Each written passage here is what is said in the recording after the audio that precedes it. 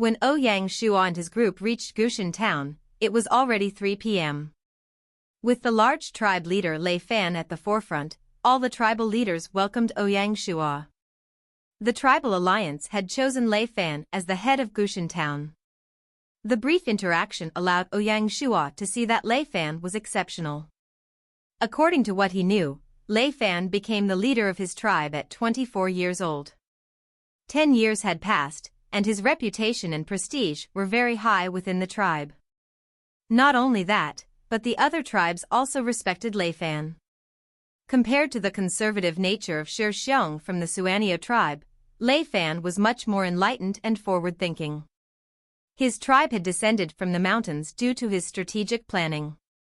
He realized that for the mountain barbarians to have a better life, their best choice was to integrate with the humans. When Tian Wenjing visited his tribe, the two immediately formed a close bond. After some simple greetings, Ouyang Shuo renamed Gushan town as Gushan County. He then appointed Lei Fan as the county magistrate, granting him the authority to appoint his subordinates. The same night, Ouyang Shuo met with Lei Fan alone, and the two had a deep conversation. Ouyang Shuo promised that the main camp would provide a batch of grain for Gushan County. The responsibility of Gushan County would be to build walls to enhance its defenses, reclaim farmland, and prepare for the spring planting season. As the population of Gushan County exceeded 30,000 and it was still about a year until the first rice harvest, they would likely need around 10 million units of grain. Obviously, the main camp could not meet such a substantial demand for grain. Ouyang Shuo suggested that they borrow from the Material Reserves Department. After the first harvest the following year, they could repay the department. Additionally, Lei Fan's most important task was to continue promoting Shanhai County's mountain barbarian plan. He needed to contact more tribes and encourage them to come down to Gushan County. They had already swept up most of the southern mountain barbarians. To reach the remaining mountain barbarians, they either had to venture deep into the forest or head north. In either case, Lei Fan would play a more significant role than the Suanio tribe. As the leader of a large tribe, he maintained contact with other large tribes, making him the most effective choice. In reality, as the tribes began to rebuild and reorganize Gushan County, the position and importance of the Suanio tribe started to decline. They could only assist in the Langshan minefields. Regarding contacting other tribes, the Suanio tribe, being medium-sized, had limited power and connections. They were already unable to help Tian Wenjing much. As for the other small and medium-sized tribes that refused to descend the mountains, Ouyang Shuo decided to ignore them and let them fend for themselves. The next day, Ouyang Shuo led his troops and left, returning to Shanhai County that same night. Ouyang Shuo hurried back because of the Mid-Autumn Festival, which he couldn't miss. On the 4th day of the 10th month of the first year of Gaia, the 15th day of the 8th month of the lunar calendar, it was the Mid-Autumn Festival. At Zhennan University on Fallen Star Island, only a few stars shone in the night sky. It was eerily quiet. Jiang Shang sat alone on a rock, looking at the moon, deep in thought. The one he longed for had passed on, and only the moon remained unchanged. The Lord's manor sent these mooncakes, the servant said as he held a box of exquisite mooncakes. Jiang Shang's expression changed slightly. Then, he turned expressionless and motionless once again. Not wanting to disturb him, the young servant placed the mooncake at the side and quietly left. After the servant left, Jiang Shang picked up a piece of mooncake and muttered, "You still haven't given up?" The moon offered no response, nor did Jiang Shang as the night breeze blew by. In the Lord's Manor's back garden, after the feast, Ouyang Shuo invited everyone to admire the moon. The cool autumn breeze carried the scent of flowers.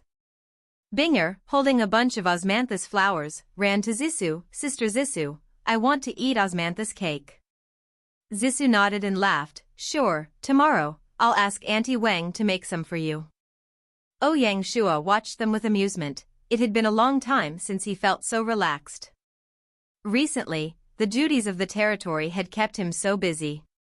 Many changes had occurred, both internally and externally. Sha Pejuan's probing attack had failed, and Ouyang Shua had forced him back. Strangely, after Sha Pejuan's return, there was no news of him, like a rock that had fallen into the ocean. After that probe, Di Chen and the others became more cautious. If one said that these people had given up on their schemes against Shanghai County, Ouyang Shua wouldn't believe it. The storms in the future would grow more mysterious and vicious. As for the territorial matters, Ouyang Shua slowly felt like he had overworked himself. He planned everything for Shanghai County and also had to manage the alliance, which left him exhausted. As the number of affiliate territories grew, Ouyang Shua needed someone skilled to help him oversee the bigger picture. Jiang Shang, on Fallen Star Island, was just such a person, unfortunately. "Brother, have a mooncake." Binger handed a mooncake to Ouyang Shua. "Good, Binger." Ouyang Shua took it with a smile, and all his worries and problems vanished. "Blockhead, I've received some letters from my old classmates these past few days," Song Jia suddenly said. "Old classmates? How did they find your ID?" "Most are high school friends. I suspect Yuanping revealed it. Before the migration, he brought many of them to live in his territory." Ouyang Shua nodded. It was as he had expected. "They want to join Dongli Sword Sect?" "Yes, what do you think?" Song Jia would always consult him on such important matters. "We welcome them, but be cautious." Ouyang Shua preferred to be safe rather than sorry. Song Jia naturally knew what to do. After the Mid-Autumn Festival, the grain crisis intensified. Grain prices soared to 30 copper per unit, forcing Lord players to spend all their money and live on the edge, while merchants raked in the profits. The second harvesting season would begin in the 10th month, and everyone knew that grain prices would then fall. The 10th month would be the toughest for Lord mode players, with many territories already pushed to the brink. They had exhausted their resources and sold what they could, leaving them with no other choices. Helplessly, they began to sell equipment to adventure mode players to earn gold to buy grain. Compared to Lord mode players, adventure mode players were unaffected. They didn't have to worry about residents like the Lords, they only needed to care about themselves. With no other choice, some Lords started to raise taxes. Not only that, they sold the grain they bought at high prices to the residents. In Shanghai County, the price of grain at the grain shop remained at 11 copper. The high prices affected these lords because they needed to lower grain prices in their territories. If prices rose with the market, it could severely impact residents and easily cause riots. Farmers wouldn't easily sell their excess grain to the territory, instead, they would accumulate it. Thus, these lords had no choice but to use their own money to cover the price difference. Ouyang Shua's allies faced the same problem. By the end of the 9th month, Ouyang Shua had to further invest in the Four Seas Bank to save his allies. Mulan County and Black Lion County were still managing, as they had just upgraded. They could barely make it. Tianchuang Town, still a Grade 3 town, had sufficient funds since the bank branch was just built. The hardest hit were Fallen Phoenix County and Xuanlong County, which had to pay monthly loans to the bank. Now, they struggled due to the grain prices. Wufu's Stone County also found it hard to manage, as there was no Four Seas Bank branch there. It was remarkable that they survived on their own. After the Mid-Autumn Festival, Wufu finally couldn't hold on and asked Ouyang Shua to save him. Ouyang Shua didn't hesitate. He sold the 60 million units of grain he had accumulated. After the 10% tax deduction, he obtained 161,000 gold. In addition to his initial funds, he now had 177,000 gold in his storage bag. Ouyang Shua promptly invested 40,000 in the main branch and 2,000 in each of the 5 branches, making a total investment of 50,000 gold. The one-time investment of 40,000 gold enabled the main branch of the Four Seas Bank to start resembling a central bank. As the bank continued to operate, people's perspectives began to change. They started to see the value in saving up. By the 9th month, based on the data, the 4 Seas bank branches had a total of 9,000 gold in savings. This was the last time Ouyang Shua would inject money. From now on, he wouldn't bother directly with the 4 Seas bank. He would let its members and officials perform their duties. Since then, the 4 Seas bank branch in Stone County had opened up, and Ouyang Shua had given them a starting amount of 5,000 gold. After these actions, Ouyang Shua still had 122,000 gold left. According to Ouyang Shua's plan, he would not touch the 100,000 gold. He intended to spend these funds on the year-end auction that would take place 3 months later. Compared to the first system auction, the year-end auction would be larger and have more rare items. Naturally, he didn't want to miss it, so he made the proper preparations to acquire what he desired during the auction. If it weren't for the grain crisis that depleted a lot of the other territories' gold, Ouyang Shua would have prepared more for uncertainties. Gaia's first year, 10th month, 8th day, the people of the Chui Chamber of Commerce finally reached Shanghai County. This batch of talents totaled 1,200 people, including 1,000 blacksmiths, carpenters, and tailors. For them and their families, Ouyang Shua had to pay 5,000 gold in teleportation costs. Based on Ouyang Shua's instructions, the artisans were all sent to the military workshops in the Eastern District. As for scholars and officials, they were sent to various departments, most importantly to form the organizational structure of Tianfeng County and the other territories. The military personnel were sent to the various battalions to take up roles. Out of the talents, Ouyang Shua paid a lot of attention to 2 people. One was the civil servant Cui Shaoxi, and the other was General Sun Chuanlin. Cui Shaoxi was the cousin of Yu and was a scholar. Out of the whole family, he was one of 2 scholars. Before this, he worked in the court of Dali region. His arrival surprised Yu. She didn't expect her family would make such a huge decision. The Chui family were merchants, hence they placed a lot of importance on their children's education, hoping they would become scholars and officials to provide them with political cover. Cui Shaoxi was the most successful example from the Chui family's education. Ouyang Shua could roughly guess what the Chui family was thinking, and without hesitating made him the magistrate of Shui County. Name, Cui Shaoxi, gold rank. Identity, Shui County Magistrate. Occupation, civil servant, scholar. Loyalty, 85. Command, 35. Force, 25. Intelligence, 50. Politics, 65. Specialty, agriculture, persuasion, raises efficiency of agricultural industry growth by 20%. Evaluation, a child of the Chui family, very knowledgeable with good foresight, morals, and a strong work ethic. Although Cui Shaoxi is a gold-rank talent, he has only one specialty, which seems lacking. Fortunately, his specialty is highly compatible with Shui town, where the primary focus is on agriculture. If one assumes the Chui family planned for Cui Shaoxi to come over, then Sun Chuanlin's arrival was an unexpected surprise. Name, Sun Chuanlin, gold rank. Identity, Shanghai County resident. Occupation, intermediate general. Loyalty, 80. Command, 60. Force, 65. Intelligence, 40. Politics, 25. Specialty, projection, increases range of archers by 5%, strong shooting, increases archer combat power by 10%. Cultivation method, Yuji archery technique. Equipment, Luoyan bow. Evaluation, Sun Chuanlin was a lieutenant in the army but was replaced by his disciple due to a lack of enthusiasm for military rewards.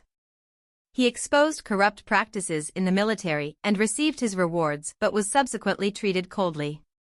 Demoralized, he decided to quit. The unique aspect of Sun Chuanlin is that he is the only general with a specialization in archery. This made Ouyang Shua think of the territory's bow and crossbow cavalry squadron during the village stage.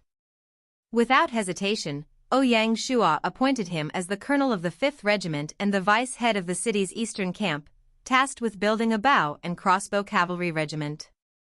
With that, Shanghai County's 1st Division was completed, incorporating 5 regular regiments and 1 Guards regiment, the total strength reaching 15,000 people. It was responsible for guarding the 4 directions. As the military organization fell into place, Ouyang Shua started to look towards the north of the Lianzhou Basin. After the Battle of Mai concluded, Mulan Town had been upgraded to a Grade 1 county. A month and a half passed, and Mulan County reached its upper limit, successfully upgrading to a Grade 2 county. Mu Guiying felt that the time had come for them to take down the Zhennan Pass. Mulan County deployed their City Protection Regiment, which comprised 2 sword shield soldier units, 1 cavalry unit, and 2 archer units. Given their strength, taking over the Zhennan Pass might not be enough, and it could result in heavy casualties. Therefore, they needed the assistance of Shanghai County. If Ouyang Shua sent all his troops, this would naturally lead to a simple victory. However, the issue was that it was costly to do. With an army of 5,000 as an example, the teleportation costs would amount to 10,000. Go Hongliang suggested not to teleport and to directly move past the wildlands. His suggestion had many issues. To start a siege, the core would be the infantry, with slow movement speeds. Even if they rushed, they would need to cross 400 kilometers of wildlands, taking over a week. Besides, crossing the wildlands meant they would surely cross paths with tribes. As the wildlands were complex, it was best not to disturb them at that moment. Ouyang Shua considered and decided that the best strategy was to send an elite squad to aid Mulan County. In the end, he decided to send the 2 trump card units, the 1st unit of the Guards Regiment and the 1st unit of the 1st Regiment of the 1st Division. Additionally, 5 sets of 3-bow arqueballistas and 10 scaling ladders were included. As the military scale increased, war preparations took a long time and couldn't be done quickly. The Feng Bird from the Military Intelligence Division brought Ouyang Shua's orders to the city's western camp. Upon receiving the orders, they had to gather the troops and rush to the main camp, which took 2 days. The city's western camp was tasked with destroying raider camps along the Tianhai Road construction area. The funds they obtained would be given to the main camp and to Ouyang Shua. To boost morale, Ouyang Shua ruled that 10% of the gold would be given as rewards to the soldiers who participated. The prisoners would either be sent to the Military Affairs Department to join the reserve force or be sent to Yangye Town or Guangshui Town to increase the population. This batch of prisoners was also slated to help with the construction of Tianhai Road. On the 11th day of the 10th month, Ouyang Shua brought 1,000 elite soldiers and the combat resources, and teleported to Mulan County. Since the scaling ladders were huge, even after dismantling them, Ouyang Shua had to make several trips. "Brother Wui, you're here." Mu Lanyue waited for him at the teleportation formation. Ouyang Shua nodded and asked, "Are you all ready?" "Yep, Sister Mu is waiting for you at the barracks," Mu Lanyue smiled. "Let's go." In the barracks, the Mulan County City Protection Regiment had gathered. Before leaving, Mu Guiying called Ouyang Shua and the others to the meeting hall to discuss. Mu Guiying invited Ouyang Shua to sit on the higher seat, but he refused. "General Mu, you are in charge of this battle. All my forces will listen to you." As he said this, he introduced Wang Feng and Shirhu to her. Mu Guiying had paid close attention to Zhennan Pass and had far more knowledge about it than Ouyang Shua. She already had a well-thought-out plan on how to attack it. Ouyang Shua naturally wouldn't say too much as he was the guest. Mu Guiying didn't refuse and said, "After a period of observation, we have found out much about Zhennan Pass. There are around 3,000 mountain bandits, and the leader is called Lian Bai.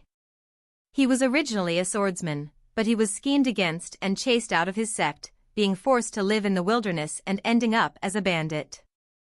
He has strong skills, but also has a heart of righteousness. After conquering the pass, he told his men not to kill any innocent people. The problem is, his internal injuries didn't heal. Soon, he will be unable to control the men under him. Ouyang Shua nodded. Knowing Mu Guiying wanted to deal with them quickly. One could foresee that the moment he died, the one that would be badly affected would be Mulan County. Li Anbai has a daughter called Li Feishui. She's 28 years old and was given birth to after he became a bandit. He loved her and taught her everything he learned. This Miss Li, under her father's teachings, became very pure and righteous, not affected by the bandits. Because of this, Li Anbai was worried that once he died, his daughter wouldn't be able to gain a footing in Zhennan Pass, and even her purity would be taken away by those wolves. Ouyang Shua had never expected there would be such a story. Because of this, Li Anbai had many sleepless nights. Coincidentally, a spy was spotted by him, and he gained knowledge of Mulan County from the spy. After pondering about it, he was emotionally moved and made the decision to give up Zhennan Pass to protect his daughter. Ouyang Shua shook his head in amusement. These mountain bandits are too reckless, they should have just stayed in the pass. Once they get out, how could they be a match for Mulan County? Such an impractical idea. Your guess is correct, there really was something that happened, Mu Guiying sighed deeply. A few days ago, his plan was revealed and an uprising occurred in the pass. Although the bandits respected him, giving up the pass was something they couldn't accept. Adding to that, some people from the last information by the spy, both of them were captured. The mountain bandits also spread the word that they wanted to attack Mulan County as punishment. Mu Guiying nodded. I also think it's not practical. When one lacked good advisors, the detriments were already evident. Not only did they need to capture Zhennan Pass in this battle, but they also had to rescue Li Anbai and his daughter. After all, he had already expressed a willingness to surrender, making him an ally they must save. General, what plan do you have? Ouyang Shua asked. Mu Guiying replied with confidence and resolve, I don't have a plan, we just attack. Ouyang Shua was taken aback, looking at Mu Guiying with admiration and surprise. Since they had already provoked the enemy, they should just annihilate them outright, as it was the righteous course of action. Good. Ouyang Shua stood up. Let's follow the general's orders. Time is of the essence, so let's go. Yes. The men echoed in unison. The large army rolled out of Mulan County and headed toward Zhennan Pass. At 1 p.m., they arrived in front of Zhennan Pass without any attempt to hide. The canyon was only 50 meters wide, allowing them to spread out their forces. At the front of the formation, 10 scaling ladders were set up, closely followed by 5 three-bow arqueballistas being aimed and calibrated. The base of each scaling ladder was made of wood with 6 wheels underneath, and the main ladder was fixed to the base at a certain angle. The sides were protected and reinforced with leather, allowing soldiers to effectively defend against arrows while pushing the ladder. The main ladder was divided into 2 parts, using a folding structure with a shaft connecting the 2 sections in the middle. When besieging, as long as the main ladder was placed under the wall, and the secondary ladder was utilized, soldiers could easily climb up the wall, reducing danger and difficulty. Additionally, with the scaling ladder positioned on the wall, soldiers could prevent enemy sabotage only when they were ready to climb. At the forefront stood the first guards unit that Ouyang Shua had brought. Their duty was to use the step arrows shot by the arqueballistas, along with the 2 sword shield soldier units from Mulan County, to take down the city wall. Directly behind the sword shield units were the 2 archer units responsible for cover fire. Further back was the heavy armored infantry, tasked with using the wooden ram to breach the city gates. The ram was attached to a wheelbarrow for easy movement and covered with 2 layers of iron and many shiny spikes. At the rear of the force was the cavalry unit from the City Protection Regiment, acting as a reserve. The vast army paid no attention to the mountain bandits at Zhennan Pass and began their preparations for the upcoming battle. The commotion naturally alerted and shocked the mountain bandits.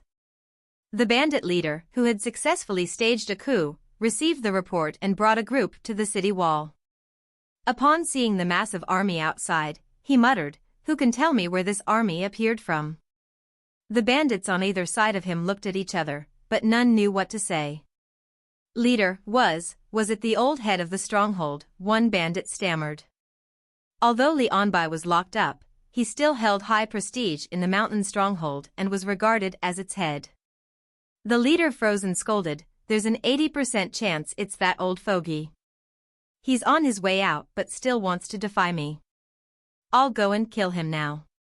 The mountain bandit beside him immediately stopped him and persuaded, "Leader, what's most important is to stop their advance. We can deal with the old fogey anytime." For him to have successfully staged the coup, he wasn't stupid. He knew that killing Li Anbai at this moment would not only fail to help the situation but would make those who still respected him less likely to follow him. His emotional reaction was due to the sudden crisis. It hadn't been easy for him to become the leader, and he hadn't had much time to enjoy it before facing such a challenge, which left him frustrated. After calming down, he started giving orders and organizing the defense. He commanded all the mountain bandits to the city wall to repel the enemy invasion. Zhennan Pass, an ancient stronghold, not only had high walls but also ample supplies in its storeroom, including large amounts of rolling logs and stones, which boosted the leader's confidence. After the mountain bandits went to prepare, the leader called a trusted confidant and ordered, "Dao Ba, quickly gather 20 dependable brothers, prepare horses and provisions. Take the jewels from the storeroom and head to the back gate and await my orders. If things go wrong, we leave immediately." Dao Ba was shocked and asked, "Big brother, don't tell me we might not be able to defend the pass?"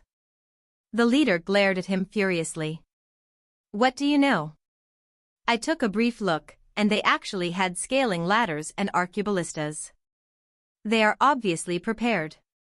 Whether we can defend or not is a mystery. This time, we must prepare for a way out. Big brother, I understand. Go quickly. The mountain bandit leader waved him off. After Dao Ba left, the leader regained his calm demeanor and stood on the city wall. Just as he was planning their backup plan, a tune sounded in the courtyard where Li Anbai and his daughter were being held. A young mountain bandit was holding a food box and sneaked hurriedly to the courtyard. Two of the leader's trusted men were guarding the courtyard outside. Upon seeing him, they warned, "What are you doing here? Don't you know this is a restricted area?" The young mountain bandit looked around and, seeing that there was no one around, walked beside the guard and whispered, "Brother, did you hear? The lord the old stronghold head contacted has brought their troops to attack the pass." The guard, impatiently, said, "Who doesn't know that? Speak the truth, what exactly are you doing here?" The young bandit, not getting riled up, continued, "Hey, brother, don't you know the leader is very angry and wants to rush here to kill the old head?" Unfortunately, some brothers stopped him. He didn't want to go against everyone, so he agreed to let him off. But in truth, he's still furious.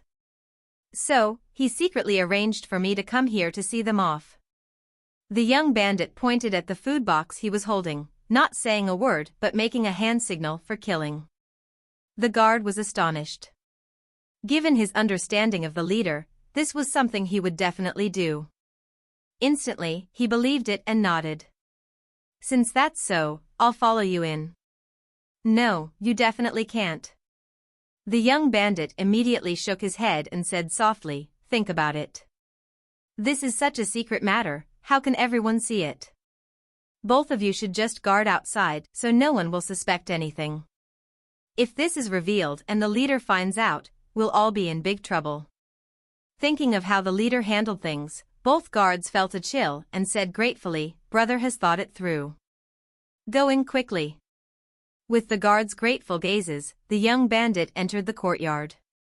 This courtyard was where Li Feishue lived, and where the father and daughter were being held. Li Anfei was truly ill and could barely get off the bed. "Who's there?" The young bandit's arrival was noticed by Li Feishue. Reacting quickly, she grabbed the treasure sword by her side and charged forward. He walked into the room and, seeing this, gave a bitter smile. "Miss, don't be afraid. I'm a spy from Mulan County, and I have some important news." Li Feishua was surprised. Her father had told her about Mulan County, and she knew there was a Mulan County spy in Zhennan Pass. But she wasn't sure if the person in front of her was trustworthy. Seeing the doubt in her face, the young bandit took out a token and handed it to her. "This is my identity token. You can check it." Upon receiving it, the token looked simple, with no symbols. Only at one corner were 3 crooked lines. Li Feishua calmed down and sighed with relief. She knew he was a spy from Mulan County. "Are there any changes outside?" Li Feishua wondered why he had entered. He didn't dare to waste time and said directly, "That's right, my lord and the Lianzhou lord have brought their troops to attack the pass." Li Feishua was delighted and muttered, "That's great, my father no longer needs to suffer." The young mountain bandit shook his head, as he wasn't as naive as she was. He said solemnly, "Miss, you don't know that the old stronghold head survived an incident. The leader wanted to kill him, but his men stopped him. I'm afraid that once the situation gets out of hand, he will use you two as hostages." "Then what should we do?" Li Feishua, being a young girl, didn't know what to do. Cough, cough. At that moment, Li Anbai woke up. "Dad, you're awake." Li Feishua was overjoyed and leaped toward the bed, on the verge of tears. A leader of his generation opened his hazy eyes and looked at his daughter with pity. He wanted to reach out, but he couldn't. He struggled to look at the young mountain bandit and said weakly, "I've heard your words. I am ashamed that I am unable to fulfill my promise. Your lord is righteous and immediately sent people to save my daughter and me. For that, I am grateful. Your words are too formal. As for how to escape, do you have any ideas?" The young mountain bandit was nervous and worried that the leader would take them as hostages. As a good spy, he had to take the risk to meet with them to try and solve this problem. A bright light shone in Li Anbai's cloudy eyes. As if he could see through the young mountain bandit's heart, he spoke in his hoarse voice, "Young man, don't worry. I've been staying here for 10 years and know everything about this place. There's a hidden room in this courtyard where we can hide." The young mountain bandit felt as if his thoughts were all laid bare before the old man. He forced back his awkwardness and laughed, "That's great. Can the two of you move there now? There's something I need to remind you about." "Old stronghold head, please speak." The young mountain bandit treated this very seriously. "I'm very familiar with the leader's character and actions. He is a very smart and cautious person. I'm almost certain he would have arranged a way out to escape. Zhennan Pass is within the canyon, and one could escape from the southwest. Once things go wrong, he might just abandon the pass and leave. No wonder people say that the one who knows you best is your enemy." The young mountain bandit's face turned pale. If the leader escaped, he would have failed as a spy. "Thank you for your help." Li Anbai blinked in acknowledgement. His reminder to the young mountain bandit was also a little selfish. If the leader escaped, it would be bad for his daughter. After discussing everything, Li Anbai struggled and fiddled with the edge of the bed, and a cracking sound was heard. The walls suddenly split open, revealing a hidden room. It was about 4 to 5 square meters wide and contained a bed and a chair. Apart from that, it was a simple room with nothing else. Time was of the essence, so he didn't dare to waste a moment. Together with Li Feishua, they carried Li Anbai onto the bed. Although once the hidden room was closed, one wouldn't be able to spot a difference, the young mountain bandit was still worried. He looked around and touched up the place before carrying the empty lunchbox out of the courtyard. Before leaving, he once again reminded the guards not to let anyone check and also not to leave their posts in case others grew suspicious. Now, in his heart, he was pondering how to stop the leader's escape.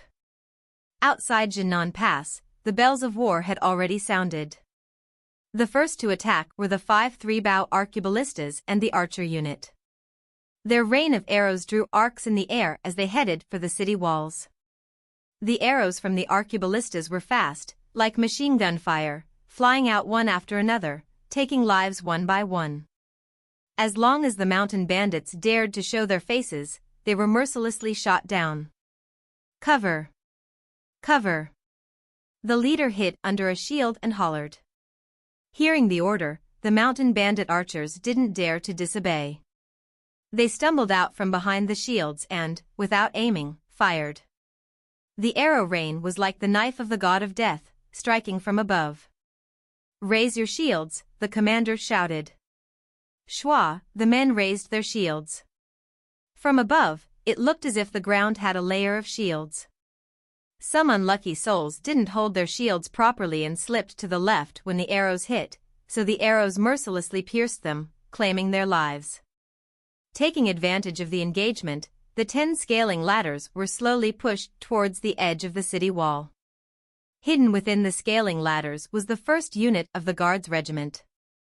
At the same time, the arqueballistas changed targets and started to fire step arrows. The massive arrows pierced the wall, forming a dense forest of arrows. The signal arrows indicated that the sword and shield soldiers behind were to brave the rain of arrows and advance toward the city wall. The scaling ladders were placed beside the wall, and with a paw, the secondary ladders were raised and hooked onto the city wall.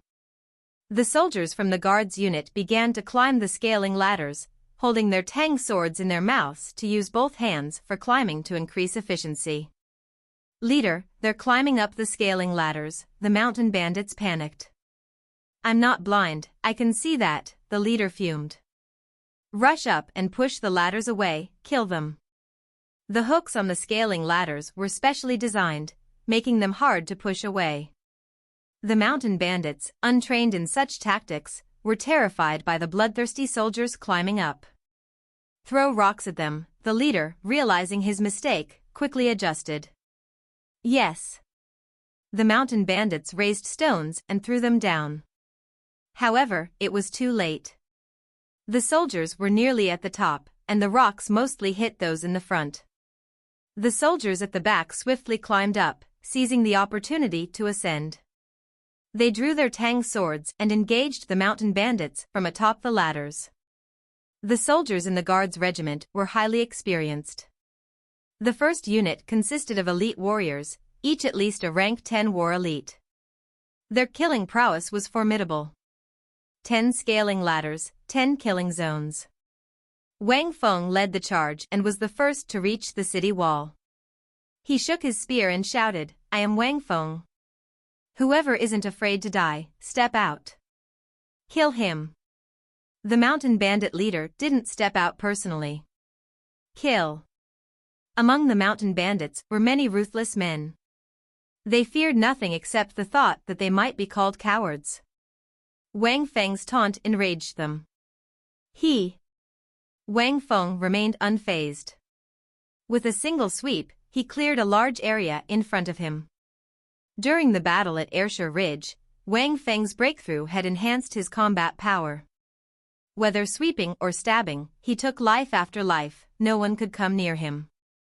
He was like an Asura, defending the area near the scaling ladder so no mountain bandit could approach.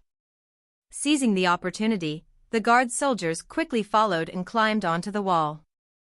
Seeing their general display his prowess, these battle-thirsty men brandished their tang swords. Without regard for the numbers, they charged forward. The strength of the guards terrified the mountain bandits. As one side crumbled, the others slowly began to break. Soldiers on the other ladders started climbing up and engaging the mountain bandits in combat. Realizing they couldn't hold, the leader withdrew the bandits throwing rocks and ordered them to surround the soldiers. However, they were unaware that the sword-shield soldiers were waiting for their chance. Led by their lieutenants, they either climbed the scaling ladders or the step arrows to assist their comrades. In moments, Zhennan Pass became a scene of slaughter, with blood flowing endlessly. Seeing the sword-shield soldiers successfully scale the wall, Mu Guiying ordered the heavy armored infantry of Shanhai County to breach the gates. When Shirhu received the order, he hollered, "Brothers, charge!" Charge! The mountain barbarian soldiers raised their shields and pushed the wooden ram, charging toward the city gates. Hong!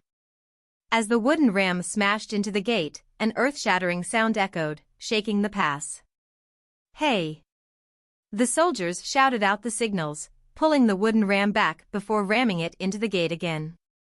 Although the city wall was covered in iron, the strikes from the wooden ram started to make it creak and crack. The mountain barbarians were famous for their strength, and the wooden ram they pushed produced a force of over 5,000 kilograms. Dang! The first city gate was finally broken. The Zhennan Pass had 3 city gates. Once the outermost one was broken, there was still one in the middle. Fortunately, now the soldiers had the cover of the hole and could charge with ease. Hey! Hey! Hey! Shout after shout came from the doorway, each blow making the ground tremble. The leader, upon hearing the sounds, frowned. He looked up to see large amounts of troops had rushed up the wall. Although their numbers were half of theirs, they weren't at a disadvantage. On the other hand, the mountain barbarians were afraid and didn't seem like they could hold on. Haze! The leader let out a long sigh and slowly retreated as per his retreat plan. At this moment, the second city gate was broken. At this time, Sherhu had 2 choices. One was to climb up the city wall through a path in the doorway and help the troops. The other was to continue to break through the third city gate and block off their retreat path. Sherhu considered for a short time and thought of a plan. He sent someone to report the situation to the commander. Following this, he left a squadron to breach the last gate while he led the rest to the city wall. Upon receiving his report, Mu Guiying frowned, unsure of what to do. Just then, a signal flare shot up from within the Zhennan Pass, astonishing her. She knew it was the signal from the spy, indicating an emergency. Without hesitation, she left a cavalry squadron on standby and sent the remaining 4 squadrons through the gate to the rear, to cut off the enemy's retreat. Ouyang Shua and Mu Lanuet stood by, silent, trusting her decision. The cavalry unit, thinking they would play no part in this battle, were invigorated by the order and galloped toward the city gates. At this moment, the city gate was in chaos. The mountain bandits' archers couldn't shoot outward and were embroiled in the fierce battle on the wall. Thus, the cavalry charged to the city gate without hindrance. During this time, the third city gate was breached. As they passed through, the cavalry gave the mountain warriors a thumbs up and continued south to cut off the enemy. On the Zhennan Pass city gate tower, as Sherhu arrived with reinforcements, the tide of the battle had turned in their favor. Wang Feng was now free. He looked around and noticed that the bandit commander had disappeared. He shouted, "Your leader has cowardly fled. Surrender yourselves." The bandits, naturally less disciplined than a regular military force, had a weaker willpower. Even before casualties reached 1/10, their morale began to wane. Wang Feng's words became the last straw that broke the camel's back. The bandits turned to look and saw their leader was already gone, and their will to resist immediately vanished. The cowards surrendered instantly, while the evildoers ran and fled. Chase after them. Wang Feng ordered the pursuit of those who fled. Understood, the soldiers replied, and they took off in pursuit. From that moment, Zhennan Pass turned into a city of chaos. One had to admit that the measures Wang Feng took were much like Ouyang Shua's. In the midst of the chaos, the bandit leader led over 20 of his trusted subordinates in an attempt to find a way out. Even in such critical moments, the wicked leader still tried to take the young beauty Li Feishue with him. The bandit leader arrived at the courtyard and saw the guards were still there. He was about to enter when the guards looked puzzled. Hadn't the leader ordered the old leader to be poisoned? Why was he still coming here? The leader walked into the courtyard only to find it empty. His voice tight with anger, he shouted, "Where are they? Where have they gone?" Feeling this was odd, one of the guards rushed in. His voice trembled, and he said, "Leah, leader, there was a man not long ago. He came with your orders to poison the old leader, and he did not allow anyone to enter the courtyard. The bandit leader knew instantly he was caught in a trap. He lashed out at the guard in anger and scolded, "Idiots." Time was ticking away, but there wasn't anything he could do. His eyes were filled with hatred as he gave one last look at the courtyard. Then, he turned and ran. Beauties were precious, but his life was more important. Sadly, one couldn't always get what he wanted. Before the bandit leader and his followers even ran far enough, the cavalry unit had caught up to them. The captain of the cavalry unit was excited when he saw them. He knew they were a bunch of running human prizes in front of him, so he shouted, "Take them down." Understood, the cavalry charged and surrounded them. The bandit leader saw the cavalry. He sighed in helplessness and surrendered without putting up a fight. By 3:30 p.m., peace was once again restored to Zhennan Pass. Ouyang Shua kept his hands off the after-battle matters, such as the handling of resources and captives. Those were all handed to Mulanyu and Mu Guiying. As he had stated earlier, Shanghai County was only here as a helper and nothing more. It would not participate in the distribution of loot. Ouyang Shua did not even plan to take back the scaling ladders and arqueballistas. He intended to give them away to Mulanyu. 5 arqueballistas would be stationed in Zhennan Pass to improve its defensive capability. According to Mu Guiying's arrangement, a unit of soldiers would be stationed in Zhennan Pass during the early stages. The numbers weren't large, but they were significant enough for Mulan County. Under Ouyang Shua's order, the Shanghai County military pulled out from Zhennan Pass and gathered outside. After counting, 50 soldiers from the Guards Regiment had perished in the battle, most killed by the stones during the siege.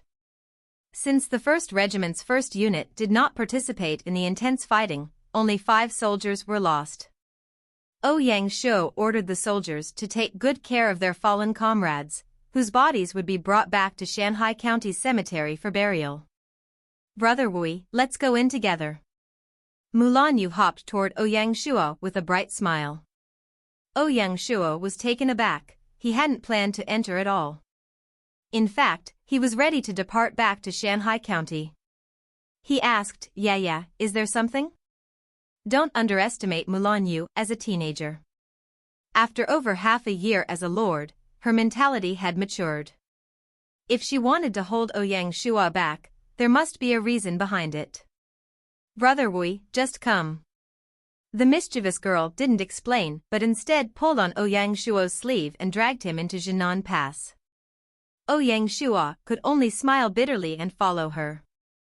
In the council chamber of Zhennan Pass, tens of boxes sat in the middle of the hall. Li Anbai and his daughter, Li Feishue, were also present. Li Anbai's face was pale, and he looked as if he could exhale his last breath at any moment. Tears streamed down Li Feishue's cheeks as she gazed at her father. Mulanyu dragged Ouyang Shua and sat him beside her in the council chamber. Mu Guiying sat down, cupped her fists, and said, reporting to the Lord, "We have a total of 2,140 captured prisoners and have plundered a massive quantity of resources and weaponry. The most precious loot consists of these 12 boxes of treasures. I have roughly counted them. Among the 12, 2 boxes contain gold, 8 boxes contain silver, and 2 boxes have jewelry." The resources in Zhennan Pass were abundant, ranging from basic needs such as food and forage to defensive materials like burning oils, stones, and wood. They also had military goods like bows, swords, and armor. In addition, there were various types of jewelry, gold, and silver. Some of these treasures had long existed in Zhennan Pass, while others were brought in by Li Anbai after he occupied it. The rest were plundered by the bandits from passing caravans. These treasures were the reason Mulanyu had brought Ouyang Shua here to discuss the distribution of the 12 boxes of treasures. In her heart, she knew clearly that the elite troops of Shanghai County were the foremost contributors in the battle to take down Zhennan Pass. Although Ouyang Shua had long declared his intention to give up his share of the loot, Mulanyu could not allow herself to claim all of it. Mu Guiying also agreed with her on this matter. Ouyang Shua was astonished. The treasures in Zhennan Pass even surpassed those of the Ayrshire Ridge stronghold. Honestly, if one said that he was not moved by the treasures, they would be lying. Still, the treasures were only icing on the cake to Ouyang Shua. On the other hand, it would mean baskets of charcoal in snowy weather for Mulan County, which was under rapid development.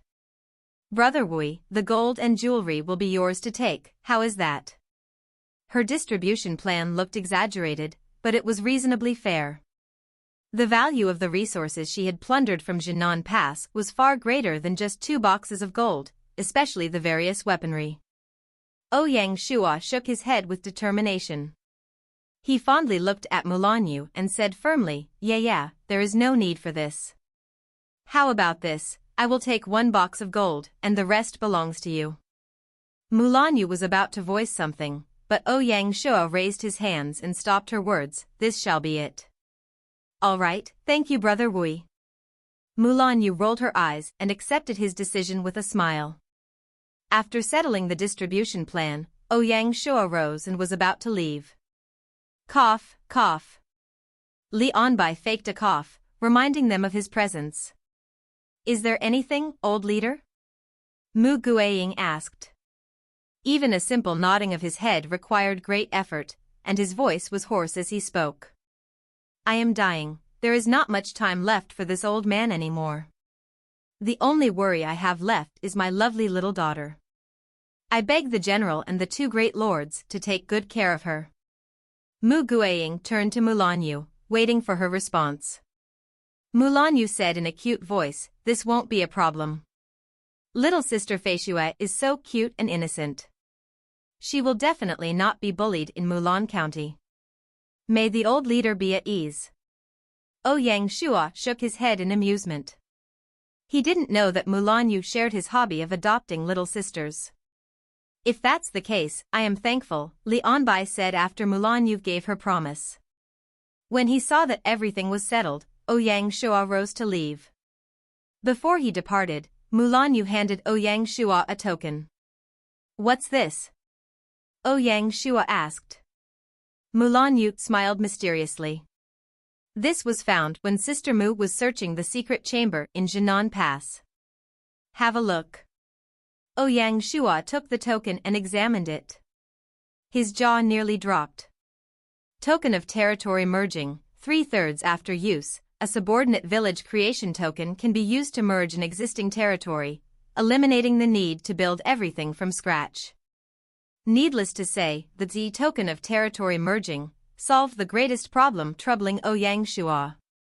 He could extract subordinate village creation tokens from Qiushui, Beihai, or Friendship County and merge them with an existing territory like Tianfeng County, restoring the potential of these territories. Yeah, do you know the value of this token? His tone was solemn and serious. Such a token defied nature. If it were placed on the auction platform, it would cause a significant stir. She seemed to be unaware of the token's value, as she laughed as usual. I am well aware of it. But, in my opinion, Brother Wui needs it more than I do. And only you can maximize its full potential. News of Ouyang Shua's success in capturing 5 territories had reached the lords of the Shanghai Alliance, including Mulanyu. Ouyang Shua nodded. All of a sudden, he held out his hand and patted her head. Then, he smiled and said, well, then, I will take this token. He did not speak of any repayment, as he openly accepted the gift. The relationship between them suddenly became closer, and the estrangement vanished, making them much like a true brother and sister. Her smile bloomed, resplendent like a summer flower, warming the hearts of those around them. When Ouyang Shua returned to Shanghai County, he disbanded the military and went to his office alone. The token of territory merging could be used 3 times, meaning it provided 3 village creation tokens. Deciding how to use them, when to use them, and which 3 to use would depend on Ouyang Shua's future plans for the territory and his jurisdiction. The first thing that came to his mind was Beihai County. As a harbor city, Beihai County should not spread its focus. Moreover, the area around Baiqi County was a long, narrow coastline, making it unsuitable for territorial expansion. Therefore, the 3 Black Iron-level village creation tokens from Baiqi County could be freed up and taken by Ouyang Shua. Secondly, he had to consider which subordinate territory to merge the tokens with. Out of the 5 subordinate territories, Gushan County, an autonomous city by the mountain barbarians, could be ruled out. Gushan County's purpose was to attract populations from the mountain barbarian tribes in the forests. The population growth rate would not be lower than in the other subordinate territories, so it did not require the system's migrants. Of the remaining 4 subordinate territories, Tianfeng County was a must. The only problem was whether Ouyang Shua should use a token on Ishui, Yongya, or Guangshui County. In his plans, he had no intention of spending all 3 chances at once. He would need to save at least 1 token for Badao's Broken Blade County. He couldn't claim it yet, but it would be his in the future. As the eastern central city of Ouyang Shua's plan, he naturally would not allow its potential to go to waste. In the end, Ouyang Shua decided to merge Tianfeng County and Ishui County. On October 12th of Gaia's first year, Ouyang Shua led his guards to Baiqi City. It had been half a year since the establishment of Baiqi City, and this was Ouyang Shua's first visit. The skiff sailed through the canyon, twisting and turning but steadily moving toward its destination. He raised his head, and all he saw were the cold stones and hard rocks, partially tinted dark green by moss. The atmosphere was lifeless and dull. Looking straight up, the steep cliffs took up half of his view, forming a narrow blue skyline in between. The river's gushing torrents crashed against the stone cliff walls, the sound of water rippling as it splashed onto the hard, cold rocks and splattered in all directions. The skiff made a sudden sharp turn, and an upright skyline rose from the ground to meet the bright, blue sky. As the small skiff sailed through the breathtaking skyline, the view opened up. The sky was high, and the land was wide, with warm sunlight shimmering down. From afar, a thick, white coastline was visible, and the thundering sounds of waves could be heard rumbling in the sea. A few seabirds flew across the sky, bringing a sense of vibrant life. The contrasts of narrow and wide, life and death, were abrupt yet harmonious, existing side by side. Ouyang Shua was astonished by the magnificent creations of nature. At the riverside next to the sea, a majestic city stood between heaven and earth, its presence subduing all living beings in the area. The city magistrate, Gu Xiuwen, and the commander of the Baiqi Navy, Pei Donglai, along with their trusted subordinates, were waiting at the dock for Ouyang Shua's arrival. The skiff slowly reached the dock, and Ouyang Shua walked down from it under his guard's protection. Greetings to the Lord, the officials bowed and greeted Ouyang Shua. Ouyang Shua nodded and said, "All of you are the humerus and backbone of Baiqi City. Baiqi City would not be what it is today without any one of you. Your hard work and contributions are much appreciated. Today, I am not here to show off my achievements, so you may be dismissed." Understood. The officials dared not delay and dispersed. Only Gu Xiuwen and Pei Donglai remained. Ouyang Shua wasn't in a hurry to enter the city. He smiled and said to the two, "Let's take a walk." In fact, even Gu Xiuwen and Pei Donglai knew little about the purpose of Ouyang Shua's visit to Baiqi City. The night before, the two had received an urgent letter from Secretary Lang Bainan, stating that the Lord would visit Baiqi City but not specifying the reason for the sudden visit. Naturally, the two wouldn't decline their Lord's request, so they answered in unison, "Yes." The trio walked toward the beach, while the guards kept a safe distance, closely watching over their safety. While they walked slowly, Ouyang Shua turned to Gu Xiuwen and asked, "Xiuwen, how is Baiqi City doing lately?" Ever since he had taken control of Tianfeng and the other 4 cities, Ouyang Shua had abolished the requirement for the heads of subordinate territories to personally report to him in the main city on a monthly basis. He had changed the debriefing reports to once every 6 months.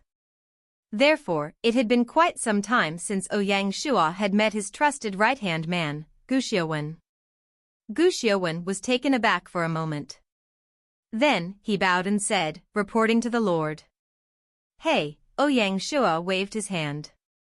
This isn't the imperial court, Xiuwen can skip the formalities. This was also why Ouyang Shua did not rush to the magistrate's office. He didn't want things to become too formal. Gu Xiuwen nodded and began to report to Ouyang Shua in a casual manner about the main points and issues in Baiqi City. During the last military and governance meeting, Ouyang Shua had proposed a plan to diversify their industries. After the meeting, the clerk's office had organized the proposal into an official document and sent it to the subsidiary territories. The heads of these territories understood exactly what Ouyang Shua meant. They began to explore ways to diversify and develop unique industrial plans. In this matter, Baiqi City was at a disadvantage. As the saying goes, those who live on a mountain live off the mountain, and those who live by the water live off the water. Baiqi City, located by the sea, naturally relied on the fisheries and salt industry. However, it was difficult for them to develop another new industry. Their industrial structure was simple.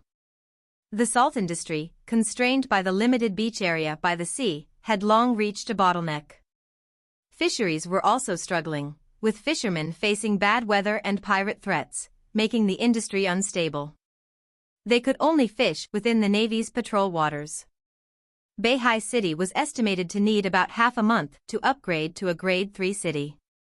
However, Shirshui City had already caught up and achieved this status last week. While the migration of mountain barbarians played a significant role, Gu Xiuwen remained unconvinced. As the first subordinate territory of Shanghai, Gu Xiuwen had always considered Baiqi City the benchmark and model for subordinate territories. To catch up with Shirshui City, Gu Xiuwen discussed with Pei Donglai the idea of a military operation to eliminate the pirates.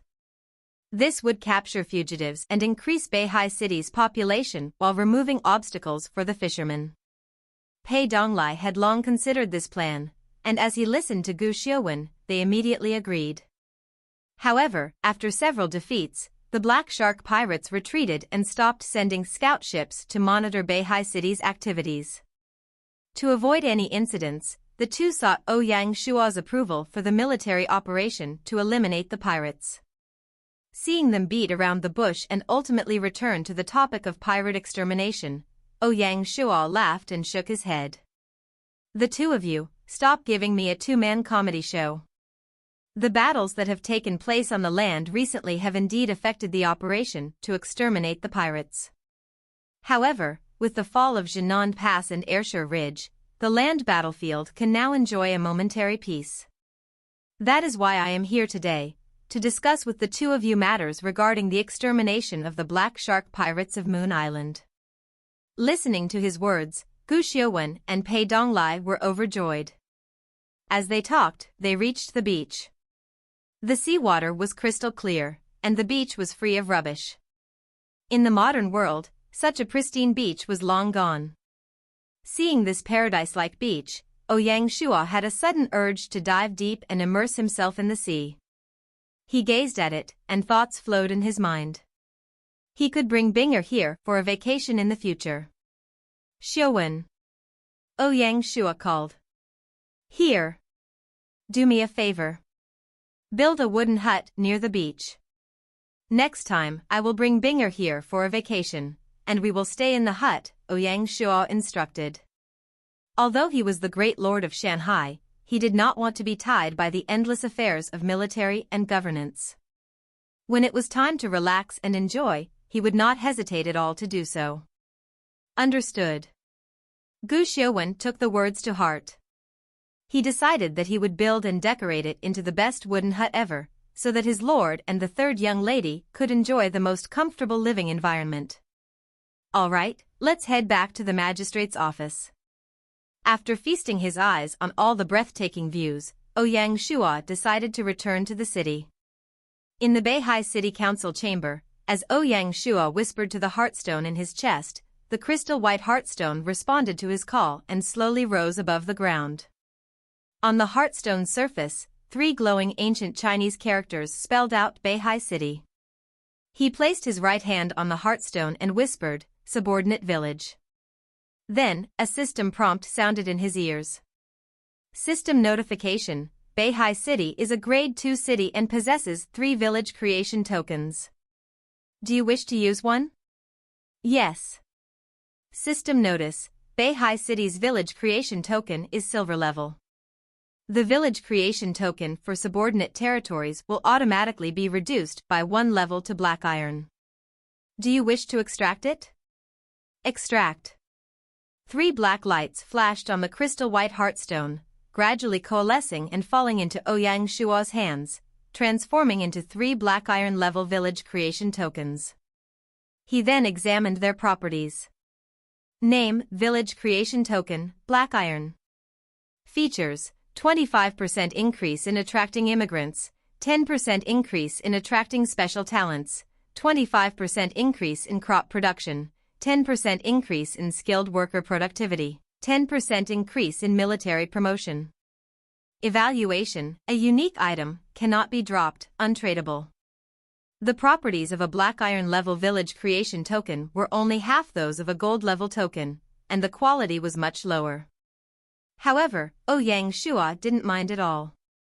He stored the 3 tokens in his inventory, knowing that even a black iron level village creation token was better than none. Is the Lord going to establish new subordinate territories? Gu Xiuwen, who was standing to the side, asked. Only then did Ouyang Shua remember that he had not explained the matters regarding the token of territory merging to Gu Xiuwen, so a slight sense of embarrassment lingered in his heart. He recalled that Gu Xiuwen had not only once but twice requested permission for Baiqi City to establish new subordinate territories, but he had declined both times. Xiuwen, there is something I need to tell you, Ouyang Shua said after a moment of thought. Baiqi City needs to focus on its main base. The top priority is to develop itself, so there is no need for additional subordinate territories. I have other plans for these 3 village creation tokens. Gu Xiuwen was stunned. His face paled, and he looked like a strangled person. He thought that Ouyang Shua was only doing this because he was unsatisfied with Baiqi City's current development. I am sorry, I have failed to meet my lord's expectations. Please punish me. Gu Xiuwen half knelt to the ground, speaking in panic and fear. Ouyang Shua shook his head. This was one of the bad traits of scholars. They liked to overthink situations. Sometimes, they would wrongly assume the worst. If it were Zhao Zhixian or Zhao Duong, they would not react this way and would simply ask for the reason directly. Get up, do not misunderstand the situation. I am not doing this because I am dissatisfied with your performance. This is part of the official arrangements according to the future planning of the territory. Baiqi City stands by the sea, so it naturally needs to focus its development around itself. This is the only right way for Baiqi City, Ouyang Shua explained carefully. He didn't want to leave any ill feelings or create barriers between him and his trusted subordinate. Understood. Gu Xiuwen felt more relieved, his heart finally at ease. His anxiety was understandable. The fact that Baiqi City had been surpassed by Qirshui City made the competitive Gu Xiuwen feel uncomfortable, causing him to feel jittery and panicked lately. Ouyang Shua noticed that Gu Xiuwen was emotionally imbalanced. However, such matters were difficult for an outsider to comfort. The more one tried to console, the more it might backfire. The best approach was to let Gu Xiuwen self-regulate and calm his emotions. As the Lord, Ouyang Shua couldn't favor any one city, whether it was Qirshui, Baiqi, or even Friendship City. All were his own flesh and blood, and any good news or developments in the 3 cities were worth celebrating. As long as the competition remained healthy and within limits, Ouyang Shua would not intervene. However, if any city crossed the line, he would not hesitate to take severe action against the responsible personnel. As the subordinate territories grew in number and strength, balancing their relations, resources, and arrangements became a profound art. That was why Ouyang Shua was hastening the construction of Tianhai Road, to strengthen his control over the subordinate territories and prevent them from growing beyond his reach. In this regard, Ouyang Shua was still immature and could only proceed with great caution, slowly and steadily teaching himself. In fact, he needed a teacher, a mentor who could guide him on the righteous path of a king. Even Fan Zhongyan and Tian Wenjing were quite clueless in this area. After he left the magistrate's office, he went straight to Beihai Port, guided by Pei Donglai. Beihai Port was a mixed port located at the southeast corner of Beihai City. Half of it was a civilian fishing port, and the other half was a military navy port, also serving as the station for the Beihai fleet. The recently relocated advanced shipyard had been moved to Beihai Port. As he walked into the navy port, he asked Pei Donglai to invite the shipyard advisor, Elder Sun, and the manager, Zhou Dehai, to discuss matters regarding the expansion of the Beihai fleet. At the naval port, in the council chamber, Ouyang Shua sat down and looked around before speaking. Long ago, I decided to expand the navy fleet, a strategy aimed at dominating the ocean. During this time, we have built an advanced shipyard and the Beihai port, established a fleet of navy sailors, and crafted our primary warships, the Mengcheng warships. Everything seemed to be going well. But what is happening now? We can't even take down a small island or eliminate a small group of pirates. Why is that? His question was so sharp that it froze the atmosphere. General Pei, you are the Navy commander. What is your opinion? Ouyang Shua asked, naming Pei Donglai. Pei Donglai knew he needed to provide a substantive response. He rose, first bowed to Ouyang Shua, and then said, My lord, if we were to point out excuses, I could name quite a few. For example, the lack of troops, the lack of combat experience, and the unfamiliarity with the surrounding waters. However, these are not the main issues. If we desire it, the Navy fleet can overcome these obstacles. The crux of the problem lies in the lack of variety of warships. There is only one kind of warship in the territory, which makes it impossible to organize a large-scale naval battle. Pei Donglai's insights brightened Ouyang Shua's eyes. Continue. As a former Navy general of the imperial court, Pei Donglai was very experienced in naval battles. He understood the issues with the Beihai fleet more clearly than anyone else. After organizing his thoughts, he continued, to form a well-structured navy, we need at least 3 types of warships. First, the command ships, tower warships. These are the primary warships and also provide logistical support for the fleet. Second, the attack warships, Mengcheng warships. Their defense capabilities are weaker than those of the tower warships, and they cannot engage in naval battles far from the base due to limited logistical resources. Lastly, the scout warships, Sima boats.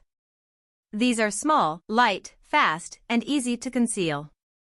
Only with a reasonable coordination of these 3 types of warships can we fully exploit our potential in a naval battle. The structure of the Navy should not mirror that of the ground forces. Instead, the Navy should be organized into units of fleets. Each fleet unit should consist not only of soldiers but also be separately equipped with sailors. Currently, the Beihai Navy is only equipped with Mengcheng warships. Therefore, we will be facing great risk if we sail across the sea and attack Moon Island. Ouyang Shua nodded as he understood the crux of the problem. He had been taking it too lightly before. Among the 3 warships, the small scout warships were not much of a concern.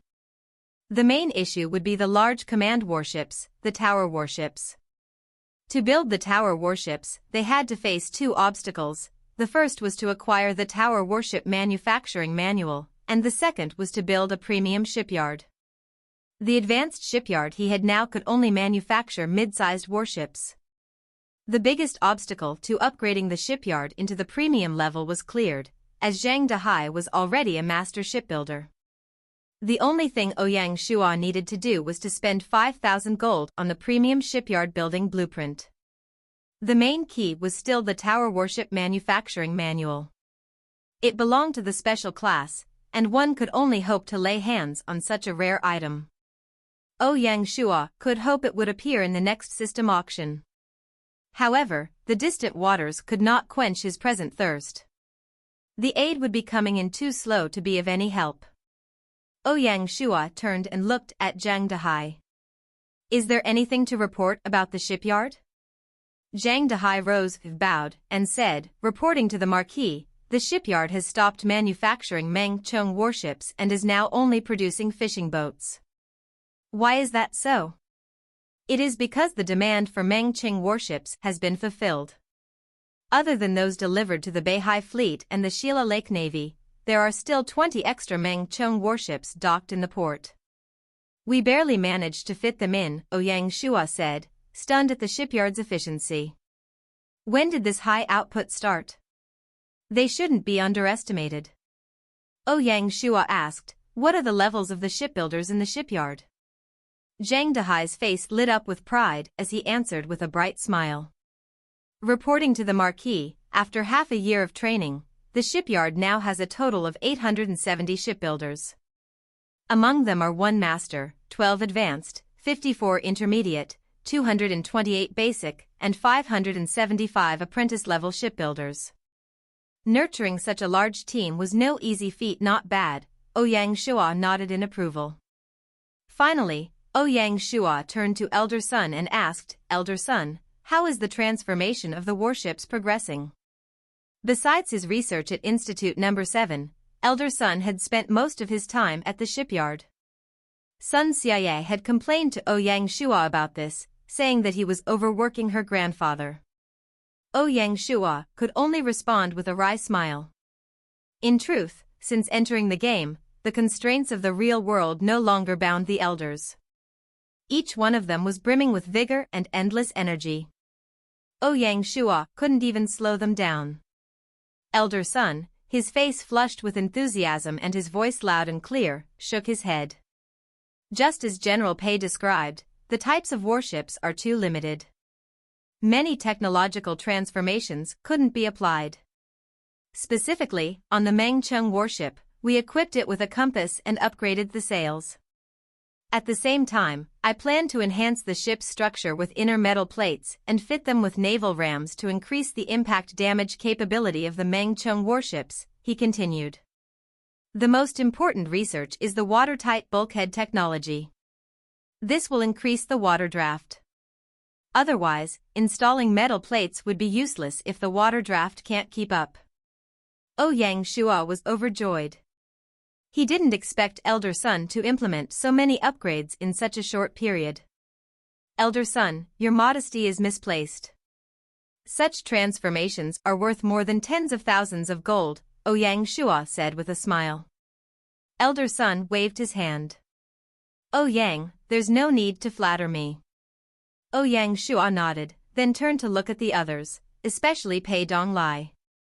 Leave the matters regarding the tower warships to me. This won't be done overnight and won't be ready for the pirate extermination on Moon Island. We can only rely on the Mengcheng warships. For the naval battle, I will participate and take charge of the logistical support. General Pei, you need to consider and draft a plan to ensure the smooth operation of the naval battle. Understood.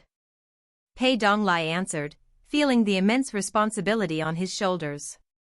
In the afternoon, Ouyang Shua returned to Shanghai City. The moment he arrived home, a concierge came running. Reporting to the Marquis, important guests have arrived. The madam has asked the Marquis to make his way to the garden in the backyard upon return. The madam the concierge referred to was naturally Song Jia. Ouyang Shua was startled for a moment. If the guests had been taken in by Song Jia, they must have been friends of both Ouyang Shua and Song Jia. Ever since the founding of Dongli Sword Sect, a steady stream of schoolmates had been attracted by the name. Especially after Song Jia's identity was revealed on the forums, players came in an endless stream. A large portion of the newcomers were attended to by Song Jia, with Ouyang Shua not even appearing. Since Song Jia had specially asked him to appear, it meant that this person must have been a classmate with whom he had a good relationship. Ouyang Shua walked into the backyard and, as he saw Zhisu, he asked, "Who are the guests?" Zhisu first greeted Ouyang Shua, then answered, reporting to the Marquis, according to the madam, they are your schoolmates, 2 females. Ouyang Shua nodded. He had an idea of who they were, so he waved his hand and said, "All right, you can get back to work." Understood. Zhisu left after replying to Ouyang Shua. Ouyang Shua walked past the backyard into the garden. From far away, he could hear the chatter and laughter of the ladies. "Wui, over here." Song Jia's eyes were sharp as she noticed Ouyang Shua immediately. In the middle of the garden stood a gazebo, in which sat 3 ladies. Besides Song Jia, the others were also dressed in outfits of chivalrous experts. Hearing Song Jia call Ouyang Shua, they turned and gazed at him. "Wow, it's Ouyang Shua, woo-woo," the slightly heavier lady said. She had a more elegant demeanor than her other friend, who was tiny and cute. Despite her quietness, her friend couldn't hide the surprise in her eyes. Ouyang Shua wasn't too sure at first, but he could now recognize the 2. He walked towards them, smiled, and said, well, and I wondered who the important guests were. "So, it's the 2 beauties. Welcome." They were the 2 ladies who had accompanied Ouyang Shua during the student gathering, Tan Xiaoli and Meng Feifei. The 2 were stunned, unable to believe what they saw. Ouyang Shua helplessly shook his head and sat down beside Song Jia. Song Jia obediently poured a cup of tea for Ouyang Shua and asked, "Wui, how was the trip?" She knew Ouyang Shua had gone to Baiqi City for an inspection. Ouyang Shua nodded, not wanting to elaborate too much. He looked up at his 2 friends and said self-deprecatingly, "What? Am I a monster? Why are you 2 looking at me like that? You are a monster." Song Jia joked. Tang Xiaoli and Meng Feifei nodded in agreement. "Old friends, I never thought we'd meet again," Ouyang Shua said with deep feelings. If anyone had deep feelings, it should have been Tan Xiaoli and Meng Feifei. Before coming to Shanghai City, they knew nothing about Ouyang Shua's identity, they were there for Song Jia. But once they arrived, Song Jia revealed Ouyang Shua's true identity, and it was hard to believe. "Humph, not bad, snatching away the class flower secretly." Tan Xiaoli was a big-hearted lady. She was the first to accept the truth and joked, "We were still wondering, who is this Chiyue Wui, what charm does he have to capture the love of our class flower? Turns out the man was one of us." Ouyang Shua shook his head, as the friendships between old classmates were not that simple. No one knew the true intention behind her words. How much of it was innocence, or was she just sweet-talking Song Jia? But Ouyang Shua didn't care too much. He let his thoughts drift and had a casual chat with the 2. The arrival of Tan Xiaoli and Meng Feifei was but a minor ripple in the ocean of the Shanghai lord's life. With his current identity and status, Ouyang Shua did not need to entertain the others. He acted according to his own will, making every decision with precision and without distraction from external influences. The Dongli sword sect was placed under Song Jia's full authority, so Ouyang Shua would not intervene. He trusted that Song Jia had the capability to manage matters well. On the 2nd day, Cui Shoren, the cousin of Chuangyu, sent Ouyang Shua a parcel as a token of gratitude. Ouyang Shua surmised that the Cui Chamber of Commerce had profited during the food crisis and was seeking ways to repay the favor. Since gold and silver were too common as reparations, they had prepared a special gift. Ouyang Shua opened the parcel to find a book lying quietly inside. He picked it up and examined its properties. Pearl Cultivation Technology Manual upon use, grants the user knowledge of pearl cultivation technology. According to historical research, ancient Chinese pearl cultivation technology began to develop during the Song dynasty. Over time, it reached near perfection by the late Ming dynasty and held economic value. The primary raw material was the tridacnidie, or giant clam, though ordinary clams could also be used. The pearl cultivation process was relatively simple, with a cultivation cycle ranging from several months to a year. Ouyang Shua was still contemplating how to develop Shila Lake, and this gift came at the perfect time. If the cultivation of pearls were implemented on a large scale in Shilla Lake, it would become a promising industry. Ouyang Shua called Overing Yu to explain his plan for pearl cultivation. According to Ouyang Shua, the cultured pearls would fall under the jurisdiction of the Industry Division of the Finance Department, while Tianfeng City would handle the cultivation operations. Ouyang Shua allocated 1,000 gold to support the establishment of the pearl industry. Chuang Yu was delighted after listening. After the discussion, Ouyang Shua called over Secretary Bai Nanpu and handed him a Black Iron Village creation token, the Pearl Cultivation Technology Manual, and 1,000 gold. He instructed Bai Nanpu to send these items via official couriers to Tianfeng City, where City Magistrate Zhao Duang would take over and manage the affairs. The village creation token given to Bai Nanpu had been merged with the token of territory merging, allowing it to be used directly without Ouyang Shua's personal presence. Upon merging the 3 Black Iron Village creation tokens with the token of territory merging, the token disappeared in a flash of white light. Ouyang Shua also attached a handwritten letter to the items.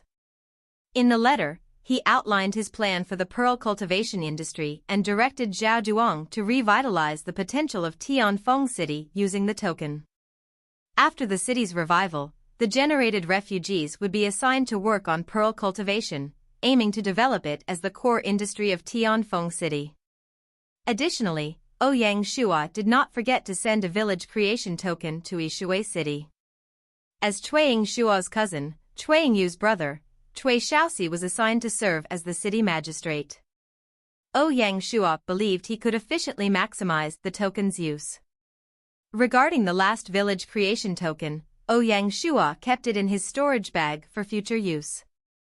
Once everything was settled, Ouyang Shua went to the relay station and sent his little aunt 5,000 gold, requesting she purchase a premium shipyard blueprint. In his letter, he also mentioned asking her to build a bridge and contact a mercenary group, as he wished to discuss a cooperation. Though the mercenary group was not among the top 10, they were well known in the real world for being true mercenaries. Yet, they remained low-key, and only a few knew their background. Thanks to his previous life, Ouyang Shua had a good understanding of them.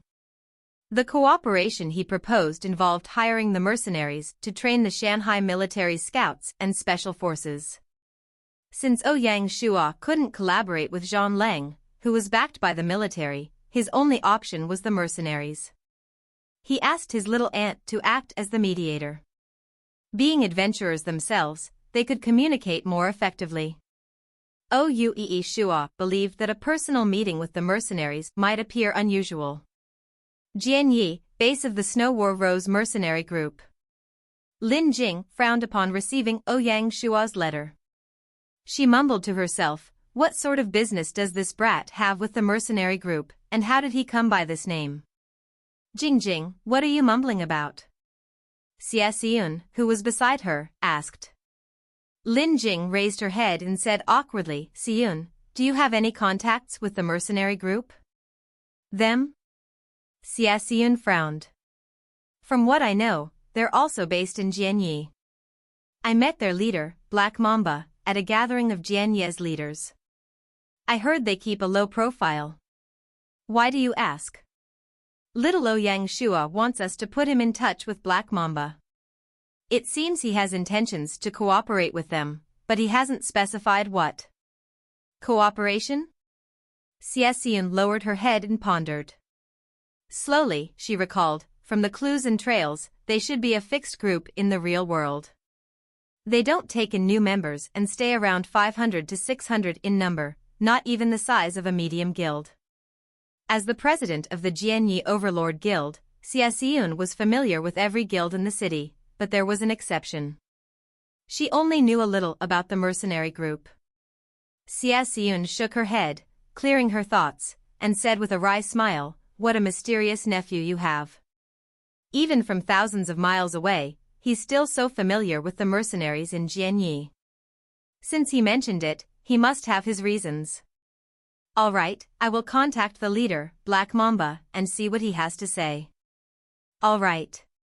Although Lin Jing grumbled about Ouyang Shua, He didn't take his requests lightly. The base of the mercenary group was situated in a humble courtyard in the city of Jianyi. If Snow War Rose wasn't a large party in the city, they might not have been able to find it at all. Yun and Lin Jing decided to personally visit the group. "Who are you?"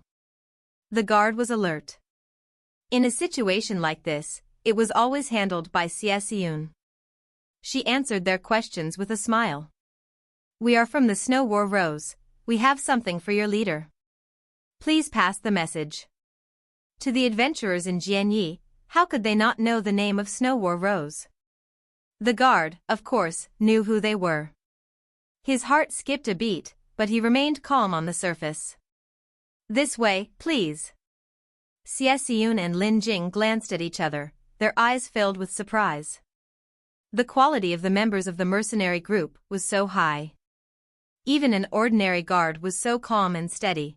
The group was deeply hidden and must not be underestimated. Yun was even more surprised. There existed such an elite mercenary group in Jianyi, and yet she was clueless about it. It seemed like she had to re-evaluate the mercenary groups. This was also one of the reasons why Ouyang Shua requested Lin Jing to act as a middleman. Besides the fact that adventurers communicate better with their own, he also wanted to convey that the mercenary group was not as simple as they thought. The mercenary group's main businesses were assassination contracts, kidnappings, assaults, and any other requests by their employers. They were a group of dangerous men. The guard led the two ladies into the meeting room and said, "Please wait for a moment. I will now report to the leader." Yun nodded and answered, "Thank you." A short while later, laughter came from outside the meeting room. The man wasn't there, but the sound reached them. "Haha, guests of honor, welcome, welcome." The voice was like a bright and shining sun, clearing the gloomy and dark atmosphere. It warmed the hearts of those present. A man walked into the meeting room. He was tall, dark-skinned, and had a strong physique. With his buff look and army haircut, he exuded an aura of masculinity. Yun and Lin Jing stood up, their hearts filled with doubts. The black mamba snake was venomous and insidious, but the man before them, despite carrying the name Black Mamba, was nothing like that. "We are sorry for the sudden visit," Yun said. Black Mamba nodded, sat down, and smiled. "It is an honor for the two great leaders of the Snow War Rose to pay me a visit."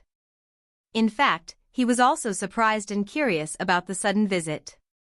After the two parties exchanged simple greetings, Yun went straight to the topic. "We are here today for two reasons. The first is to enhance the relationship between the two mercenary groups, and the second is that we were requested to do so by someone." Black Mamba's gaze hardened, and his aura changed. The warm and bright man was gone, and the atmosphere became stagnant, almost suffocating the weak. Black Mamba was astonished. They had kept a low profile, yet they were still noticed by someone. "Who is it?" he asked in a solemn voice.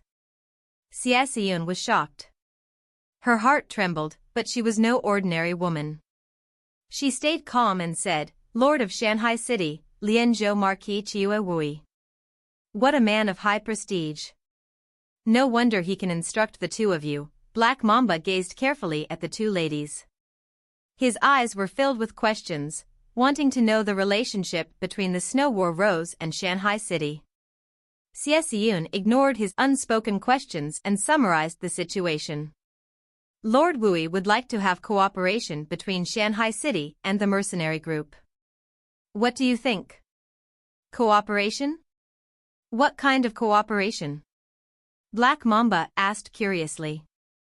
He felt that the Shanghai lord from thousands of miles away had his eyes on him. This feeling, to be honest, wasn't good. Yun shook her head.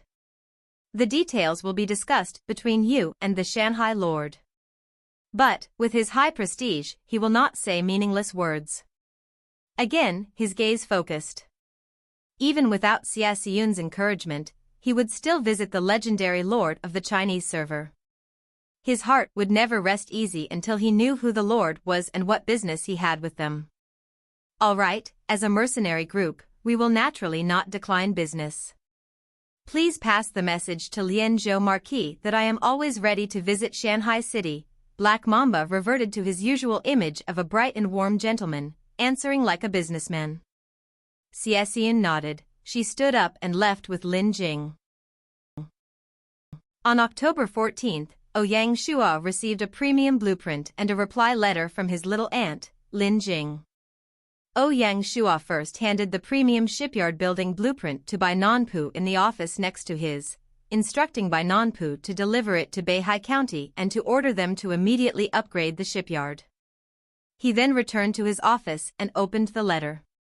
In the letter, his little aunt Lin Jing mentioned that she had contacted Black Mamba, the leader of the Rattlesnake mercenary group, and that he was very interested in meeting Ouyang Shua when he arrived at Shanghai County. Ouyang Shua nodded. Indeed, Shanghai County was now a force to be reckoned with. He immediately wrote a letter inviting Black Mamba to visit Shanghai County the next day to discuss their cooperation. With some free time, he visited the military factory on the outskirts and retrieved a batch of military grain pills for the upcoming naval battle. To increase their success rate, the shipyard, following Ouyang Shua's request, was upgrading the 25 Meng Chong warships of the Beihai Navy fleet with naval rams and inner metal plates. The trump card, of course, would be the alchemical oil. Ouyang Shua was eager to see how the wooden ships of the pirates would fare against the fire arrows fueled by alchemical oil. The next day, Black Mamba arrived on time and was welcomed by Ouyang Shua in the hall. Along with the mercenary leader were two others, Viper and Cobra. Ouyang Shua knew well that only the core members of the Rattlesnakes could bear the name of a venomous snake. While Shanghai County only had Ouyang Shua, accompanied by the Director of Military Affairs, Gohong Liang, the scene was set. What does the Lianzhou Marquis seek from the Rattlesnakes? Black Mamba asked straightforwardly. Ouyang Shua understood their doubts and concerns. If he didn't address them and they remained wary, the cooperation he planned would never succeed. Ouyang Shua nodded and said, as the saying goes, a straightforward person does not resort to insinuations. I am well aware that you are mercenaries in the real world. I am here today, inviting you over, with the hope that you can return to your destined role.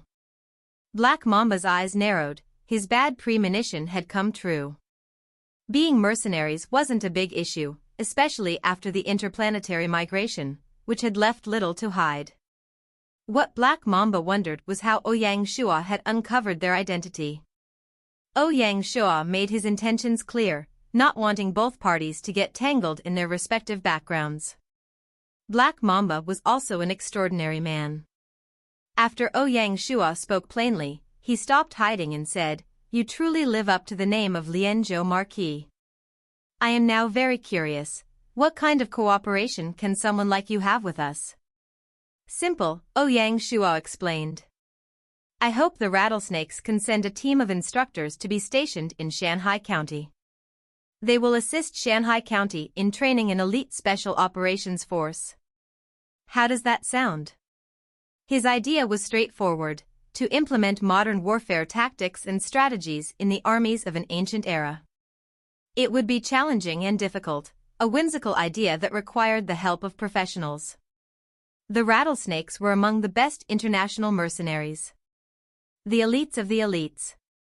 Their combat capabilities and tactics were on par with those of special forces. Black Mamba was stunned. Ouyang Shua's whimsical idea shocked him. This was the advantage of a layman. Because he was unfamiliar with the industry, he dared to propose such a daring idea. Of course, his deep understanding of the game also played a significant role. From Ouyang Shua's perspective, there were fewer constraints and rules. While others saw Earth Online as a game, he viewed it as the real world. Ouyang Shua found nothing odd about applying modern knowledge to this ancient-themed world. He was a pragmatist to the core. Black Mamba and the others were stuck in their conventional thinking. In their minds, the game was just a game and should not be linked to the real world. Since the game's theme was the ancient era, they adapted their behavior to fit the norms of that time. Ouyang Shua noticed a bright white light flash in Viper's eyes, who stood behind Black Mamba. It seemed he was excited by Ouyang Shua's unconventional idea. The members of Rattlesnake mercenary group were true mercenaries, so they didn't need additional special training. Their thoughts and actions naturally aligned with Special Forces tactics. They may not have realized it, but the ways of Special Forces had deeply ingrained themselves into their being.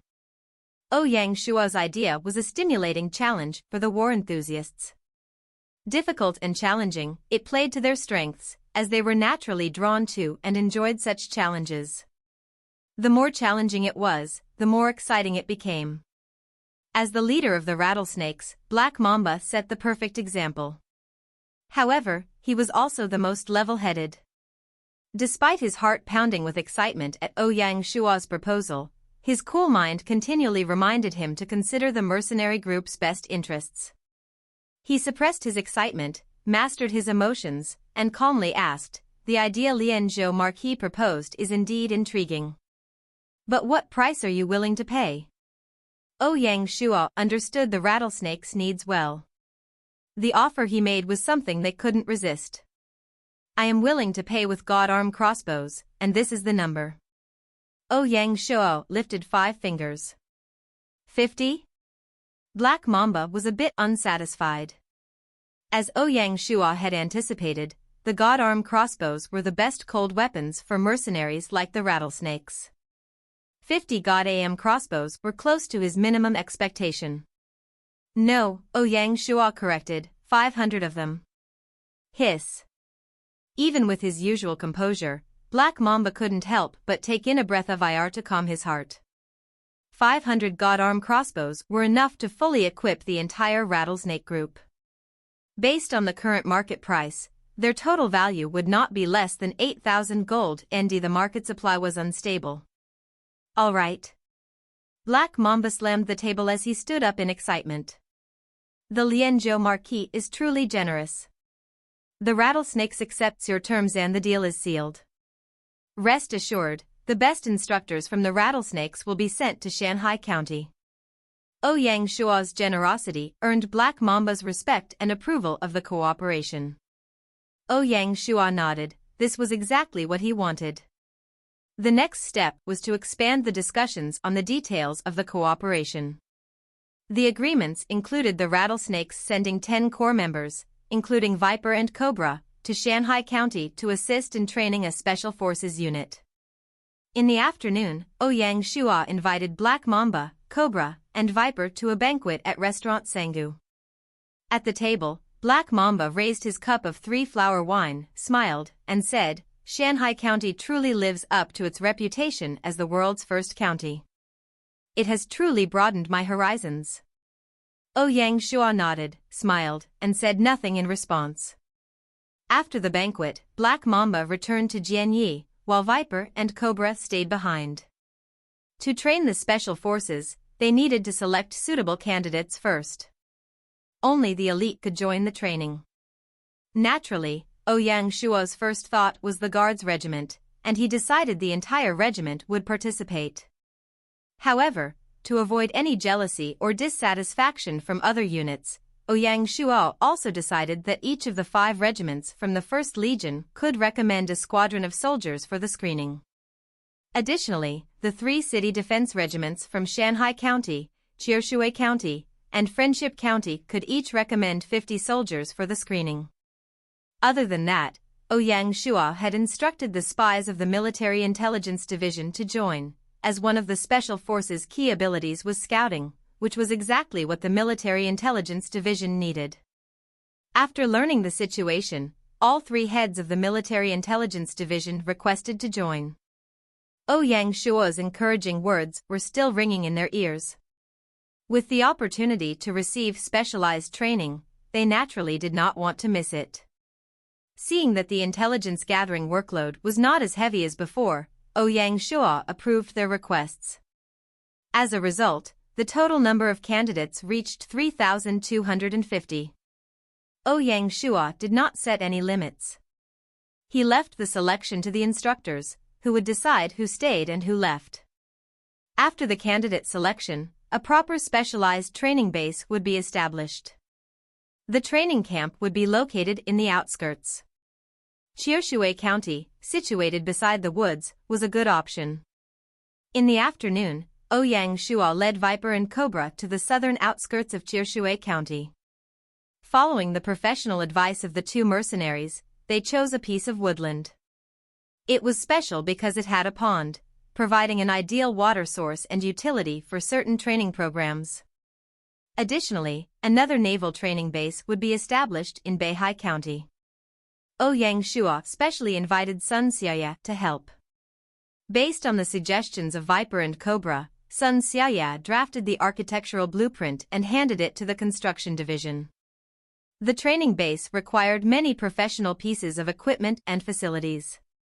Some modern facilities, such as high-pressure water guns, could not be achieved under the existing conditions, so they had to look for alternatives.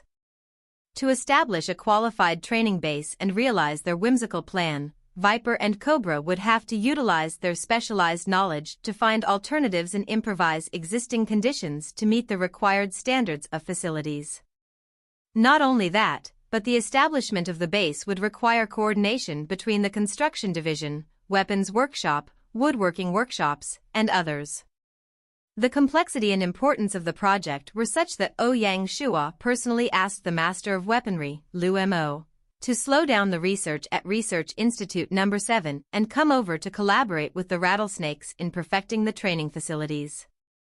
For the establishment of the training base, Ouyang Shua committed all of his resources and funds. His full support encouraged Viper and Cobra's enthusiasm. At 4 p.m., the other 10 instructors from Rattlesnake arrived and immediately immersed themselves in the preparation work. The candidate selection and training base establishment would proceed in parallel. The candidates recommended by the units would also undergo a series of internal screenings.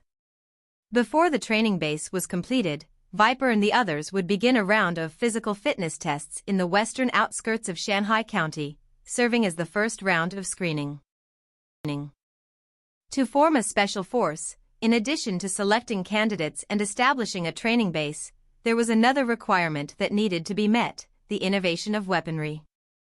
The troops would be equipped with accessories such as canteens, backpacks, marching boots, first aid kits, and engineering shovels, as well as Shanghai City metal laceration medicines, military grain pills, and military tents.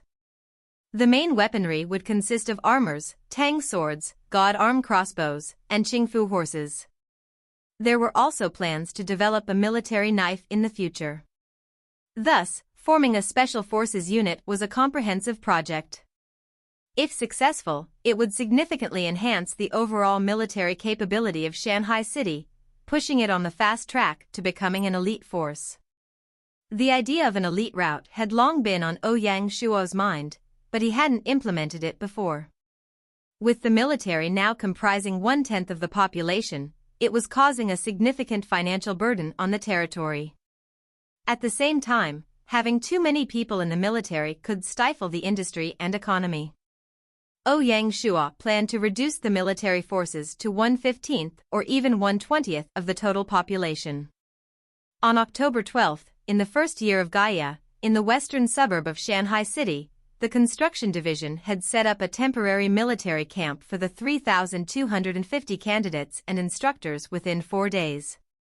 With Viper as the leader and Cobra as the vice leader, the instructor team would begin the first round of screening tests. The foundation of the special forces was physical fitness. In modern military screening, the basic physical fitness test included a 5-kilometer weight-bearing run, single parallel bars, a 400-meter barrier run, push-ups, and other exercises. Currently, all these tests were unfamiliar to the soldiers. Therefore, the instructor team did not commence the screening immediately. Instead, they began a round of adaptive training, using this opportunity to assess the physical fitness of the candidates and draft training programs accordingly.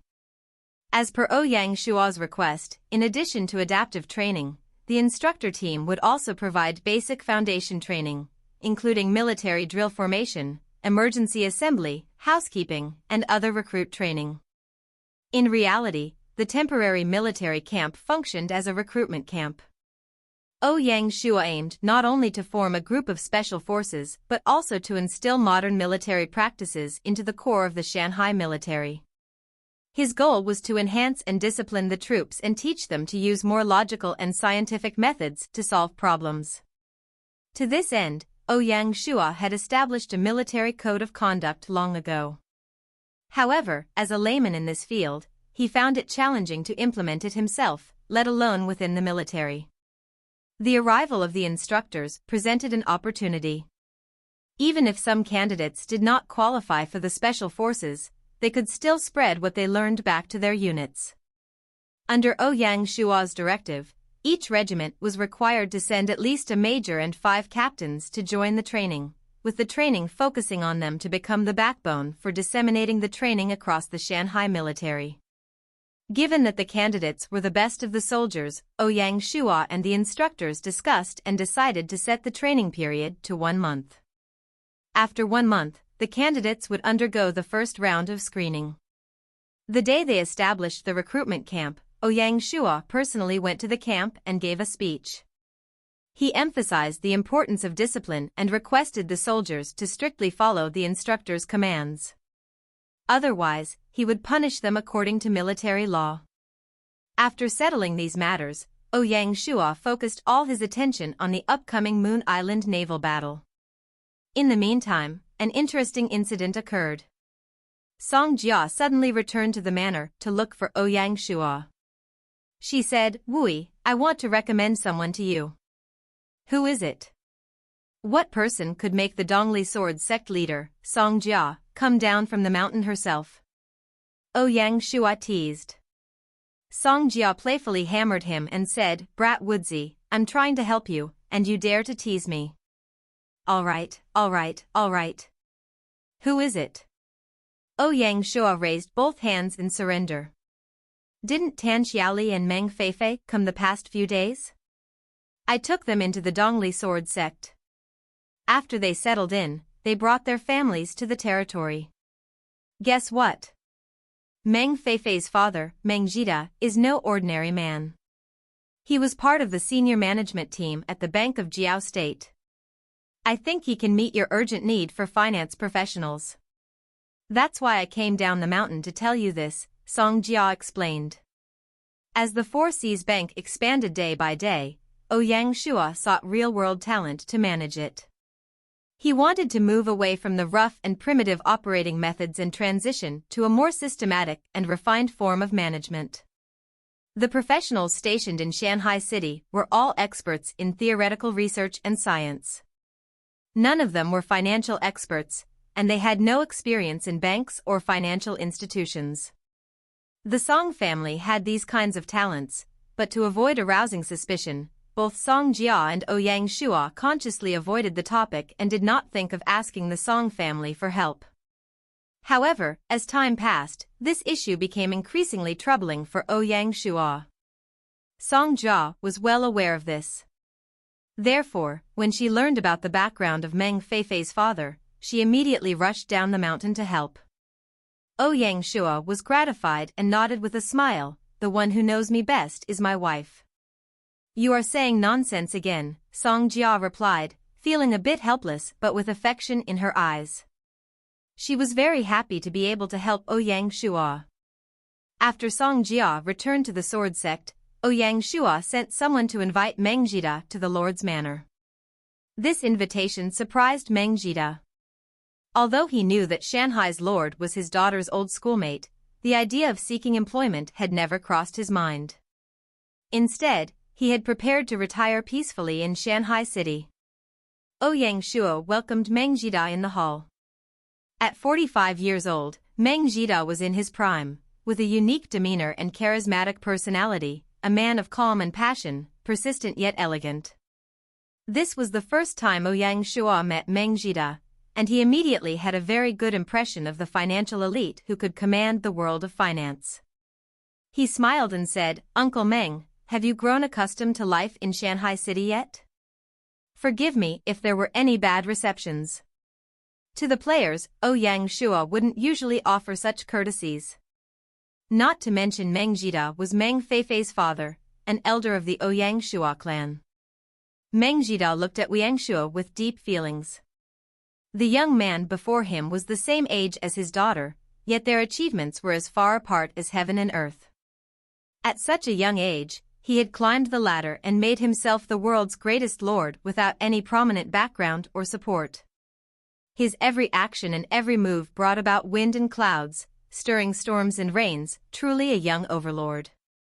The more commendable factor was that his success did not blind him. He did not turn into an arrogant man. Instead, he remained modest and polite, which was truly amazing. The reception was great.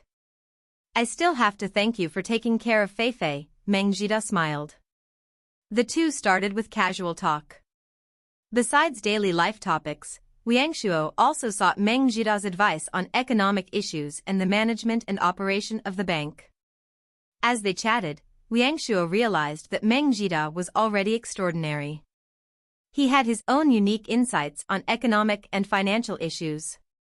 His words and advice could easily clear away the bafflements in Ouyang Shua's mind. Ouyang Shua did not hesitate anymore. He was determined and said, I would like to entrust the headquarters of the Four Seas Bank to Uncle Jida. Are you willing to help me? His heart skipped a beat. Although he knew Ouyang Shua had the intention to offer him an official post, he didn't expect Ouyang Shua to propose such a significant position. He hadn't been in Shanghai City for long, but his occupational habits gave him a good understanding of the Four Seas Bank of Shanghai City. Through their conversations and Ouyang Shua's seemingly unintentional disclosures, he began to see the bigger picture more clearly. The Four Seas Bank played a crucial role in the system of Shanghai City. When Ouyang Shua offered him such an important position during their first meeting, Meng Jida was at a loss for words. He couldn't quite gauge this young overlord. Was he capricious and reckless, or merely confident?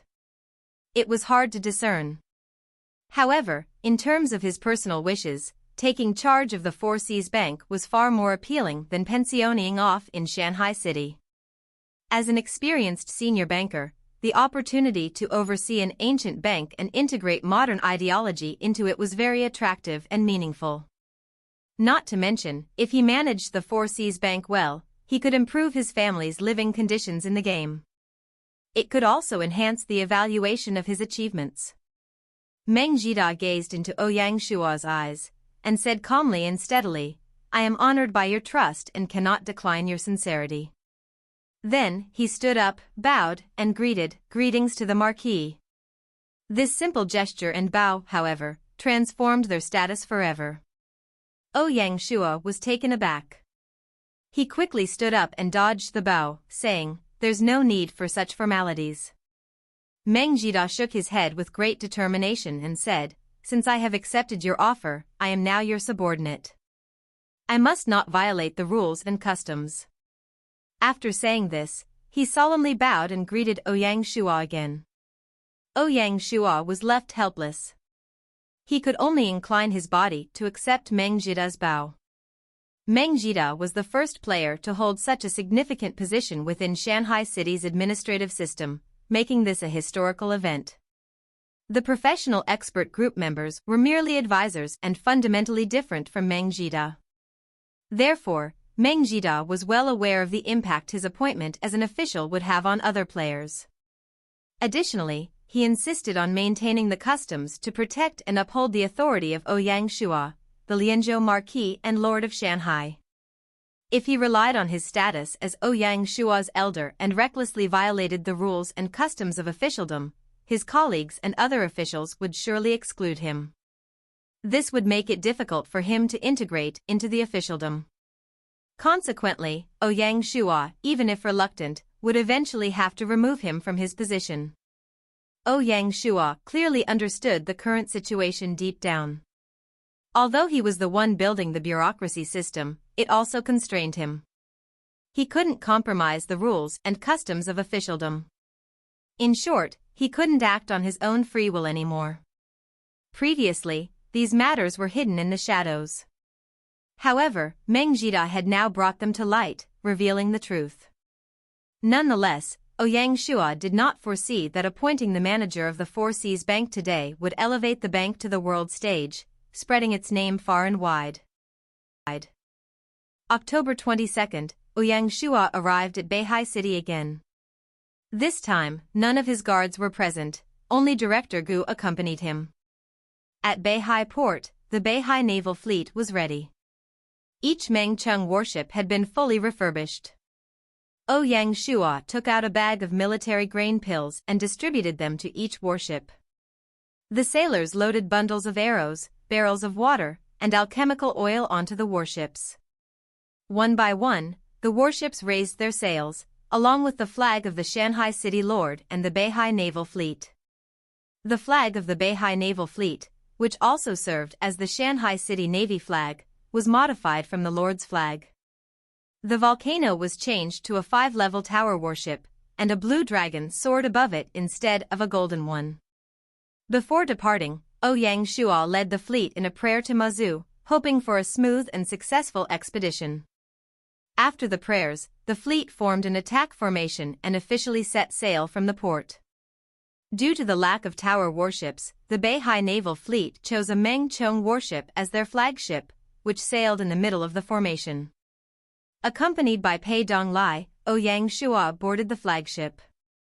Ouyang Shua had previously declared that command of the naval battle would lie with Pei Donglai, and that he would not intervene. Paddles powered the Mengcheng warships, and a half-body-high parapet wall protected both sides of the ship. There were slots for the paddles under each of the 2 bulwarks, with 12 paddles on each side, manned by the sailors on the deck. The deck had 3 levels of cabins, each with a 5-foot canopy. On the first floor of the cabin was an additional parapet wall. Navy flags flew on all 4 sides of the ship, and the commanding war drums and flags were situated in the middle of the first floor. Ouyang Shua walked onto the deck, then went to the first floor of the cabin, and finally stopped at the command seat.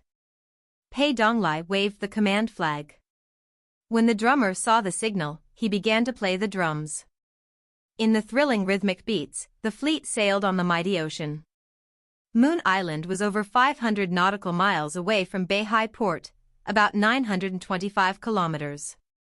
The Mengcheng warship sailed at a speed of 14 knots, 14 nautical miles per hour. When the wind was favorable, it could even sail at a speed of 20 knots. Sailing in the sea continued day and night, with the only difference being that they sailed slower at night. Under normal circumstances, the Mengcheng warship could cover 300 nautical miles a day. Therefore, it would take less than 2 days to reach Moon Island. Ouyang Shua stood at the ship's bow and gazed at the endless ocean. As far as his eyes could see, there was nothing but the plain and dull sea. The sea breeze blew on his face, bringing a salty, damp taste. On the deck, the sailors sang in unison as they paddled with great effort. "Marquis, you should return to the cabin and rest," Pei Donglai said.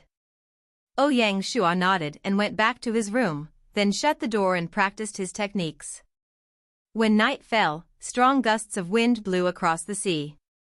At times like this, the prayers from the Mazu temple, "See God's blessings," came in handy. The Mengcheng warships sailed steadily through the turbulent sea waves, advancing toward Moon Island. The next morning, Ouyang Shua exited his room. The sea shimmered in the sunlight as the reddish-orange sun slowly rose above the sea level. Thanks to the strong gust of wind the previous night, sailing had gone particularly smoothly. According to Pei Donglai's estimation, they would arrive at Moon Island by the afternoon of the following day at the latest. The Navy soldiers woke up one by one, and after a simple wash, they consumed fresh water and military grain pills to ensure they had the required energy for the day. Experienced soldiers took advantage of the extra time to wipe their weapons. The archers checked the adjustments on their bows, while the sentries stood atop the cabins, keeping a close watch on every change in the sea. They took alchemical oil and arrows onto the deck. The soldiers stood in their positions, ready for war. It was nearly afternoon when an island appeared in the sentry's sights. Without any delay, he waved the signal flag and passed the message to the drummer. The drum roused the fighting spirit in Pei Donglai, and he immediately ordered the fleet to maintain an attack formation and charge forward. The appearance of the Baiqi Navy fleet stunned the Black Shark pirates. Fortunately, they had not left for another round of looting that day, so all of them were on the island. As soon as Blackbeard, the leader of the Black Shark pirates, received the news, he instantly gathered his men to prepare for war. Suddenly, the small moon island turned chaotic. During their free time, a pirate's life was immensely boring, with no entertainment options other than the lone tavern on the island. The old, shabby tavern was open 24/7, and customers would enter in an endless stream. Those drunken pirates would lay down and sleep right on the wet tavern floor. Bang! A man ruthlessly kicked open the tavern door. The group leader saw the pirates asleep on the floor. Wordlessly, he ordered his men to pour cold water on these drunken fellows. Then, he shouted, "DMN pirates! Get up! We are under attack!" "Ah," the pirates shouted. They hadn't fully regained their consciousness yet, and one of them mumbled, "We are under attack. Under attack." The drunken pirate's pitiful state enraged the group leader, so he started to kick the fellow. Then, he furiously shouted, "Get up and follow me, stop behaving like a sissy." The pain jolted the drunken pirate awake. He helped himself up from the floor and followed behind his group leader. While walking he asked, "Leader, who is attacking us?" "It doesn't matter who, just kill." In truth, the group leader didn't know the answer either. Right, who dares to play with the Black Shark pirates? Are they courting death? A drunk man was truly full of courage. Scenes like this had started to occur around the island, as group leaders rushed out, herding their members toward the dock. On the dock, Blackbeard was aboard the flagship, listening to the latest reports from the scouts. "Great leader, their raised flag is that of Shanghai cities." A frown crawled across his face. "How many warships do they have?" "A total of 25, all Mangcheng warships." Clearly, the pirates had a level of understanding regarding the Navy fleet. They come with ill intentions. Of course, he knew the capabilities of these warships. "Then, what do we do?" "What? Just kill them," Blackbeard said, his voice heavy with killing intent. "Prepare for battle, as this is a war we cannot afford to lose. Tell the brothers to fight with their lives if they don't want their island to be eradicated." Blackbeard proclaimed. Understood. Under Pei Donglai's command, the Baiqi Navy warships spread out and moved forward in a fan-like formation. No matter how the pirates arranged their formations, they remained within the firing range of the Mangcheng warships. On the sides of the boats, countless small torches stood ready. The archers dipped the arrowheads in alchemical fire, then lit the arrows to create flaming projectiles. Pei Donglai watched closely as the pirate ships approached. Once they entered the firing range, he waved his command flag. The order was given, and rhythmic drumbeats sounded in unison.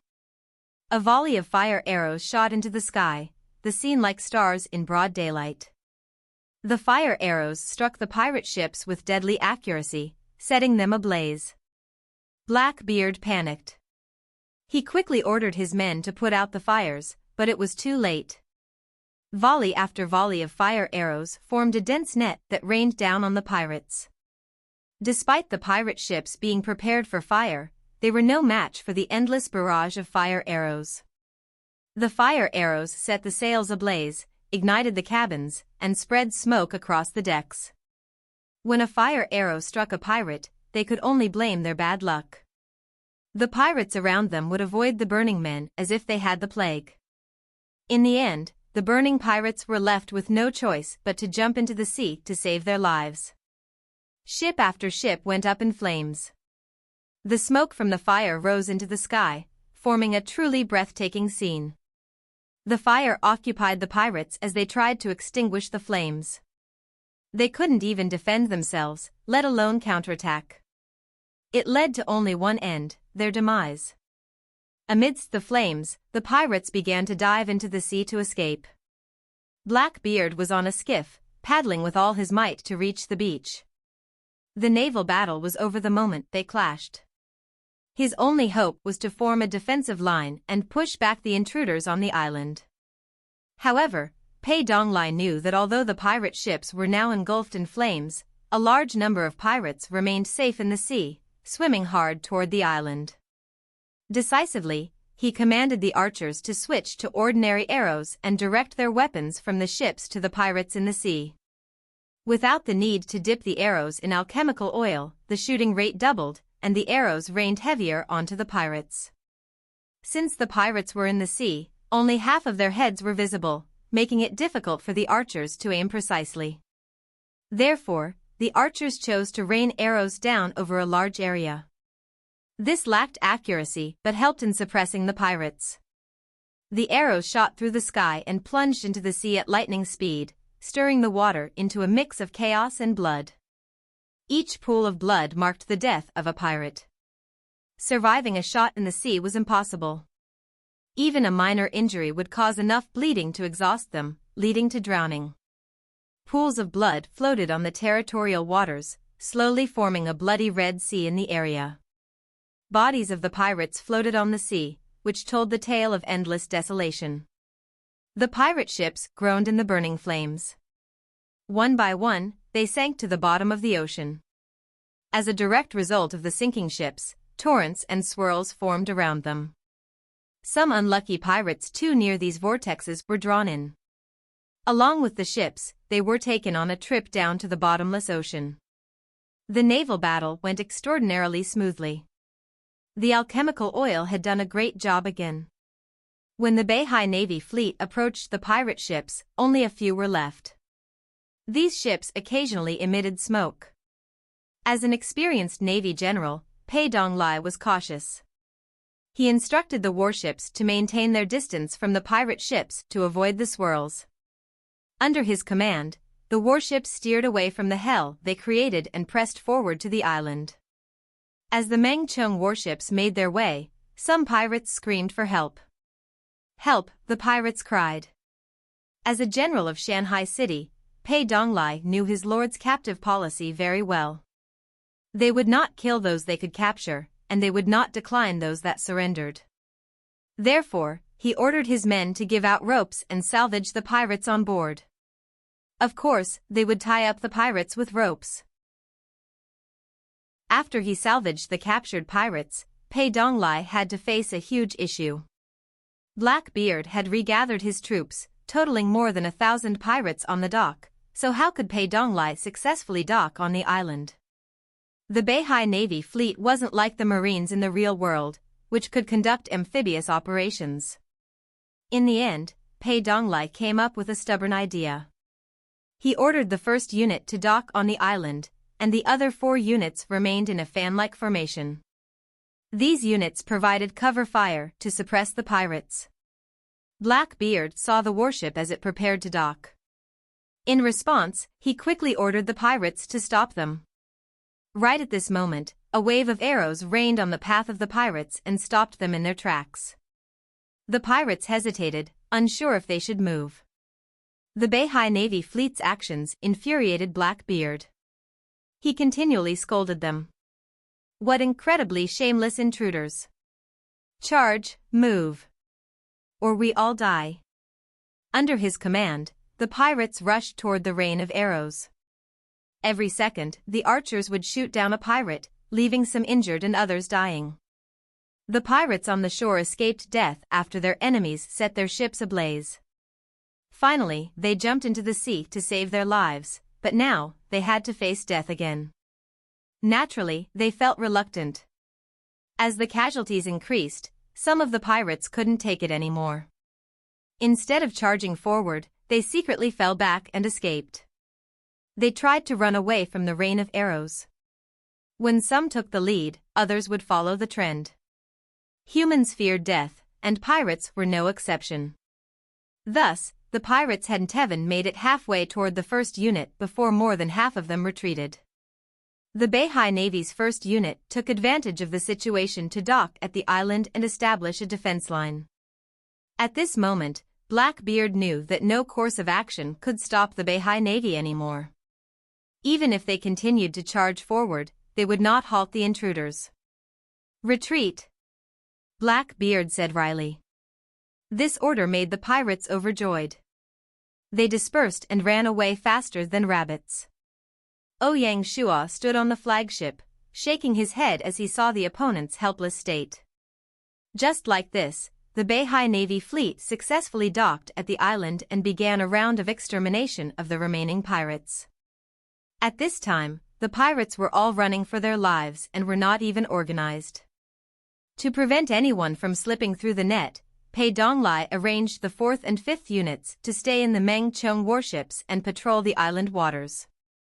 This action completely blocked the pirates' escape routes. Moon Island was only 50 square kilometers, so it wasn't really a good place to hide. Pei Donglai tacitly implemented Ouyang Shua's prisoner policy. The sailors shouted and called for the pirates to surrender. If they did, they would be spared. Otherwise, if the pirates ignored the message and ran, the Navy would exterminate them without mercy. The threat was effective. One by one, the pirates emerged from their hiding spots and surrendered with their hands up. Only Blackbeard and a few of his stubborn subordinates were still on the run. To the die-hard pirate members, Pei Donglai showed no mercy. He had the soldiers of the first unit spread out to search for them. Once found, they would exterminate these pirates on the spot. The extermination lasted for the entire afternoon. Then, Pei Donglai accompanied Ouyang Shua to inspect the island. The Black Sharks had excellent looting skills, but in exchange, their building skills were poor. The entire pirate camp lacked even a fence, it was left wide open. The buildings on the island could be counted on one hand. The pirates only paid attention to their dock. A narrow, bumpy, and damp dirt road wound down to the marina. Ouyang Shua carefully watched his feet as he walked, not wanting to step into the puddles. Wooden houses were scattered on both sides of the road. The houses were rudimentary and rough, as if the pirates had built them from just a few pieces of wood. Ouyang Shua doubted whether such wooden houses could provide shelter during rainy or sunny days. There were no decent courtyards outside the log houses, no domestic animals, and no vegetables. A few dilapidated clothes hung under the eaves, fluttering in the wind. Occasionally, he found some dried fish in the houses, which belonged to the more diligent pirates. In terms of farmland, they had not reclaimed any land. The area was purely barren, lacking any plantations. Only wild green bristlegrass grew, hinting at a certain decay. Clearly, the pirates did not produce any crops and lacked the ability to self-sustain, relying entirely on stolen supplies. As they continued inward, they suddenly came across a small pond in the middle of the island. Ouyang Shua observed it and estimated that the pond was less than 500 square meters in size. It was the island's only source of fresh water. For this reason, the pirates regarded the pond as their most important asset and protected it closely. They had built a circle of buildings around the pond. These were all wooden structures, looking more solid than the wooden houses in the outer ring. This must be the core area of the pirates. The most popular pirate tavern was among these buildings. The only courtyard, situated in the highest place, stood out conspicuously among the wooden houses. It was clear that this must have been the abode of the great leader of the pirates. Along the way, Ouyang Shua had lost interest in the other buildings and headed straight for the courtyard. Even in the core area of the island, the roads remained bumpy and full of potholes. Wild green bristlegrass on both sides of the road swayed in the breeze. The soldiers had already cleared out the pirate buildings. Thus, when Ouyang Shua arrived, there was not a single pirate in sight. He saw only the soldiers of the Baiqi Navy fleet. On the ground, he occasionally spotted traces of blood and fighting. The guard on duty saw Ouyang Shua and immediately saluted. Ouyang Shua nodded and walked through the door. The soldier, not expecting any acknowledgement from the great Marquis, felt his heart warmed by this small gesture. Ouyang Shua raised his head and observed the island's most advanced building. A simple, small courtyard lay before him, evoking memories. He recalled the early days of Shanghai village, when the Lord's manor and the courtyard were very similar. Ouyang Shua reached the council chamber and began to wait patiently for the latest information gathered by the scouts. At 5 p.m., Pei Dong collected all the information and reported to Ouyang Shua. After gesturing, Ouyang Shua watched as Pei Dong entered and sat down in the lower portion of the chamber. He said, reporting to the Marquis, "The campaign has gone much smoother than imagined. Our fleet had almost no casualties. We lost only 150 men." Ouyang Shua nodded. The progress of this war had indeed surpassed his expectations. This campaign has captured a total of more than 1,650 pirates. We exterminated all the remaining pirates. We either burned the pirate ships to ashes or sank them into the sea. Only 5 or 6 ships survived, which we have towed back to the dock, Pei Donglai continued. Through the seizure of the storage houses and pirate homes, we have plundered 12,500 gold and a box of jewelry. The seized weapons, equipment, and foodstuffs are relatively scarce. They did not store these in large quantities. Ouyang Shua nodded. He had also expected this situation. The pirates relied on loot for a living. During food shortages, they would simply go hunting, so they would not store much food. On the other hand, the pirates had accumulated all the gold and jewels they had plundered and scavenged due to a lack of selling channels. For this reason, the pirate group of more than 3,000 people held a fortune of over 10,000 gold. "Take 500 gold from the seized funds and reward it to the soldiers," said Ouyang Shua. No one knew when it began, but Ouyang Shua started rewarding the soldiers based on their performances. He did this to encourage the soldiers to fight bravely. "Thank you, Lord." Pei Donglai, representing the fleet, thanked Ouyang Shua. "Did we plunder anything special?" Ouyang Shua asked. By special, Ouyang Shua meant special-level items. In general, there was a high probability of obtaining unusual items from the pirates' loot. "Yes, there is," Pei Donglai said, not disappointing. The soldiers outside dragged in a box of jewelry and gold, along with everything else they had plundered from the pirates.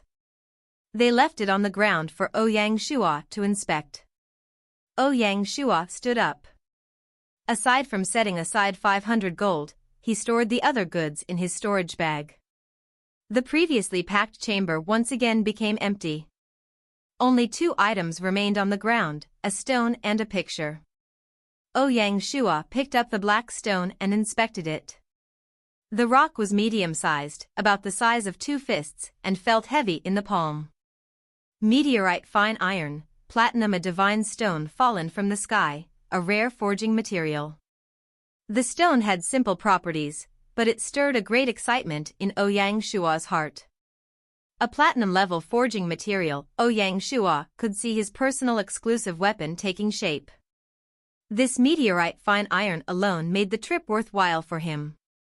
Ouyang Shua guessed that the only reason Blackbeard did not forge this meteorite fine iron was that he couldn't find a skilled blacksmith. Only a master blacksmith could make proper use of this rare ore. Carefully, he placed the meteorite fine iron into his storage bag and then picked up the picture. Beihai Bay treasure map, 1/3. According to legend, Beihai Bay once gave birth to a very famous pirate, Bloodslaughterer. After Bloodslaughterer's death, his vast fortune, gained from looting, also disappeared. Rumors circulated that before his death, Bloodslaughterer had hidden his fortune on a deserted island. He recorded the island's location on a map, which he then divided into 3 pieces. Each piece was given to one of his 3 trusted subordinates. After his death, his subordinates tried to obtain the other 2 parts of the map from their former comrades. Over time, the infighting led to the downfall of the famous Bloodslaughterer pirates. In the end, none of them could defeat the others, and they all died in despair, leaving the treasure map pieces to their heirs. Hundreds of years later, the map pieces changed hands repeatedly, causing countless tragedies. Regrettably, no one managed to gather all 3 pieces and locate Bloodslaughterer's treasures. As time passed, a new rumor emerged, suggesting that the treasure maps were merely a ruse by Bloodslaughterer to incite war among pirates. Given his reputation as a manic killer, this theory seemed plausible. Gradually, the truth behind the treasure map was lost to history. No one believed the rumors about Bloodslaughterer anymore, and the map pieces became mere collectibles, with no one fighting over them. Ouyang Shua placed the Beihai Bay treasure map into a random location in his storage bag. It would take countless days and nights to gather all the parts of such a map. He might not even collect all the parts before the game ends. After he reviewed the plundered goods, Ouyang Shua sat back in his seat. Then, he turned to Pei Donglai and asked, "General Pei, what is your opinion on the next course of action regarding Moon Island?" This question wasn't meant to challenge Pei Donglai. As the commander of the Beihai Navy fleet, he needed to be a skilled leader in battle and manage the base's affairs and logistics. Pei Donglai pondered for a moment before he responded, "The facilities here are primitive and simple, but we can salvage the dock and use it as a supply replenishment station in the future." Pei Donglai understood why the Lord established the Navy fleet. It wasn't just to exterminate the pirates. His Lord had a greater vision and purpose for the Beihai Navy fleet. Regardless, if the fleet wanted to sail deep into the ocean and dominate the seas, supply replenishments were an issue that couldn't be avoided. Ships sail day and night, and a lack of supply stations would greatly challenge the sailors and logistics teams. Ouyang Shua nodded but shook his head moments later. "What does the Lord mean?" Pei Donglai felt anxious. "The supply replenishment stations are a must," Ouyang Shua confirmed Pei Donglai's point. "But that is far from enough. Moon Island is small but strong. The conditions here are complete, and there are sufficient sources of fresh water. Therefore, we can transform Moon Island into a small Navy base. As a supply replenishment station, Moon Island must contain a large storage of resources, which will require stationing a team of guards to protect them. Ouyang Shua prefers to settle everything once and for all by making a series of major changes to the island. I have a few specific requirements. You will discuss the details with Yewang on how to make this happen. The construction division of Beihai City will take charge, Ouyang Shua said. First, upgrade the dock to a port. It will serve as a docking place for warships and a facility for repairs and maintenance. Second, demolish all existing buildings on the island and rebuild them systematically. The island's core will function as a military fortress, serving as the base for island guards and the storage place for resources. This will allow us to concentrate our defensive forces and conserve space. Workshops for woodworking, blacksmithing, and weapon production, as well as other structures, will be built within the fortress, creating a relatively enclosed fort. Third, land reclamation. Utilize the area outside the military fortress to plant vegetables and crops, making the island self-sustainable. I estimate that we can reclaim at least 500,000 mu of land on Moon Island. Once we reach this scale, the island will not only be self-sufficient but also capable of supplying resources externally, eliminating the need to transport food and resources from Beihai City. Lastly, the transformation of the pond. To grow crops on a large scale, we need a sufficient supply of irrigation water. Therefore, there is a need to expand the pond to at least 5 to 10 times the scale of the existing one. Ultimately, we will turn the pond into an island lake or a small reservoir, Ouyang Shua explained to Pei Donglai, basing his plan on his observations of the island that afternoon. In the future, Moon Island would become a blend of a military fort, port, reservoir, and farmland. When combined, these elements would form a strong and powerful Navy base. After completing the Moon Island Navy base, it would serve as the midway island from which the fleet enters the deep sea. The layout of Ouyang Shua's grand plans excited Pei Donglai. He responded respectfully, "May the Lord be at ease." I will coordinate with Beihai City and complete the transformation of Moon Island as soon as possible. Ouyang Shua nodded and said, then, I will pass it to the general.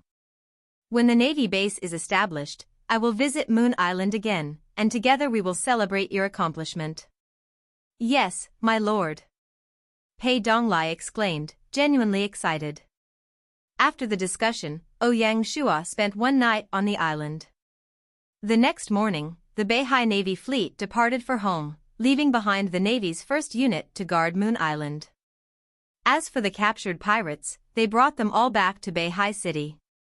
Moon Island held a significant place in Ouyang Shua's strategy, so he did not trust the placement of these pirates on the island. On October 25, in the afternoon, the Beihai Navy fleet returned to Beihai port. After Ouyang Shua left the port, he intentionally went into the city to have a small talk with Magistrate Gu Shouwen. He explained the construction work required for the Navy base on Moon Island. On the night of the same day, Ouyang Shua returned to the Lord's manor. After his return, Ouyang Shua took out the box of jewelry and handed it to Zisu, who would store it in the internal storehouse. This was Ouyang Shua's third box of jewelry. Ouyang Shua was not a stingy man. He rewarded Song Jia, Sun Xiaya Ingyu, Qing'er, the two sisters, and even Zisu and Si Qin, the servant maids, with jewelry. The next morning, Ouyang Shua accompanied Binger for breakfast. Afterward, he rushed to the armory division in the East District to find the master blacksmith, Wang Gao. Greetings, my lord. Wang Gao bowed. Ouyang Shua nodded and then took out the meteorite fine iron, placing it on the table. He smiled, can you recognize this item? The moment Wang Gao's eyes fell on the black, dull stone, they could not look away. It was as if a spell had been cast upon him, and he could not move. Moments later, he stood up and moved to the side of the table. Slowly, he lifted the stone, touching and caressing the meteorite fine iron, as if it were an unparalleled treasure. He murmured, this is this the legendary godly stone from the skies? Ouyang Shua had not expected this reaction. He had not thought that the usually unruly Wang Gao would be so deeply moved. He nodded and said with a smile, indeed, this is the godly stone fallen from the skies. Honestly, Ouyang Shua had hesitated the previous night, unsure if he should hand the meteorite fine iron over to Wang Gao. It would be better to give such a rare forging material to a higher-level blacksmith for more assurance. In the game, the royals had either taken in god-level blacksmiths as imperial craftsmen or had them wandering like ghosts in the shadows. A normal person could not reach them. These experts drifted around the land with no fixed abode, and it would require great luck to encounter one. Furthermore, while Ouyang Shua considered the platinum-level, meteorite fine iron, a rare forging material, it was merely an item in the eyes of god-level blacksmiths. Therefore, Ouyang Shua abandoned his whimsical thoughts of seeking a god-level blacksmith's help. If he took a step back, at least he could find a grandmaster blacksmith to forge the legendary stone. If he could not reach the god-level blacksmiths, he could still find grandmaster blacksmiths in the system capital cities. If he handed the stone to them, Ouyang Shua could rest assured that they would forge a platinum-level weapon. But Ouyang Shua gave up this alluring prospect. The most important consideration was that he hoped Wang Gao would take this opportunity to break through to the Grandmaster level. At the very least, Ouyang Shua wanted him to improve his blacksmithing experience. This way, he could lay the foundation for a future promotion to Grandmaster. After all, he was not only an officer but also the Lord of Shanghai. He must make decisions based on the territory's interests. If the territory produced a Grandmaster blacksmith, it could bring limitless benefits. After receiving the confirmation, Wang Gao's eyes brightened. He couldn't wait to work on the meteorite fine iron. Suddenly, he wondered why the Lord would come here. A flash of thought crossed his mind, and his heart skipped a beat. Sure enough, Ouyang Shua said calmly, I plan to forge a spear from this meteorite fine iron. Do you have any confidence? Despite his mental preparation, reality still shook Wang Gao's calm heart. Excitement filled him, and he stammered, Lord, do you have any specific requests about the spear? Ouyang Shua nodded and replied, about this spear, I will use it as my main weapon. Forge the spearhead from the meteorite fine iron, and use regular iron for the body of the spear. How is that? Wang Gao sized up the meteorite fine iron with his eyes and nodded, more than enough. Good. Then, I'll wait for your good news. Without further ado, Ouyang Shua stood up and left. Yes, my lord, Wang Yao responded. After Ouyang Shua left, Wang Gao composed himself before the meteorite fine iron. He scrutinized it carefully, measuring its size and quality as he performed calculations and drafted blueprints in his mind. He was on his way to forging the spear. Wang Yao knew very well the difficulty of forging this spear and the significance it carried. Therefore, he dared not act recklessly. He was determined to only act at his peak so that he could forge the best spear. He would not disappoint the great lord. Late in the 10th month, the farmers started to harvest crops all over the territory. Naturally, the main production area was Qiushui City. 40,000 mu of paddy fields are estimated to yield 120 million units of grain. With such a large quantity of grain production, the agricultural tax alone would contribute a total of 4 million units of paddy. This amount would suffice to supply 20,000 soldiers for 3 months. Apart from Qiushui City, Friendship City, Tianfeng City, Yishui City, Gushan City, Yongye Town, and Guanshui Town, the main base, Shanghai City, would also yield its own crops.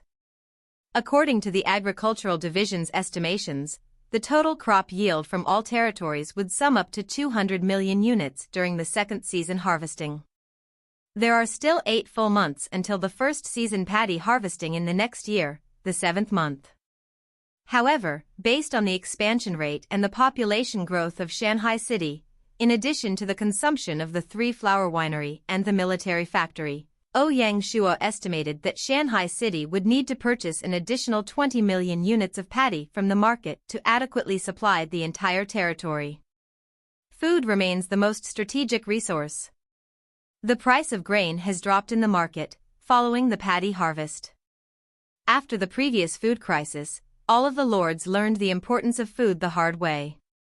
Upon harvesting the paddy, all lords took the same actions as Ouyang Shua.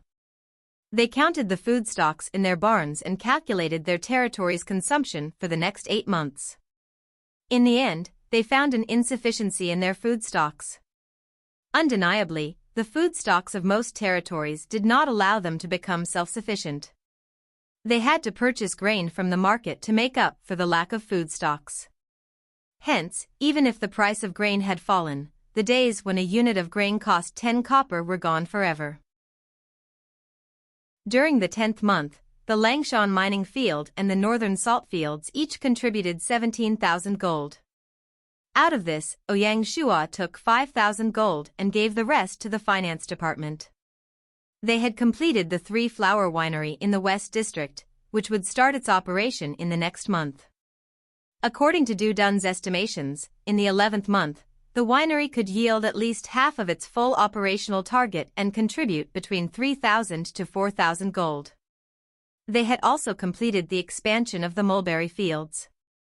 However, the nurturing of the mulberry trees required a long growth cycle, so the mulberry garden would only begin operations next year.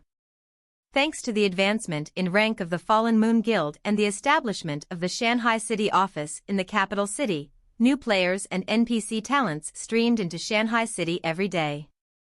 Ouyang Shua distributed these talents to other subordinate territories so that they could advance together at a similar pace. With the influx of large numbers of working players and NPC talents recruited by the Chui Chamber of Commerce, the production of weapons in the 3 major military factories began to exponentially increase. However, the increased weapon production led to a shortage of resources like leathers and tendons. Leathers were still obtainable from the nomadic tribes through the Friendship City market, but tendons were restricted items, making them difficult to acquire even for the Chui Chamber of Commerce. In the end, his little ant solved the problem. It turned out that adventurers spent their daily lives hunting in various places, earning experience to level up, and the world was teeming with creatures like wild wolves and bisons. However, these creatures did not drop any items upon death. As a result, players could only gather and harvest their body parts, such as tendons and leathers. Players typically possessed a few to several tens of these items. After his aunt mentioned it, Ouyang Shua promptly sent her 10,000 gold. He requested a large-scale purchase of all miscellaneous items from the Snow War Rose mercenary. Naturally, Lin Jing did not refuse.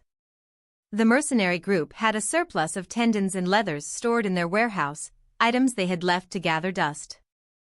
To them, these materials were not only useless but also occupied valuable storage space. They were reluctant to sell them in the capital city due to the low prices.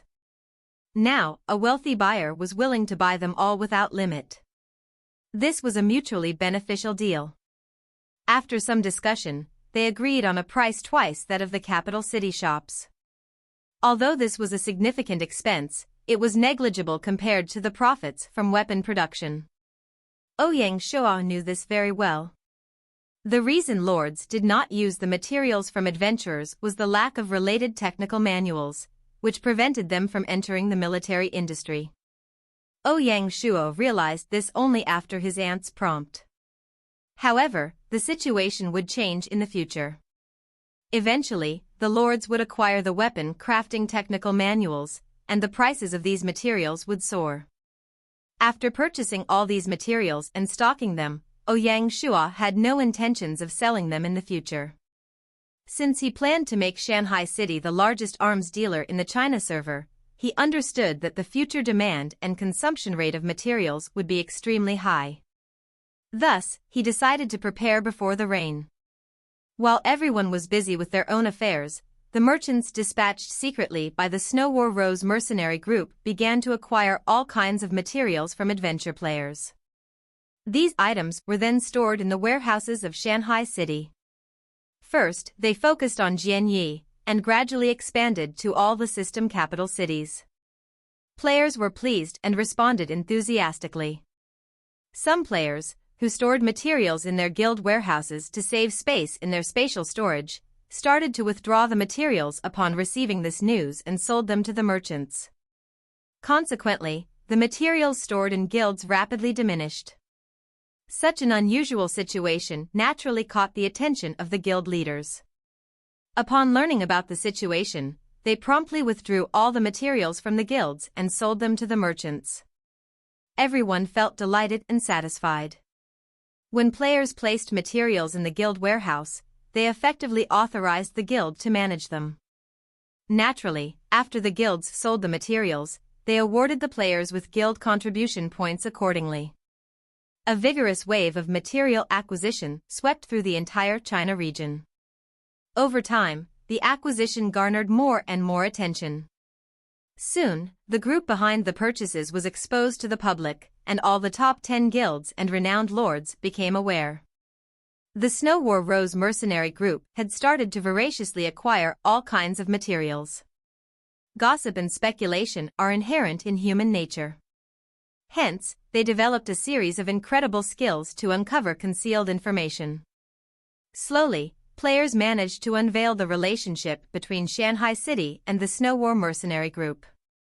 The curtain was raised, and the collaboration between the two was exposed, attracting countless pairs of eyes. Then, someone revealed the kinship between Ouyang Shua and Lin Jing to the world.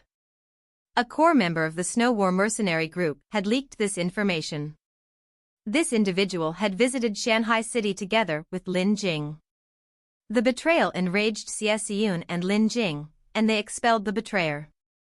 They then ordered a lifelong pursuit of her, stripping her of any hope of continuing to live in Jianyi.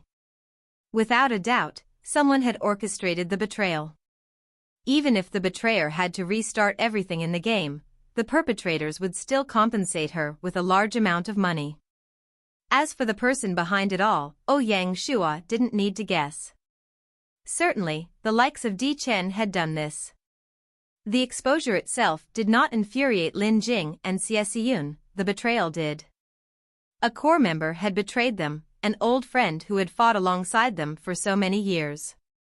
Yet, who knew that the temptations of the outside world had corrupted her, causing her to throw away their years of friendship for money. Clearly, as the real world and the virtual world connected, the interpersonal relationships and organizational ties in the gaming world would grow even more intricate and murky. Ouyang Shua felt nonchalant about this matter.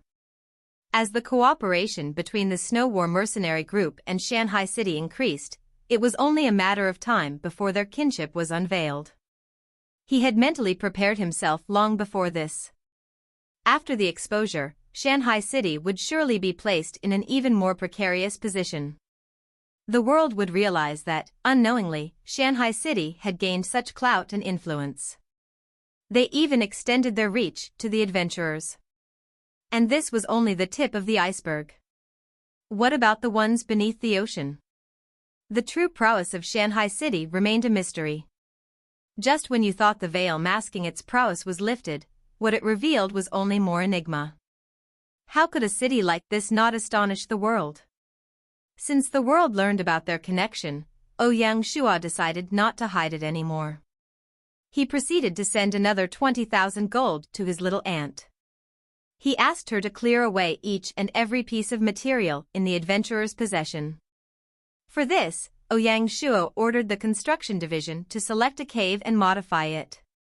They transformed it into a special storage area for the excess materials, especially the leather that took up too much space. If he relied on the players to smuggle it through the teleportation portal, the teleportation fee would be 10% higher than the trading tax. Thus, Ouyang Shua simply traded through the auction platform. He gritted his teeth and paid the 3,000 gold trading tax. As Gaia oversaw the trading platform, the players could not lower their selling price to evade the trading taxes. As the acquisition progressed, pile after pile of leathers, roll after roll of tendons, and all the other materials were transported through the platform to Shanghai City. They then moved the materials to the cave for storage. Soon, they had nearly filled up half of the enormous cave. With such a large quantity of materials, the Bow and Crossbow Division Secretary Wu Peng and the Armory Division Secretary Wang Gao estimated they had sufficient materials to make millions of bowstrings and over 40,000 sets of Mingguang armor and leather armor. The two felt the happiest about the Lord's material acquisition. They had never thought their problem concerning the supply of materials would be resolved overnight. Moreover, it far exceeded their expectations. As for the other lords, most of them sat on the fence. They watched him as he continually swept up materials in the market. Firstly, they had just gone through a food crisis, so they were financially incapable of acquiring materials. Secondly, even if they acquired the materials, they would not use them in the near future. The materials would simply take up space and consume gold. It was simply not worth the effort. Most importantly, in the eyes of the other lords, there were wild creatures everywhere. They could acquire the materials later from adventurers when they needed them. As such, why go through all the troubles and fight with Shanghai City now? Ouyang Shua knew the thoughts of the other lords very well. He could only sneer coldly. No one could beat him in terms of understanding Earth Online. In theory, the wild creatures were indeed endless. However, the creatures were distributed evenly across the world. Even if Gaia had spawned more creatures around the capital city to favor the adventurers, their numbers would not be too high. Most of the creatures lived deep in the woods and high on the mountains, precarious places where the adventurers would normally stay away from. And as the players got past the newbie stages, they wouldn't need to kill these creatures to earn experience anymore. To be more precise, the experience gained from killing these creatures was too little. At this time, players would venture into the savannah or deserts to fight raiders and bandits. Consequently, they killed the most creatures during the first year of the game. This period was also the best time to acquire materials. Afterward, the supply of materials gradually diminished. Additionally, as players advanced to higher levels, their personal wealth steadily increased. By then, the gold earned from selling materials would seem insignificant to them. As a result, they would lose motivation to kill creatures and gather materials. Moreover, compared to bow arms, bowstrings wore out more easily and required frequent replacements. In the Tang dynasty army, a bow required 3 bowstrings, indicating a significant consumption of tendons. This round, Ouyang Shua had swept away all the materials at just the right time. He acquired all the materials that players had stored for nearly the entire year, taking the largest and most delicious slice of the cake. The acquisition cost him a total of 33,000 gold. Apart from the immovable 100,000 gold, he had only 3,000 gold left. However, his remarkable action had laid the strongest foundation for the military industry of Shanghai City. For an extended period, he wouldn't have to worry about material supplies anymore. Handan City, Meeting Room. Outside of our expectations, we really managed to catch a big fish, said Di Chen as he looked out the hall with an inexplicable expression. When he learned that Shanghai City was collaborating with Snow War Rose, Di Chen immediately dispatched an envoy to contact Snow War Rose's core members. Under the influence of a substantial offer, they finally received some news from one of the core members. The news caught Di Chen off guard. Juedai Fenghua sat icily in the room and slowly said, "It seems we need to accelerate our negotiations with Jianqi Zonghang. We cannot let Chiyu Wui outmaneuver us again."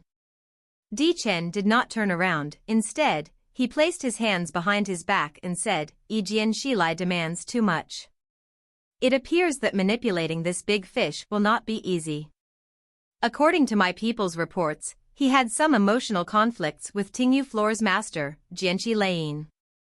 Perhaps we can use this as a breakthrough to pry open Jian Shilai's mouth." "Right. Then, I'll entrust this task to you," Di Chen finally turned around and said with a serious tone. Juedai Fenghua's beautiful eyebrows furrowed, and she nodded without making any promises. "By the way, Sha Pejuan has been acting up lately. He's getting too close to Chun Shinjun," Di Chen said as he took a sip of tea and sat down. Then, he bitterly added, "I never thought we would end up doing something that could jeopardize ourselves." Juedai Fenghua shook her head and said, "Don't worry too much. At least, through Asura's investigations, we managed to obtain first-hand information about Shanghai City's army. As for Asura siding with Chun Shinjun, I don't think you have to worry too much." "Oh? Why not?" "Chun Shinjun is a man of unfathomable depth and skepticism. Sha Pejuan has followed us for a long time. Suddenly, he decides to side with Chun Shinjun. You can't possibly think that Chun Shinjun would trust Asura so easily, right? To him, Sha Pejuan is just a chess piece on his chessboard." Di Chen nodded. He seemed to agree with Juedai Fenghua's judgment. However, Juedai Fenghua frowned again and said with worry, "Compared to Sha Pejuan, I am still more concerned about Chiyu Wui.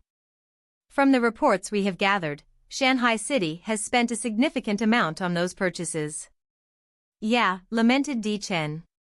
Then, he said bitterly, "Previously, Grandfather thought that sowing discord between the Feng family and Chiyu Wui would cut off the funds of Shanghai City. He thought it would make it impossible for them to survive the famine. Who would have thought that they would not only manage it without any losses but still have a considerable amount of funds? God knows how he managed to gather so much."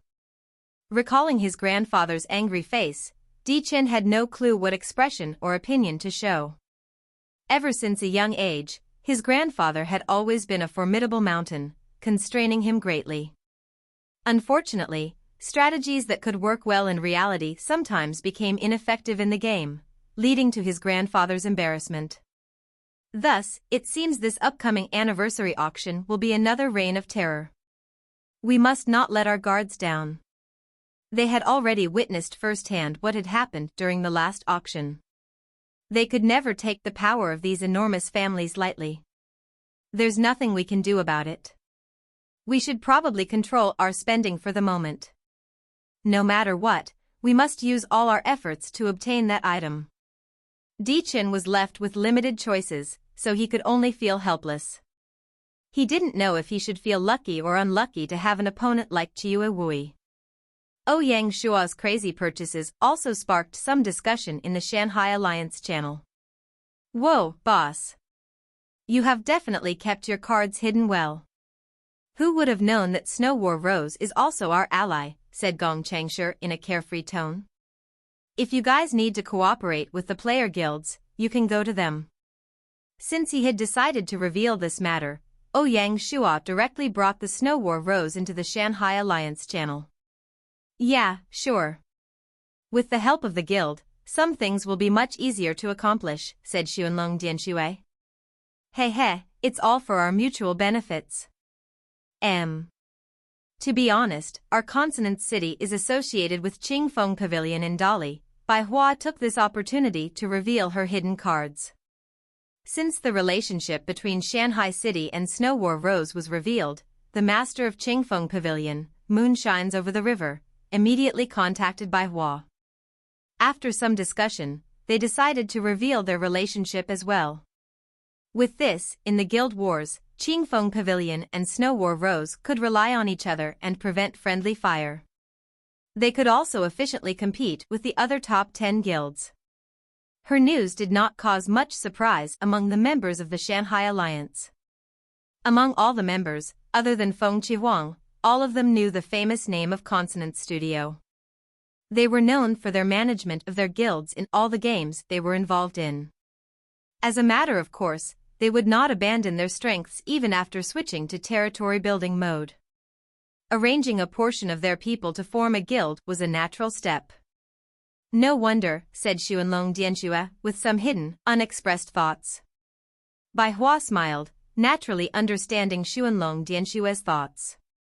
During the famine, the Four Seas Bank had taken root in the territories of every member of the Shanghai Alliance, except Consonant City.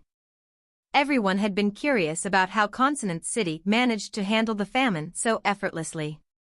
The revelation of their relationship with Qingfeng Pavilion finally provided the answer. With the funding from Qingfeng Pavilion, Consonant City would undoubtedly manage the situation with ease. Wow. Why do I have a feeling that the Shanghai Alliance could not only dominate the Lord-type players but also the Adventurer-type players, said Gong Changshu, smiling. Ouyang Shua frowned as soon as he heard Gong Changshu's words.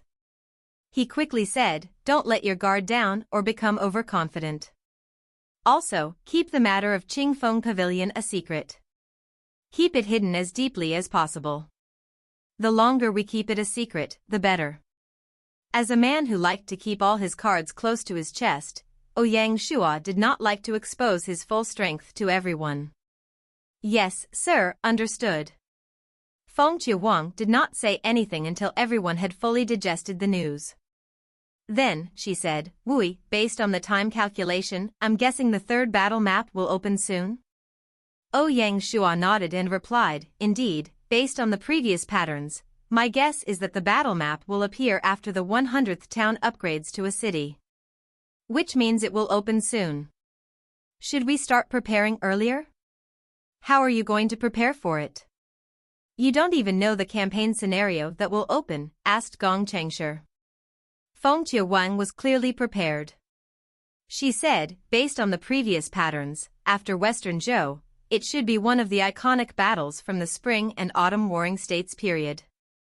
Not bad. There are a huge number of famous historical figures in that era, Xuanlong Dianxue noted. Yeah, an uncountable number. Just thinking of this already fires me up. Try and guess which battle Gaia will choose, Xuanlong Dianxue suggested. There are too many iconic battles during the Spring and Autumn Warring States period, especially in the Warring States period, where there were countless wars. It's hard to guess, Xuanlong Dianxue said. Although there are many iconic battles from that era, if I had to pick the one that is most symbolic and significant, I think it should be the Battle of Changping, Feng Qihuang said confidently. Everyone was surprised, but after thinking it over, they agreed that her guess was likely correct. Wui, what do you think? Seeing Ouyang Shuo was quiet, Feng Yewang asked him curiously. Ouyang Shuo was taken aback. Of course, he knew that the third campaign scenario was the Battle of Changping, just as Feng Yewang had hypothesized. It seems like the players had started to decipher the patterns Gaia always used. With this realization, Ouyang Shuo suddenly no longer looked forward to the battle map as much as before. Same here. I think there is a 90% chance it will be the Battle of Changping, said Ouyang Shuo calmly. The Battle of Changping. One of the fiercest and cruelest battles in the history of China. Qin and Zhao threw in more than 1 million elite soldiers into the battlefield. All of these elites were equally as strong as our armies, maybe even more powerful. This campaign will definitely be very difficult. Are we strong enough for it? Said Xuanlong Dianxue, who was very familiar with the history. I don't think we will just be cannon fodder. In this campaign, there will be more than 10,000 players. Worst comes to worst, we can still put up a fight, Feng Yewang said with great hopes. The fact is, as history proceeds to the warring states, dominating the battlefield with the advantage of advanced equipment like the 2 previous campaigns will no longer be possible. Heh, maybe we can't, but boss, you can still do it. Tang Dynasty's Ming Guang armor and Song Dynasty's Burin armor. Advanced armors like these did not exist in the era of the warring states, said Gong Changshi. Right, boss. When will Shanghai City start selling us armor and weaponry? Qin Qiong is bugging me every day for that equipment, said Xuanlong Dianxue. We are still trying our best to build up a military-industrial system. The earliest would be next year, said Ouyang Shuo with a bitter smile. He knew these guys hadn't given up hope on getting their hands on the armor. Hey, get back to the main topic. Feng Yewang interjected eagerly when the 3 men started to change the topic. She added, if our prediction is correct, the campaign will be very difficult. As such, we should get ready earlier. But there is a problem. We don't know the time period Gaia will set for the campaign. The Battle of Changping lasted for 3 years. There are too many unstable elements, said Xuanlong Dianxue with a frown. Xuanlong Dianxue's words were the truth. Even Ouyang Shuo was unclear about how Gaia simulated the system. If it's the period before the Battle of Changping, before King Zhao swapped Lianbo with Zhao Kuo, then both Qin and Zhao would be equally matched. As such, choosing Zhao would make a comeback easier. However, if Gaia chose the period when the Qin army had the upper hand and surrounded the Zhao army, then choosing Qin would grant them an overwhelming advantage. A comeback would almost be impossible in such a scenario. It's no use thinking too much. We might as well wait for the announcement of the campaign scenario and discuss the situation again, said the temporarily clueless Ouyang Shuo. Fine, said the unsatisfied Feng Yewang. Wui, don't forget about the Yan-Huang alliance, reminded by Hua. They lost so badly in the previous campaign because they were not familiar with it. Additionally, your surprising moves caught them off guard. The third campaign scenario is very predictable. Di Chen and his allies are not fools, so they can definitely make the same prediction as ours. Therefore, with that, they begin at the same starting line as us. They definitely want to one-up us, so we must be prepared. What's the big deal? If they want war, we will give them war, said Gong Changshi with great confidence. Ouyang Shuo did not say anything, but he nodded. After closing the alliance channel, Ouyang Shuo continued to ponder the third campaign scenario. Thoughts of which factions to join, strategies to employ, and actions to take kept stimulating his mind. While he was still immersed in these thoughts, his secretary, Lang Bainan, walked in and said, "My lord, the head of the armory division, Wang Gao, has asked you to visit. He wants to discuss the weapon crafted for you." Ouyang Shuo was surprised by this. It had been 5 days since he gave Wang Gao the meteorite, and the weapon should have been completed by now. Why did Wang Gao ask him to come over instead of sending it directly? Without much thought, Ouyang Shuo quickly left the office. When he arrived at the armory division, a young blacksmith stood by the door.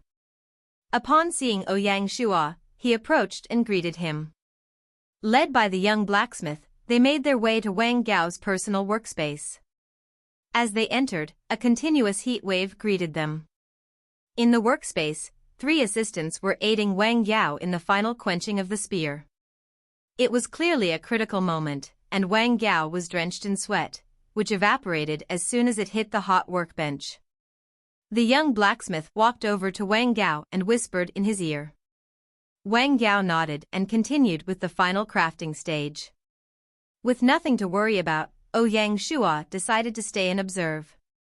10 minutes later, Wang Yao began to wrap things up.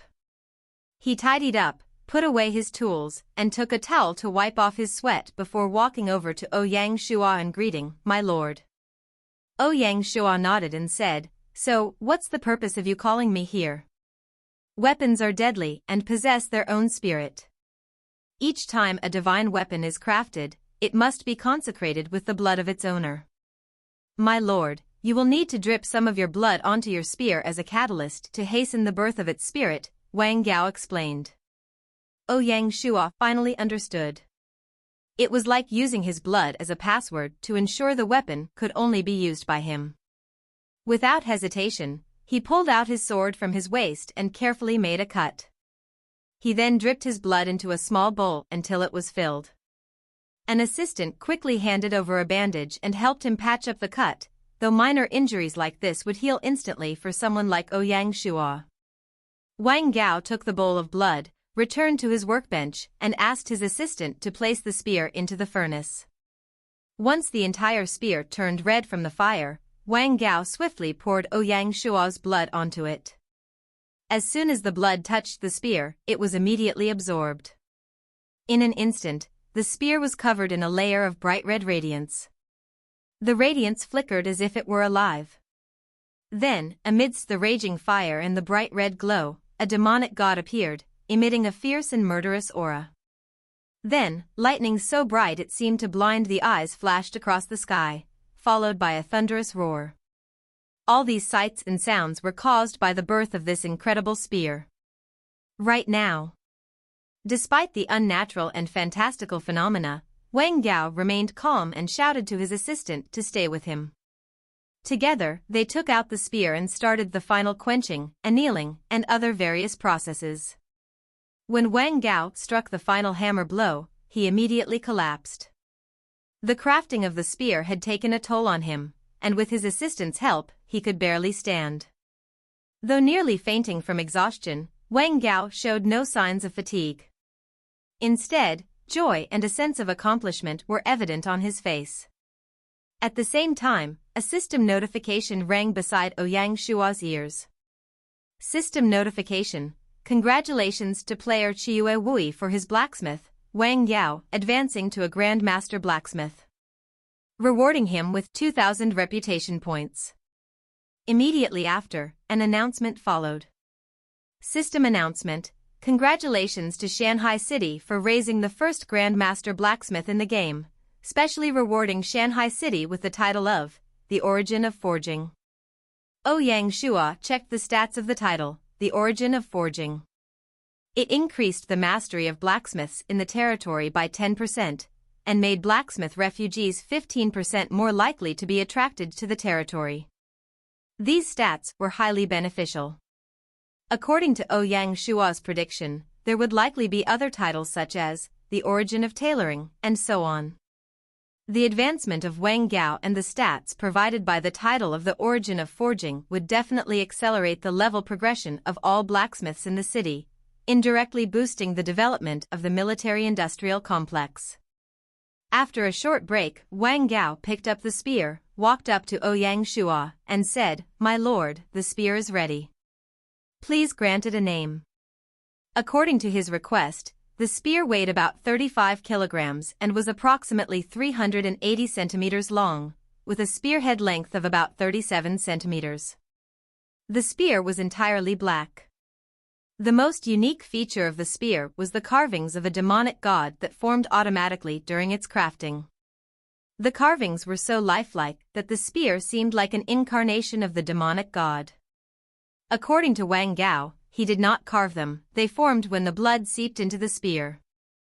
Ouyang Shua immediately connected this with his demonic god's bloodline and said, since the spear is made from meteorites that fell from the sky and has been nourished with the blood of the demonic god, I will name it the Tianmo spear. Name, Tianmo spear, Platinum class. Durability, 75. Sharpness, 65. Tenacity, 55. Specialty, demonic vampirism, has a chance to evolve each time the spear absorbs blood. Description, forged from meteorites that fell from the sky and bathed in the blood of the demonic god. After a series of mutations, it has become a divine weapon that can only be wielded by the person who dripped their blood on it. Untradeable, unthrowable, and evolvable. If it weren't for the demonic god bloodline of Ouyang Shua, the spear might have been ruined, only reaching the dark gold level at most. The Tianmo spear was undoubtedly powerful, matching the strength of Song Jia's Qingfeng sword. However, what was most crucial was that the Tianmo spear was evolvable. Its demonic vampirism ability determined that, when bathed in the blood of worthy enemies, it might evolve into a one-of-a-kind, world-top spear. As he gently caressed the spear, Ouyang Shua said, Tianmo spear, follow me into battle, pierce through enemy chests, and bathe in their blood. Let us forge an unbeatable legacy. The spear, as if coming to life, suddenly vibrated, and its red radiance began to glow. Seeing this, Ouyang Shua could not help but feel extremely pleased. He had no idea the spear possessed its own spirit, the demonic god bloodline was indeed powerful. He then considered that next time, they should do the same when forging higher tiers of Mingguang armor.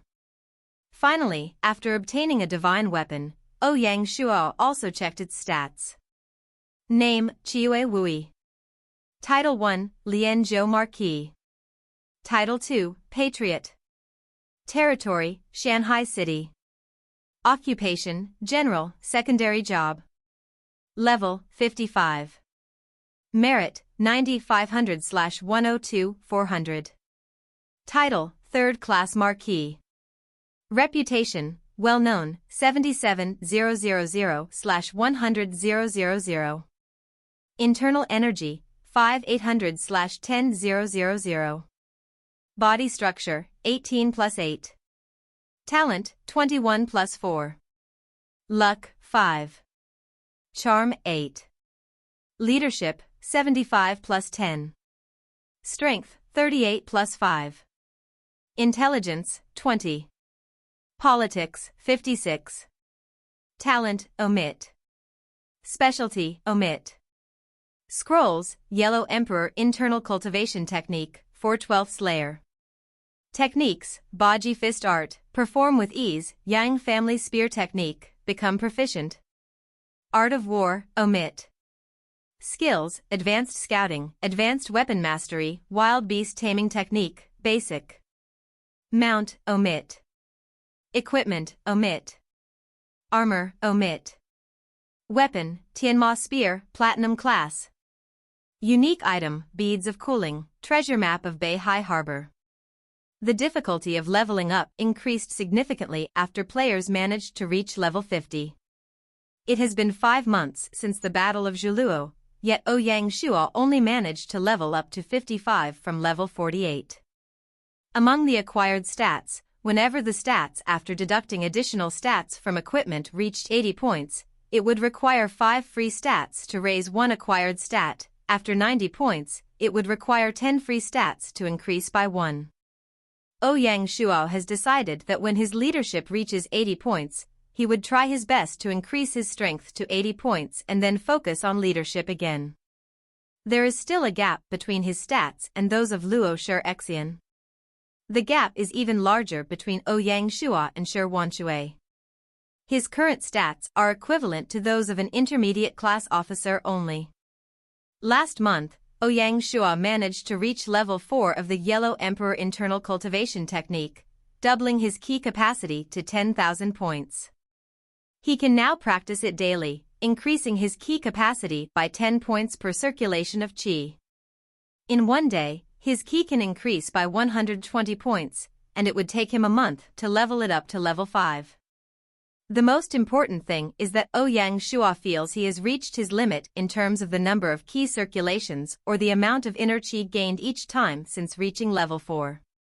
Without a miracle or special encounter, it would be difficult for him to improve further.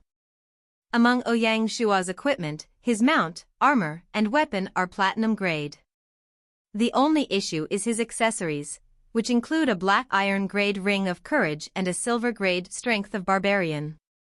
After closing his stats window, Ouyang Shua left the armory division. When he returned to the Lord's Hall, Lei Sun was already waiting for him. Although Lei Sun was now engaged in training new army recruits, the operations of the Military Intelligence Division did not stop. Therefore, any important information was still reported to Ouyang Shua. My lord, the recent news from the grassland has arrived. Ouyang Shua had already braced himself psychologically upon seeing Lei Sun. It had been 3 months since Operation Wildfire, so the balance among the tribes on the grassland should have been disrupted by now. Over the past 3 months, Ouyang Shua had not ceased his surveillance of the grassland. After Operation Wildfire, the Tianchi tribe's western army had collapsed and needed time to reform. This led to a loss of their ability to deter the smaller tribes in the west. The mid-sized tribes were the first to show their fangs. Ignoring warnings from the Tianchi tribe, they began invading smaller tribes, plundering cattle, stealing resources, and occupying ranches. The Tianchi tribe responded only with warnings and took no further action. Their inaction was interpreted as a sign of weakness, leading to larger-scale uprisings. Consequently, the flames of war began to spread across the entire grassland, from west to east and from north to south. In the blink of an eye, war had engulfed the entire grassland.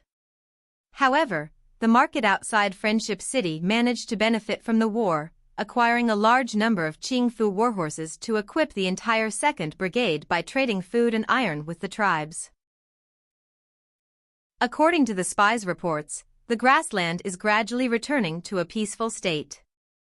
The reports stated that after 3 months of chaos, the small tribes in the grassland had been eliminated.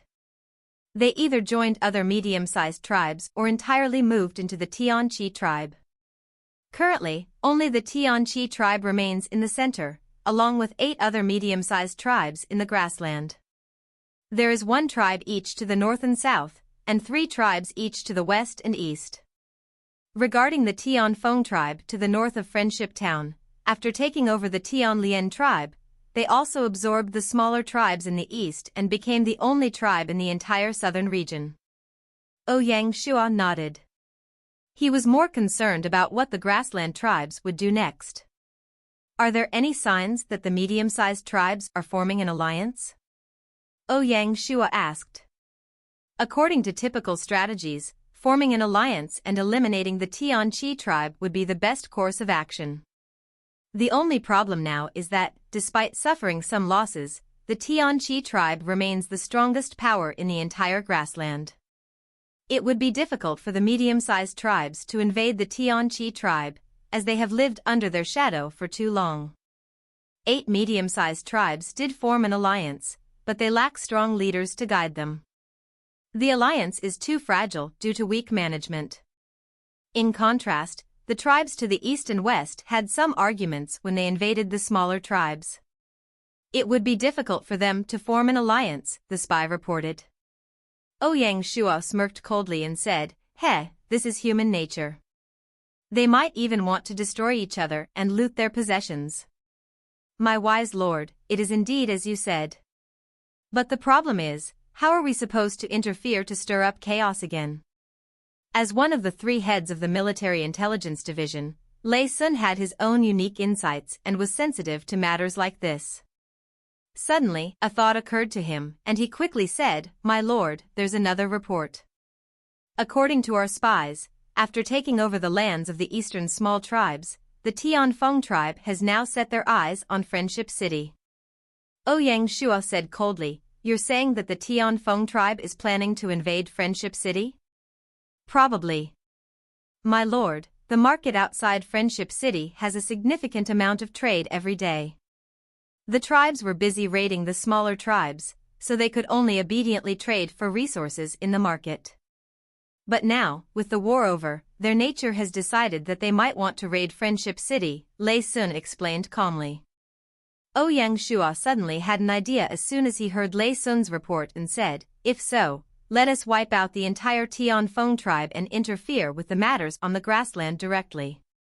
If I'm not mistaken, it's not only the Tianfeng tribe that is eyeing Friendship City, the other tribes are also the same. But, Lei Sun hesitated, if so, wouldn't we cause the other tribes to team up and resist us together? Ouyang Shua nodded and said, there's a possibility that this will happen. So, we have to do one thing, disrupt their alliance and divert their attention. Didn't you say that the eastern and southern tribes are in bad condition? Arrange some spies to incite hatred between the two and stir up a war. Understood. Suddenly, Lei Sun felt his responsibility increase greatly. From November 2nd to November 5th, the peaceful state of the grassland did not last long and it became noisy again. In just a few days, there were over 5 raids on the eastern and southern borders, affecting the territories of 6 medium-sized tribes. The raiders seemed very experienced, they had clear targets and left no survivors. Blood spilled in the ruins of the tribes, showcasing the cruelty that had unfolded. All evidence pointed to the murderers crossing the borders and raiding these tribes. As a result, the hatred among the tribal people intensified, and they continuously urged their chiefs to declare war on their enemies.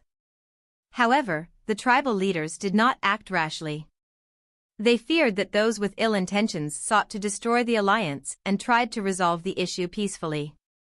Before their investigation concluded, the nobles among the tribes began to be assassinated, either dying silently in their tents or in the wilderness. The situation suddenly made everyone uneasy. At this moment, the 2nd Brigade stationed at the northern camp left the camp under the pretense of training. Without hiding their tracks, they crossed the Friendship River and disappeared mysteriously. As soon as the brigade left, a large amount of iron and food was transported to Friendship City and stored in the market's warehouse, visible to the tribal people trading there. Tianfeng Tribe, Chief's Tent. Chief, this is a great chance, we must not hesitate any longer. As neighbors of Friendship City, the market and city's northern camp movements would not go unnoticed by the Tianfeng tribe. They had already been eyeing Friendship City, and once they received the news, they grew even more agitated. That's right, Chief. We only need 1,000 men, and we can surely take the market, said Dariachi, sitting at the head of the tent. His brows were furrowed, and his voice was grave. Use your brains, their actions are too suspicious. This is clearly a trap. Chief, whether it's a trap or not, it all comes down to our strength. Once we take the market, what can Friendship City's military do to us? Even if it is a trap, we will still crush them and make them drown in their blood. The speaker was Dariachi's right-hand man and a general of the tribe, Hukitu. Yes, that's true. Hukitu's words resonated with the others, and even Dariachi was moved. It would be a lie to say he wasn't tempted by the resources in the market. However, as the tribe's chief, he needed to think more broadly and deeply, considering all possibilities for the tribe's sake. Hukitu, your words are correct. But what concerns me are the recent attacks in the savannah. This area is now like an active volcano, ready to erupt at any moment. This is not a good time to stir up more trouble. Chief, in my opinion, this is exactly why we should act decisively. Seize the opportunity and secure a substantial amount of ore and food. They will be the assurance of our survival. Hukitu spoke with staunch firmness and determination. His words echoed the sentiments of the tribe heads. Dariachi sighed inwardly. Hukitu's words were too vigorous, making him feel that he was being overly conservative. While caution was necessary to strive for a high place in the world, excessive caution could turn into timidity, causing countless golden opportunities to slip away. The Chinese had a saying, if the timing is right, one will reap all the benefits. However, if the timing is wrong, one will suffer the consequences. Good. Dariachi decided. Hukitu, I order you to lead 1,000 men and take down the trading market. Dariachi lost his usual calm demeanor.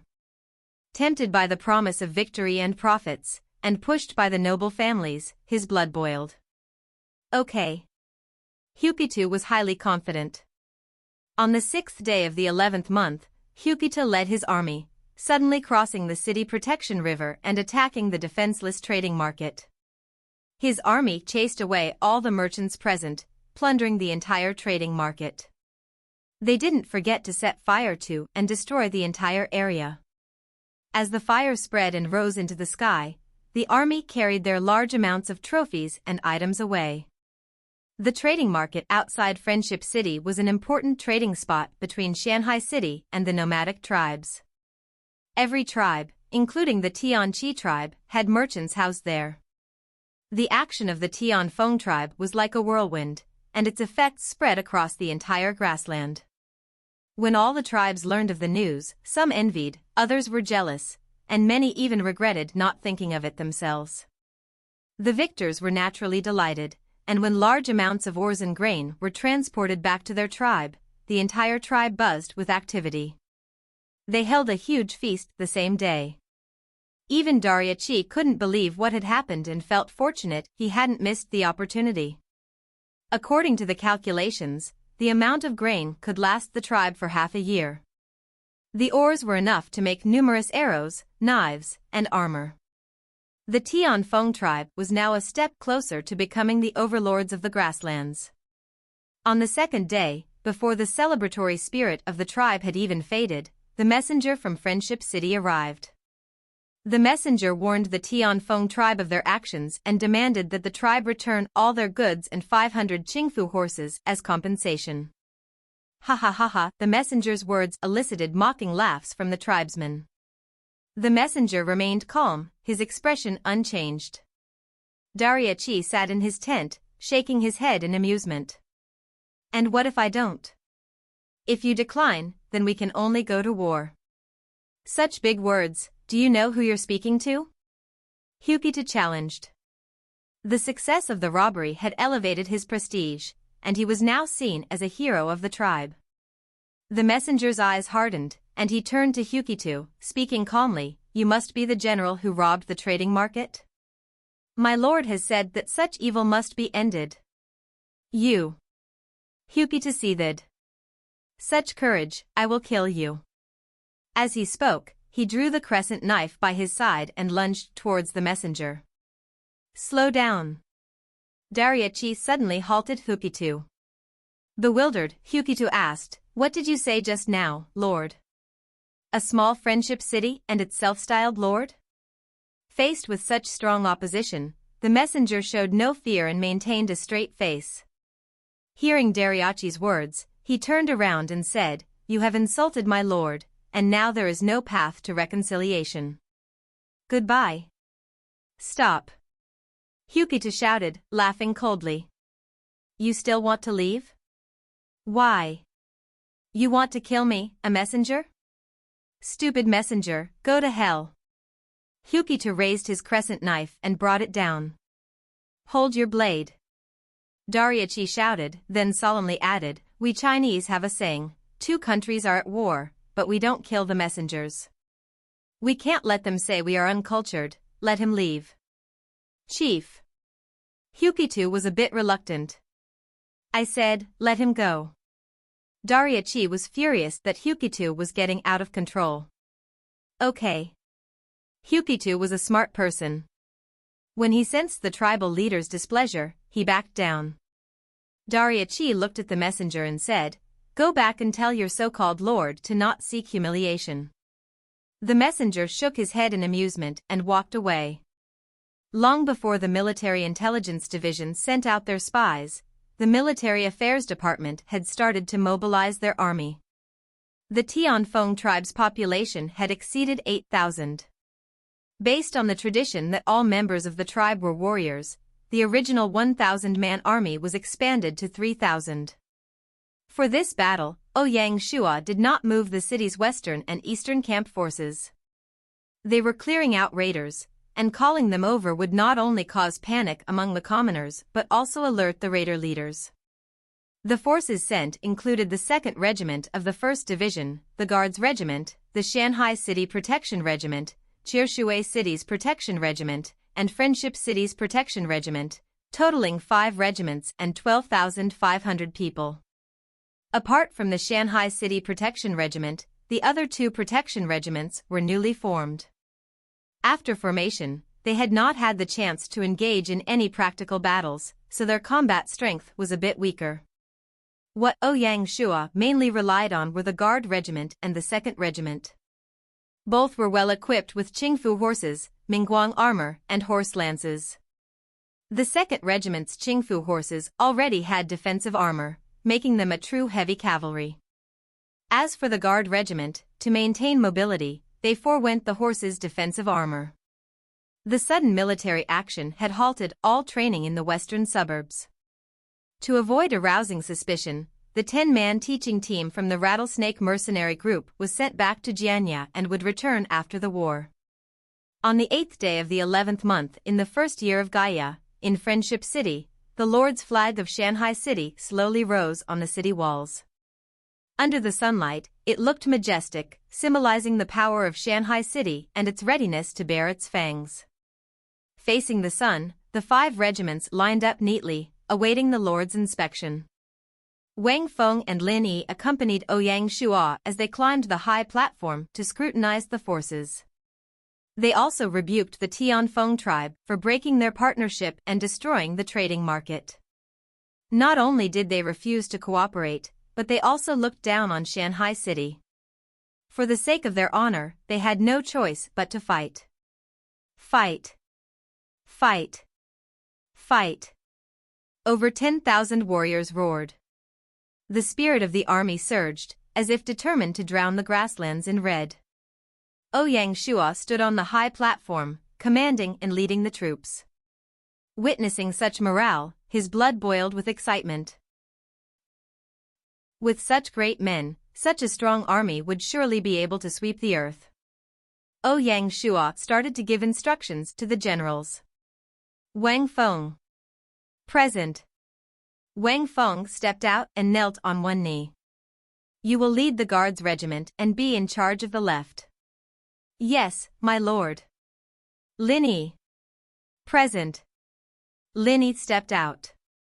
You will lead the 2nd Regiment and be in charge of the right. Yes, my lord. For the left and right wings, Ouyang Shua arranged the elite cavalry forces. The 3 city protection regiments were placed in the center, personally led by Ouyang Shua. Shanghai City and Friendship City's city protection regiments would lead the charge, while Chirshui City's city protection squad would act as the reserve. Within the regiment, the archers would be in front, the sword-shield soldiers at the back, and the cavalry on the wings. Such a formation was invincible. Afterward, Ouyang Shua pulled out his tang blade and shouted, "Let's go." The vast army formation began to move. Apart from the sound of footsteps and the hooves of the warhorses, nothing else was heard.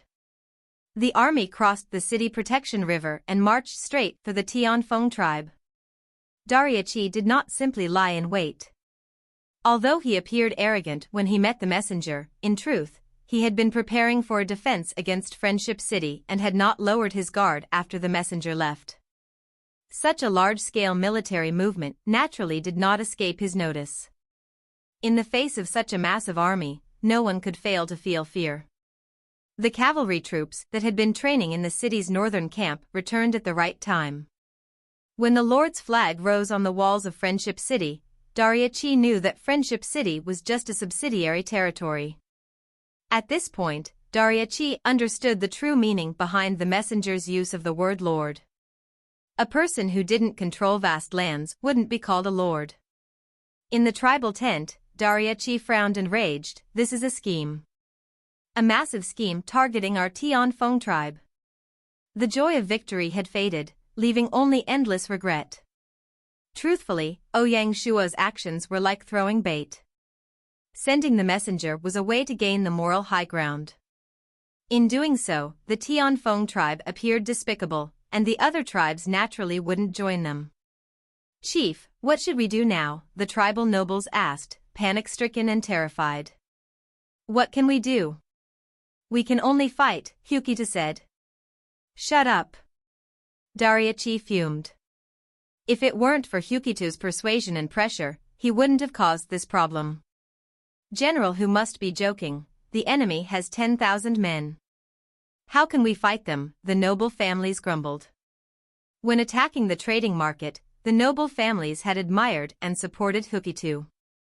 Now, as the situation had changed, their attitudes shifted, and they blamed him for his rash actions. Everyone knew that when attacking the trading market, the most eager participants were these same people. Insulted by both the tribal leader and the noble families, Hukito's face turned red, and he retorted, "How can their combat strength compare to that of our grassland warriors?" Dariachi shook his head, ignoring Hukito, and turned to look at everyone. "The only plan now is to ask for help.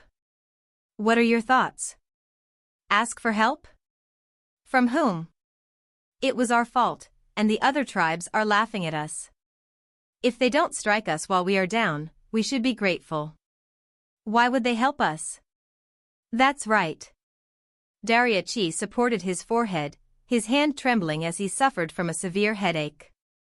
"This can't work, that can't work, so what should we do?"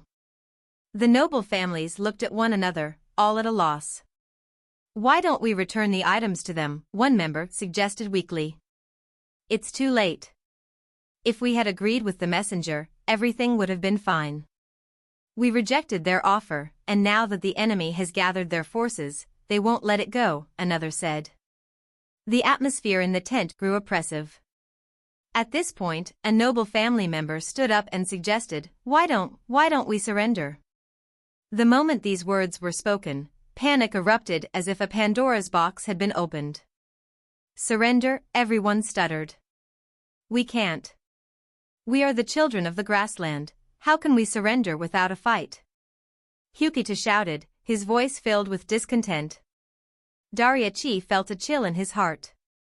He knew the worst was about to happen. He had no power to stop the fear and cowardice sweeping through the noble families. They were not mere mice, they were the core of the tribe, holding all the power. If they wanted to surrender, even as the leader, he couldn't control the army. The army's logistics were under their control. Dariachi closed his eyes, his ambition to be an overlord had ended. After a long while, he opened his eyes and said, "Hi Rigu, about the surrender, you go and handle it." Hi Rigu was the one who had suggested the surrender. He stood up and said, "Okay. Tribe leader, we can't. Our boys can still fight." Hukita tried to stop it. "Men." Dariachi didn't even look at Hukito and instead called his guards. "Present." 4 guards entered the tent. "Capture Hukito and throw him in jail." Dariachi knew one of the messenger's conditions was to hand him over. To prevent any accidents, Dariachi had to lock Hukito up. "Tribe leader." Hukito's face was full of shock, and he was speechless. Honestly, he was Dariachi's right-hand man, and Dariachi couldn't bear to lock him up. Unfortunately, the situation forced his hand, and he had no choice. "Capture him." Dariachi couldn't bear to watch as he ruthlessly ordered. "Yes." The guards were extremely loyal to their tribe leader. Though surprised, they carried out their orders without hesitation. Hukito's heart turned cold, and he stopped resisting. Dismissed. He had failed his mission to become an overlord, and his usual energy and spirit had faded. The noble families, seeing this, left silently, their thoughts unknown. To take down the Tianfeng tribe without any bloodshed was totally unexpected. As the army reached the outer regions of the Tianfeng tribe's territory, they were met by Hai Rigu, who hurried over and surrendered. After understanding his intentions, Ouyang Shua didn't know whether to laugh or cry. He hadn't expected his actions to have such a good effect, persuading them without deploying a single troop. Even so, Ouyang Shua didn't let his guard down and ordered his troops to advance. The massive army moved like a whirlwind toward the Tianfeng tribe. In the distance, one could see some light-armored cavalry, scouts sent by the other tribes. Ouyang Shua didn't stop them. Instead, he showcased the military might of Shanghai City. The nomad tribes respected strength and bullied the weak. Under the sky and white clouds, the tens of thousands of soldiers advanced in an orderly manner, a sight that would awe anyone who witnessed it. The largest tribe on the grasslands, the Tianqi tribe, had only 10,000 men. Upon arriving at the Tianfeng tribe camp, the nomads all came out curiously. Seeing such a formidable army, they were all grateful they hadn't chosen war. Otherwise, they might have all perished on the battlefield. Ouyang Shua ordered the Friendship City's City Protection Regiment to enter the camp and take over the defensive duties. Following this, they were to take control of all the equipment and disarm the 3,000-man army. Even though they surrendered without a fight, both the soldiers and civilians were still somewhat wary and uncooperative. Ouyang Shua naturally remained cautious to prevent them from turning against him. Only after finishing all the tasks did he finally relax and begin to meet the important people of the tribe. In the Tianfeng tribe's tent, Ouyang Shua was respectfully invited to sit down. Dariachi brought all the noble families and bowed to their new lord. "Greetings, my lord." Ouyang Shua noticed that Dariachi's eyes were a bit red, and he seemed reluctant when kneeling. Given the urgency of the situation, Ouyang Shua wasn't sure how to proceed. "Your willingness to surrender sincerely makes me very happy. So, would all of you be willing to move to Shanghai City and enjoy our wealth?" The noble families exchanged glances. This was a subtle way of saying he wanted to keep an eye on them. With no other choice, they had to agree. Since the enemy had surrendered voluntarily, Ouyang Shua naturally wouldn't kill them or do anything rash. Leaving all these noble families in the tribe, however, worried him. Bringing them to Shanghai City and allowing them to spend the rest of their lives there was the best option.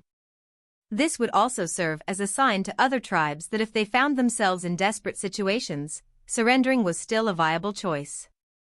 Next, he planned to deal strictly with the tribe. In the long run, taking down the Tianfeng tribe held significant meaning. It announced Shanghai City's entry into the grasslands and served as a stepping stone for future expansion. In the short term, the most important gain was obtaining the Qingfu horses and the 3,000 elite soldiers.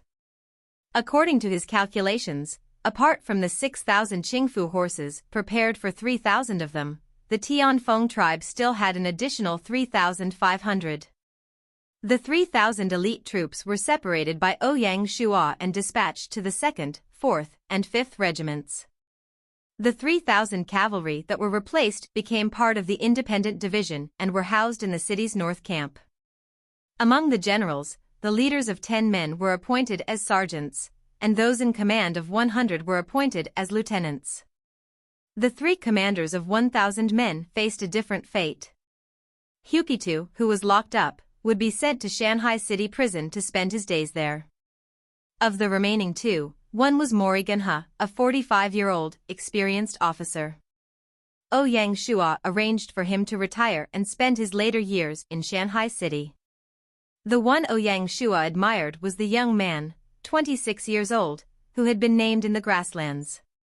He was not part of the tribe but came from a small one that was destroyed by the Tianfeng tribe. Dariachi admired his qualities and broke the rules to allow him to lead 1,000 men. Name ** Xiaobu. Identity * resident of Shanghai City.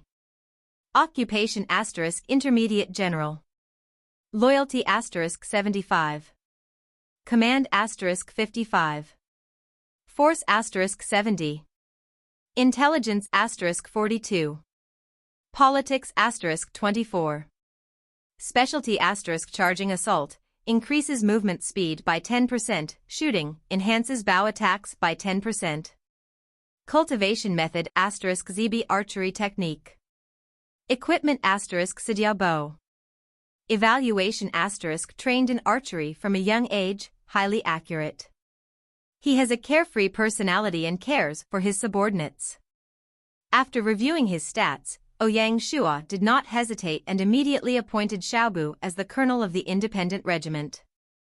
With someone familiar with the grassland tribes, Ouyang Shua believed the city's north camp was as strong as a rock. After the reorganization, the 2nd, 4th, 5th, and independent regiments, as well as the Guards Regiment, all had Qingfu horses. The remaining 2,000 horses were sent to the Jifeng Valley stables. Regarding the Tianfeng tribe's main camp, Ouyang Shua decided to convert it into the city's north camp. General Lin would be in charge, with Xiaobu as his deputy. Apart from the noble families relocated to Shanghai City, the ordinary farmers and herders were now under Friendship City. As they were nomads, Ouyang Shua allowed them to settle outside the city. As for the destroyed trading market, with the times changing, it lost its use, and no tribe was willing to come to trade. Therefore, Ouyang Shua decided not to rebuild it. The transformation of the Tianfeng tribe stunned and shocked all the other grassland tribes. They only then learned that farther south lay a territory known as Shanghai City, which was watching and observing them. Suddenly, a sense of danger swept over them. The Tianfeng tribe's surrender without a fight was the best demonstration of strength. Naturally, after the surrender, Shanghai City's strength would increase once again. Faced with such changes, the cowardly tribes decided to group together, while the ambitious ones turned their attention to their neighbors, seeing territorial expansion as the best way to gain a foothold. These medium-sized tribes did not dare to target Shanghai City. The Tianfeng tribe served as an example, and they did not want to take the risk, as who knew how many more troops Shanghai City still had. After he had finished dealing with the Tianfeng tribe matters, 2 days had already passed. Just as he was on the way back to Shanghai City, a system notification sounded out. System notification: 100 cities have been successfully upgraded in the Chinese region, initiating the 3rd battle map, the Battle of Changping, which will start in 3 days. Please look forward to it. Friendly reminder: only territories at city grade and above can participate. It was unexpected but logical. The requirements to join the Battle of Changping had increased, now only allowing city grade and above, which meant that fewer than 100 lords would participate. This setting undoubtedly aimed to widen the gap between the Lord Game Mode players. Those who had not upgraded their territories to city level would lose their chance to join, and with it, the opportunity to earn merit points. This would make their path to upgrading more challenging. Missing such an opportunity would likely mean losing the chance to conquer the world. Aside from a few lucky ones who might catch up, the rest would likely be swallowed up. As more territories upgraded to city grade, territorial wars began to occur more frequently.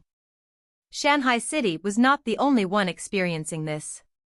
However, what set Shanghai City apart was its ambition to take things a step further. With threats gradually being eliminated, Ouyang Shua had set his sights on taking over the entire Lianzhou Basin. The prerequisite, of course, was the city's first upgrade to a prefecture. Shanghai City's population was nearing the maximum of 100,000, making it ready for the upgrade. After the Battle of Changping, Ouyang Shua would apply for the upgrade. However, he was unsure what test he would face to upgrade to a prefecture. Just as he was thinking about the future, an eye-catching message appeared on the country channel: Di Chen, Chiua Wui, during the Battle of Changping, the Yewang Alliance will choose the camp of Zhao country. Will Shanghai Alliance accept our challenge and oppose us? The players were in an uproar. This was the second time Di Chen had challenged Ouyang Shua. The only difference this time was that he did it using the name of the Yewang Alliance. Clearly, they had come to an agreement, and this wasn't just Di Chen's act. Most importantly, everyone knew that Qing country had won the Battle of Changping. For the Yewang Alliance to choose the losing side, it meant they were confident in rewriting history. Such an attitude was something Ouyang Shua had to seriously consider. Ouyang Shua remained silent. Anyone with a brain could guess that they had some insider information about the Battle of Changping and had been preparing for it. That was the only reason they had the confidence to challenge the Shanghai alliance. This time, the situation was entirely against them. Before Ouyang Shua could say anything, the alliance channel was already in an uproar. Especially Gong Changshi, who was the most aggressive and wanted a one-on-one duel with Di Chen.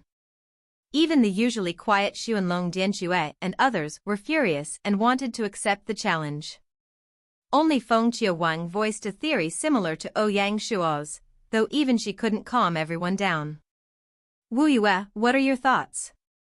Everyone fell silent, leaving the decision to Ouyang Shua. Ouyang Shua laughed. If he wants a war, let's have one. Great. Everyone agreed that the honor and position of the Shanghai alliance shouldn't and wouldn't be challenged. Even though he made such a comment, he didn't underestimate his opponent, as this was a war he couldn't afford to lose. The next day, the members of the Shanghai alliance gathered in Shanghai City to discuss strategy. Among them, only Wu Fu was visiting Shanghai City for the first time. For the village building quest, he, like Bai Hua and Xuanlong Dianxue, obtained a silver village creation token and a king rank summoning token. Unfortunately, he summoned a civil servant, who was of no use in battle. Similar to Wu Fu was Xiang Ba. During the Battle of Mai, Ouyang Shua didn't see any historical generals by his side. Only beside Wandering Magic was a historical general. The last time Bai Hua and the others came to Shanghai City, Shanghai Town was trying to upgrade. Half a year had passed, and the city had changed significantly. Apart from the Lord's Manor, everything looked different. Even the Lord's Manor had undergone a massive transformation, with a huge Lianzhou Lord's Manor plaque hanging outside. Wu Fu said enviously, "When can my Lord's Manor also have such a sign?" "You give up." Xuanlong Dianxue teased him. "Wui, you really shock us time after time." Bai Hua was amazed. The development of Shanghai City was so impressive that it only made members worship and envy him. "I came this time to take a look and learn from Brother Wui." Wu Fu, who had been quiet, couldn't help but laugh. Shanghai City's organization was like a full-sized encyclopedia. Ouyang Shua laughed. "Let's talk in the manor." He led them into the hall in the front courtyard. Among the members, Wu Fu and Songwen were new, so they took this opportunity to get to know the other members. "For this battle, what thoughts do all of you have?" Ouyang Shua asked. All those seated were elite lords. Although they didn't have much understanding of the Battle of Changping, they had enough time to research the details. Feng Qiawang was one of the most excited and said, "This battle is of utmost importance. For the Yewang alliance to take the initiative, there are pros and cons." "How so?" "The pros don't need to be stated. In the last two battles, Wui is the example. He made early preparations specifically for the battle. Whether it was the south-pointing chariot or the crossbow machine, it decided the battle. This time, the Yewang alliance has gone all out, and if they fail, they are ruined." Bai Hua frowned. "We can't be so optimistic. Di Chen and the others have been bullied by Wui so many times and have already learned their lesson. Without some confidence, they wouldn't have provoked us in the country channel." Ouyang Shua shook his head in amusement. How did he become a bully in her eyes? Feng Qiawang didn't deny it and said, "I'm not blindly optimistic. Compared to the Yewang alliance, we have an advantage. Our ranks are much higher than theirs. Out of all their ranks, the highest is only a second-rank earl, and can only bring 1,000 troops. Our big brother can bring 10,000 troops, the same as 20 new lords. Adding all of us, we will have over 20,000, which would be more than 25% of the troops in the battle." Gong Changshi agreed. "Don't forget that the Battle of Changping is a battle of 1,000,000 troops. What can our 20,000 do? The one that decides the victory is the troops of the two nations." Xuanlong Dianxue wasn't as optimistic. Ouyang Shua didn't join in the discussion, and when they talked about troops, he then spoke up. What use 20,000 men can be depends on the kind of troops we bring. Wui is right. Although we can't be the core, we can be the joker or the trump card, Wang agreed. It seems I need to bring out my elite troops again. Aya, stop being so secretive. What troops should we bring? Mulan Yu grumbled. Ouyang Shua looked at Xu and asked, regarding this question, it's better for him to answer. As the military advisor of the alliance, Xu was very capable. With Gaia's help, all these historical figures had great knowledge of war, and there was no need to brief them specifically on anything. He stood up and bowed to everyone. Out of the three types, infantry, cavalry, and archers aren't useful, as the Qin states infantry and cavalry favor close combat. In such a chaotic battle, it will be hard to use archers effectively. Out of all the troops in the alliance, apart from the heavily armored mountain barbarian infantry from Shanghai City, the rest cannot match the infantry of the Qin country. Therefore, we can only send out cavalry. However, after the Zhao country revolution, they began using cavalry who wore lighter armor and wielded bows, making their cavalry the best. Can this work? Xuanlong Dianxue questioned. I agree with Xu, Ouyang Shua said. In this battle, Shanghai City will send 10,000 elite cavalry. The situations before and after the war are different. Before the spring and autumn period, war was simply about lining up at a set location and fighting head-on. It was like a noble family battle where customs and manners were important. The battles of Zhualu and Mai were such battles. During the Warring States era, war became about killing and taking important land, and such rules no longer applied. The Battle of Changping was a typical battle of attrition, where being quick and flexible was crucial. No matter how strong their cavalry is, we have no choice but to send out cavalry. The hall fell completely silent as everyone digested the new information. Big brother, you won't be bringing the heavily armored infantry, such a strong force?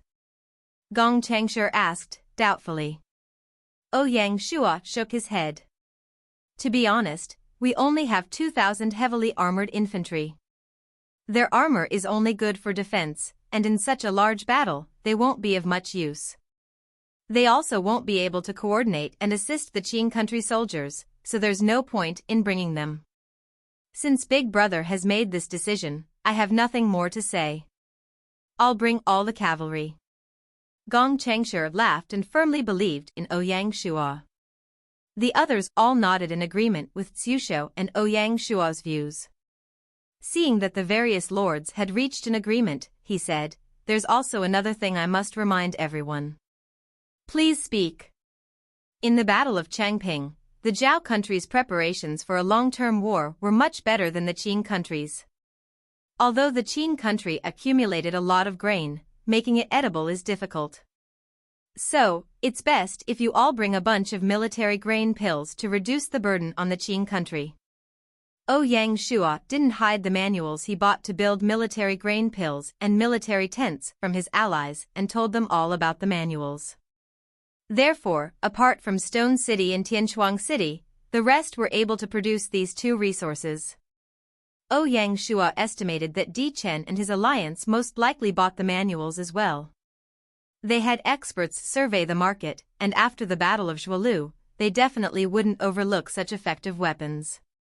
After the military discussion, Wang asked another question.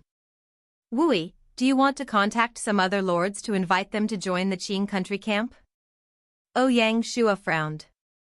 Do you think Di Chen would take the chance to invite other lords to create an imbalance of players? Ouyang Shua immediately understood her meaning. Based on my understanding of them, they will definitely do that. They know they can't beat us head-on, so they have to scheme, and they are really good at that. That's right. During the territory acquisition wave, the medium and large powers bought many territories, and many of them have relationships with the Yanhuang alliance, Songwen suddenly said. He was the earliest beneficiary and, therefore, understood.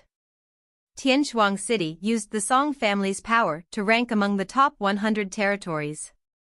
Similarly, those who acquired these territories naturally became frontrunners in the game.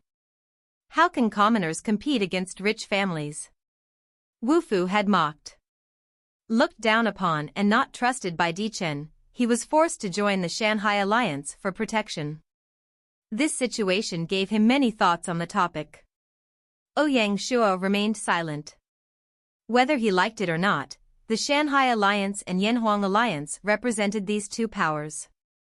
Although the line wasn't always clear, with the Shanghai Alliance having members like Feng Wang and Song Wen, and the Yanhuang Alliance also including commoners like Wandering Magic. What are your thoughts? Ouyang Shuo didn't make a decision on his own.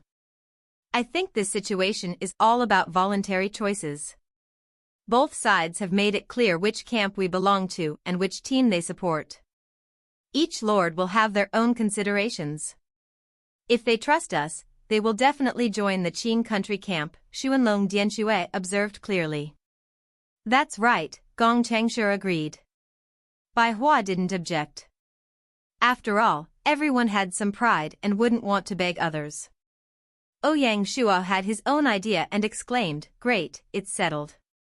We will be prepared for any situation. I'd like to see how much influence the Shanghai Alliance has over all the players." After sending off the members of the Shanghai Alliance, Ouyang Shuo began making final preparations for his army. The forces he dispatched included the Guards Regiment led by Wang Feng, the 2nd Regiment led by Lin Yi, the 4th Regiment of the Light Armored Cavalry led by Luo Shixin, and the Independent Regiment's Light Armored Cavalry led by Xiao Bu. The 1st Regiment guarded the city's west camp, the 3rd Regiment guarded the city's east camp, Sun Chuanlin led the 5th Regiment to guard the city's north camp, and the remaining 500 cavalry from the Independent Regiment also guarded the city's north camp. Of course, the two generals, Shi Wanshui and Er Lai, would join them in battle. Since they were all cavalry, they could all gather in the main camp within a day. For logistics, Ouyang Shuo took 200,000 military grain pills, which would last them 20 days. If war horses were included, it would last 10 days. Ouyang Shuo wanted to bring more, but the storage bag had limited space, and the military factory's production speed was limited. These 200,000 pills were the result of 1.5 months of hard work. Therefore, unless Qin lacked food, Ouyang Shuo wouldn't use these. Based on the calculation that one military grain pill cost 1 copper, 200,000 pills equaled 2,000 gold. Adding the 10,000 gold for teleportation costs, he had already spent 12,000 gold before the battle even began. If he didn't gain anything from this battle, he would have lost a lot. On the 14th day of the 11th month of the first year of Gaia, at 9 a.m., the system notification rang on schedule. System notification: in 262 BC, the Qin army attacked the Han and took over Yewang. Their king was willing to give up Shangdo to stop the Qin troops. However, the shogun of the prefecture was unwilling to surrender to the Qin and instead sent someone to surrender to the Zhao instead. Zhao King happily accepted them. The Qin king was furious and ordered his troops to attack Shangdo, while the Zhao king sent troops to defend it, resulting in a standstill at Changping. In the 3rd year, the Qin sent a large army to attack the Zhao. In the 7th month, the Zhao sent Zhao Kuo to lead the troops. The Qin secretly appointed Baiqi as the general, who attacked Zhao Kuo's weakness of being too arrogant. Pretending to lose, he retreated and lured the Zhao troops out of their base and into a trap. They were surrounded and easily slaughtered, securing a victory for the Qin. The 3rd historical battle, the Battle of Changping, officially began. In Shanghai City, 10,000 elite cavalry gathered in the square, fully equipped. As usual, he had to verify the requirements for joining the battle, the number of participants, and choose a camp. System notification: congratulations, player Chiue Wui, for activating battle teleportation. Teleporting 10,000 men, deducting 10,000 gold in fees. System notification: commencing teleportation. After a brief distortion in space, Ouyang Shua and his troops appeared on the Changping battlefield. System notification: welcome, player Chiua Wui, to the Qin base of Guanglong City. In 262 BC, the Qin gained the important city of the Han, Yewang. It was a crucial point where the people in the Shangdo prefecture of the Han could contact those south of the Yellow River, who were also of the Han. Losing Yewang meant that communications north of Taihang were cut off from the capital, Xingzhen. As Shangdo was a sparsely populated region, to the Han, it was considered worthless land. They decided to exchange it for peace and give it up to the Qin. However, the general Fengting gave it to the Zhao instead, causing a war between Zhao and Qin over Shangdo, which led to the Battle of Changping. At this point, the Zhao court had intense debates on whether to accept Shangdo. The king of the plains, Zhao Shang, felt that acquiring Shangdo without deploying a single soldier was a great deal and supported accepting it. The king of Pingyang, Zhao Bao, believed that fighting against Qin would lead to a loss, and he adamantly opposed the deal. Zhao Kuo, on the other hand, analyzed that the Zhao must accept Shangdo. If Qin gained control of Shangdo and the Juhu Pass, and took over the Fuku Pass at Taixing, the fourth pass in the east, they could easily attack the Zhao capital, Handan. Hence, Shangdo was useless to Han but a matter of life or death for Zhao. The Qin appeared to be fighting the Han for Shangdo, but in reality, they were preparing to attack Zhao. Therefore, regardless of whether Zhao accepted or not, they would have to fight. If they accepted, they could make preparations and defenses. Thus, it was the wiser choice. In 262 BC, General Lianpa from the Zhao accepted Shangdo and set up defenses at Changping to stop the Qin army. He chose Changping due to the area's environmental conditions. Firstly, Changping had the best geological and strategic positions in all of Shangdo. The region was primarily hilly, with many mountains and plains. The main river was the Dan River, along with 5 smaller rivers, the Dongsong River, Shaodong River, Dongda River, Liuxi River, and Yonglu River, which covered the entire area. This geography was advantageous for battle. Mountainous terrain made attacks risky, especially from the west and north, where the Gayu Pass, Changping Pass, and Gu Pass allowed fortification and defense. The hills provided cover for troops to move secretly without much difficulty. The rivers and plains aided the transportation of resources and troops and helped solve food supply issues. Overall, these conditions benefited the defenders more than the attackers. Secondly, no matter whether the Qin attacked Shangdo or Handan, they had only 2 mountain routes available. They could go through the Wu Ridge and Laoma Ridge to the west, or the Yongchang Hill and Tianjin Pass to the south. Whichever route they chose, they had to pass through Changping. This meant that as long as Lianpa had a strong army defending Changping, the Qin army could neither take over Shangdo nor get close to Handan. The Zhao army moved west of Handan city, crossing the 4th pass of the 8 passes of Taixing, then further west through the Huku Pass and into Shangdo. They then headed southwest, passing through Baiqi village, the Changping war zone, around the Shaodong River, and past Jingmen town and Xianshi before splitting up and setting up their defenses. Xianshi was located in the middle of the Dan River, where both the Dan River and the Shaodong River converge, making the area relatively damp but open and spacious. Between the 2 rivers, there was 10,000 square meters of open land surrounded by many hills that did not impede movement. One could follow the Dan River southeast or go northwest against the current towards the nearby villages. When Lianpa entered the Changping region, he established 3 defensive lines. The first was at Laoma Ridge, which featured a large pass known as the Gaoping Pass. To the left of the pass was a cliff wall, and to the right, a steep stream. The only way through was the middle of the pass, which was 350 meters long east to west and 1,000 meters long north to south. East and west of the pass were rivers that flowed down the mountain. To the west was the Duanmin River, which flowed into the Yuxi River. Although mountains blocked the eastern side of the pass, the Dan River flowed north and south towards the Matsuan River and the Yuansuan River, which both flowed east.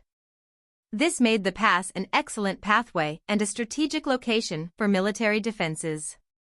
After setting up defenses at Leoma Ridge, Lianpa built a city at the mouth of the Matsuan and Yuansuan rivers. He believed that with the two rivers and Leoma Ridge behind him, the area would be well protected. The city of Erzheng was nestled against a mountain and faced a river, making it an ideal location for troops to gather and reinforce the soldiers at the pass at any time. To the east of the confluence of the Matsuan and Yuansuan rivers lay Kongyin village. To the south of Kongyin village was the Su River, and beyond the Su River, the Bailing Mountain. To the west of Kongyin village was Horse Village, and to the west of the river's confluence was Langshan. This village, shielded by mountains and rivers, created a self-contained environment. The three valleys were winding and twisted, making the area easy to defend but difficult to attack. Initially, the village served as a crucial reinforcement and supply base for Leoma Ridge. After the Qing conquered it, it became their eastern base. This was the place where Ouyang Shuo was teleported to. Moving on, let's discuss the other two defensive lines set up by Lianpa. The second defensive line was at the Dan River, which originated in Gaoping and flowed east and south, passing through the middle of Gaoping and then south to Pu City, where it joined the Yellow River. The river was characterized by deep valleys and strong currents, with wide banks suitable for military movement. Lianpa leveraged this natural barrier to construct the second defensive line along the eastern bank of the Dan River, which served as the main defense. This line extended from Shenshur southeast through Zhaozhuang, Daliang Mountain, and Gaoping, and northwest to Diani, Qijiewen, Weicheng, Shimen, Jiantu, Sanjun, Hanwang Mountain, Yonglu, Changping, and the Jueshui and Danju ridges. Daliang Mountain was where Lianpa stored all his grain. Going northeast from here, one would find Guanjia Ridge and Chefwa Mountain, the three forming a mountainous body. This mountain was the highest in the central region. Looking towards the northeast, the Gu Pass could be seen. To the southwest, one could see Leoma Ridge, and together with the Hanwang Mountain, which was about 10,000 meters away, they formed the two eyes of the Zhao army, allowing them to observe everything on the battlefield. This situation was especially advantageous from a military standpoint, particularly in the era of cold weapons when communication methods were limited. On the left of the mountain was the valley of the Shaodong River, and on the right was the valley of the Dongsong River, which stretched towards the northeast, pointing towards Handan, maintaining close communication and proximity to supplies. Lianpa's manor was situated at Daliang Mountain. The Hanwang Mountain, standing at 7,500 meters, was the ridge that divided the Dan River, Shaodong River, and Yonglu River. It touched the clouds and offered a clear view of the surroundings. During the 3 years that Daliang Mountain served as Lianpa's manor, Hanwang Mountain was where Zhao Kuo stayed during the final stages of the battle. This area, along with the Dan River, was the main battlefield where the Zhao army was trapped. Changping Pass was located on the northern border of Gaoping and Changzi. To the north was the source of the Zhuozhang River, and to the south was the Dan River, which flowed southeast. The area to the east and west was mountainous, with the western mountain reaching the Danju Ridge, the highest peak.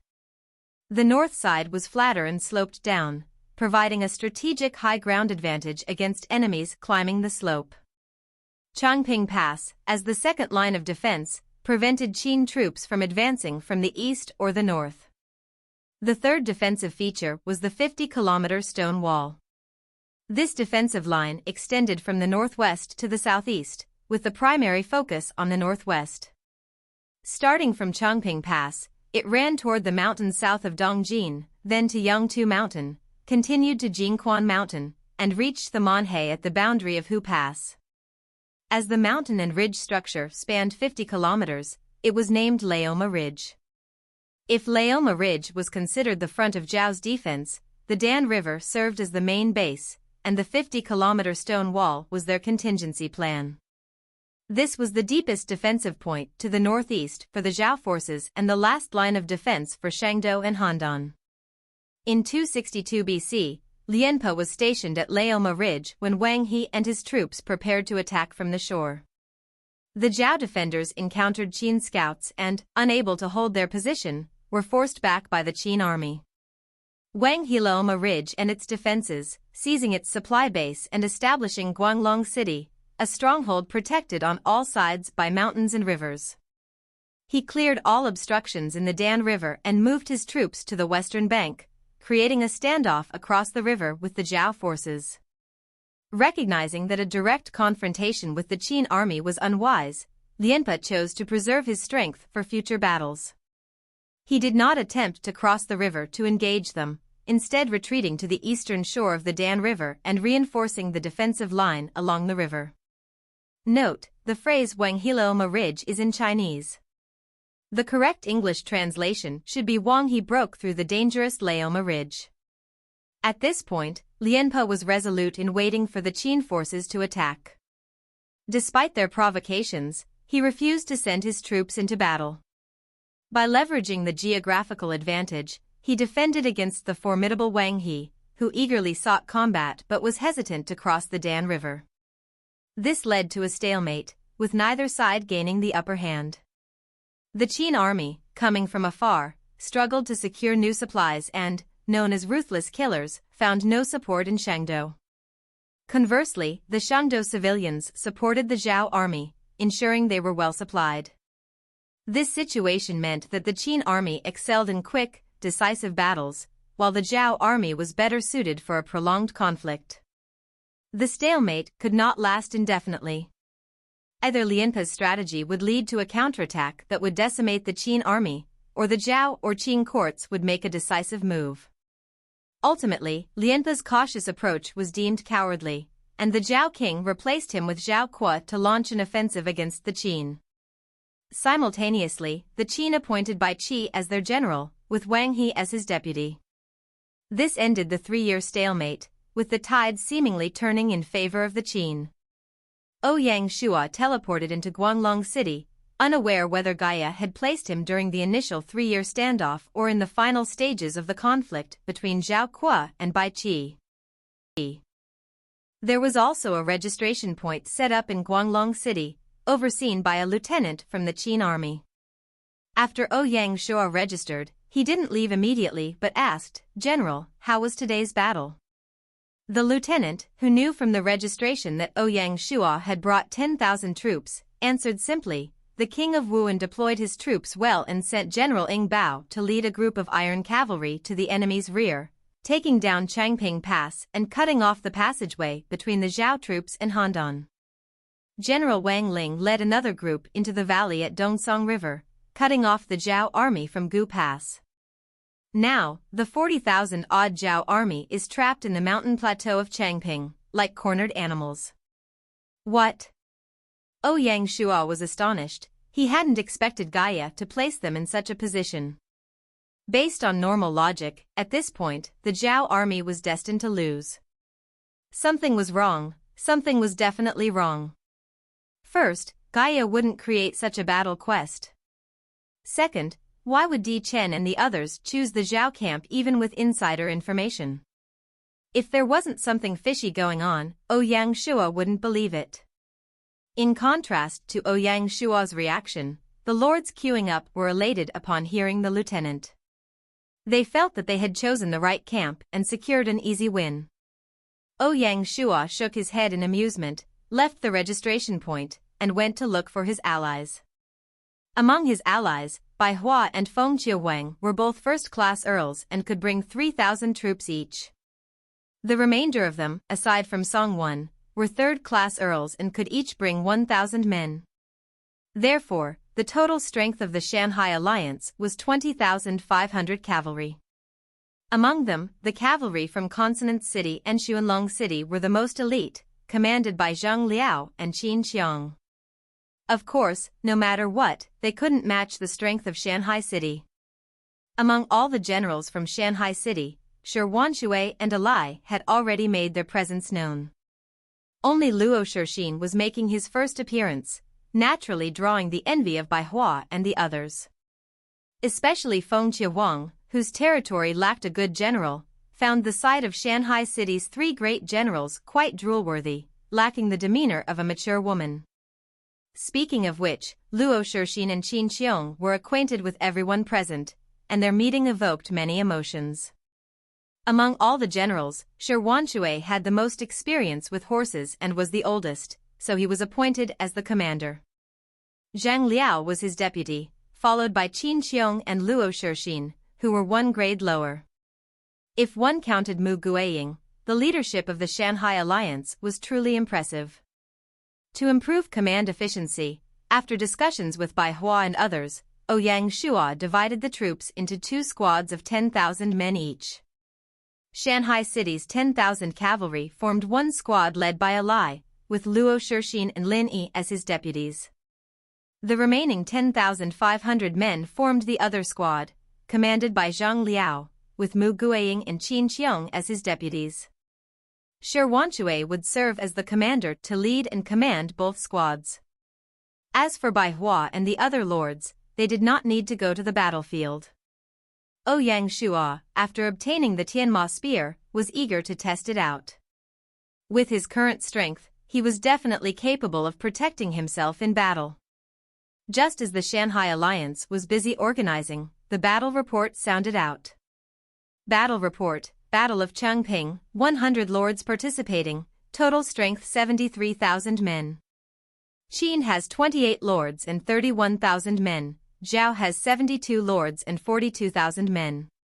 In this battle, all 100 lords who met the requirements had joined, and no one was absent. Among these lords, over 80% were rank 3 earls and could only bring 500 troops. The remaining lords were mostly rank 2 earls and could bring 1,000 troops. The higher ranks were represented only by Ouyang Shua, Bai Hua, and Feng Qiuhuang.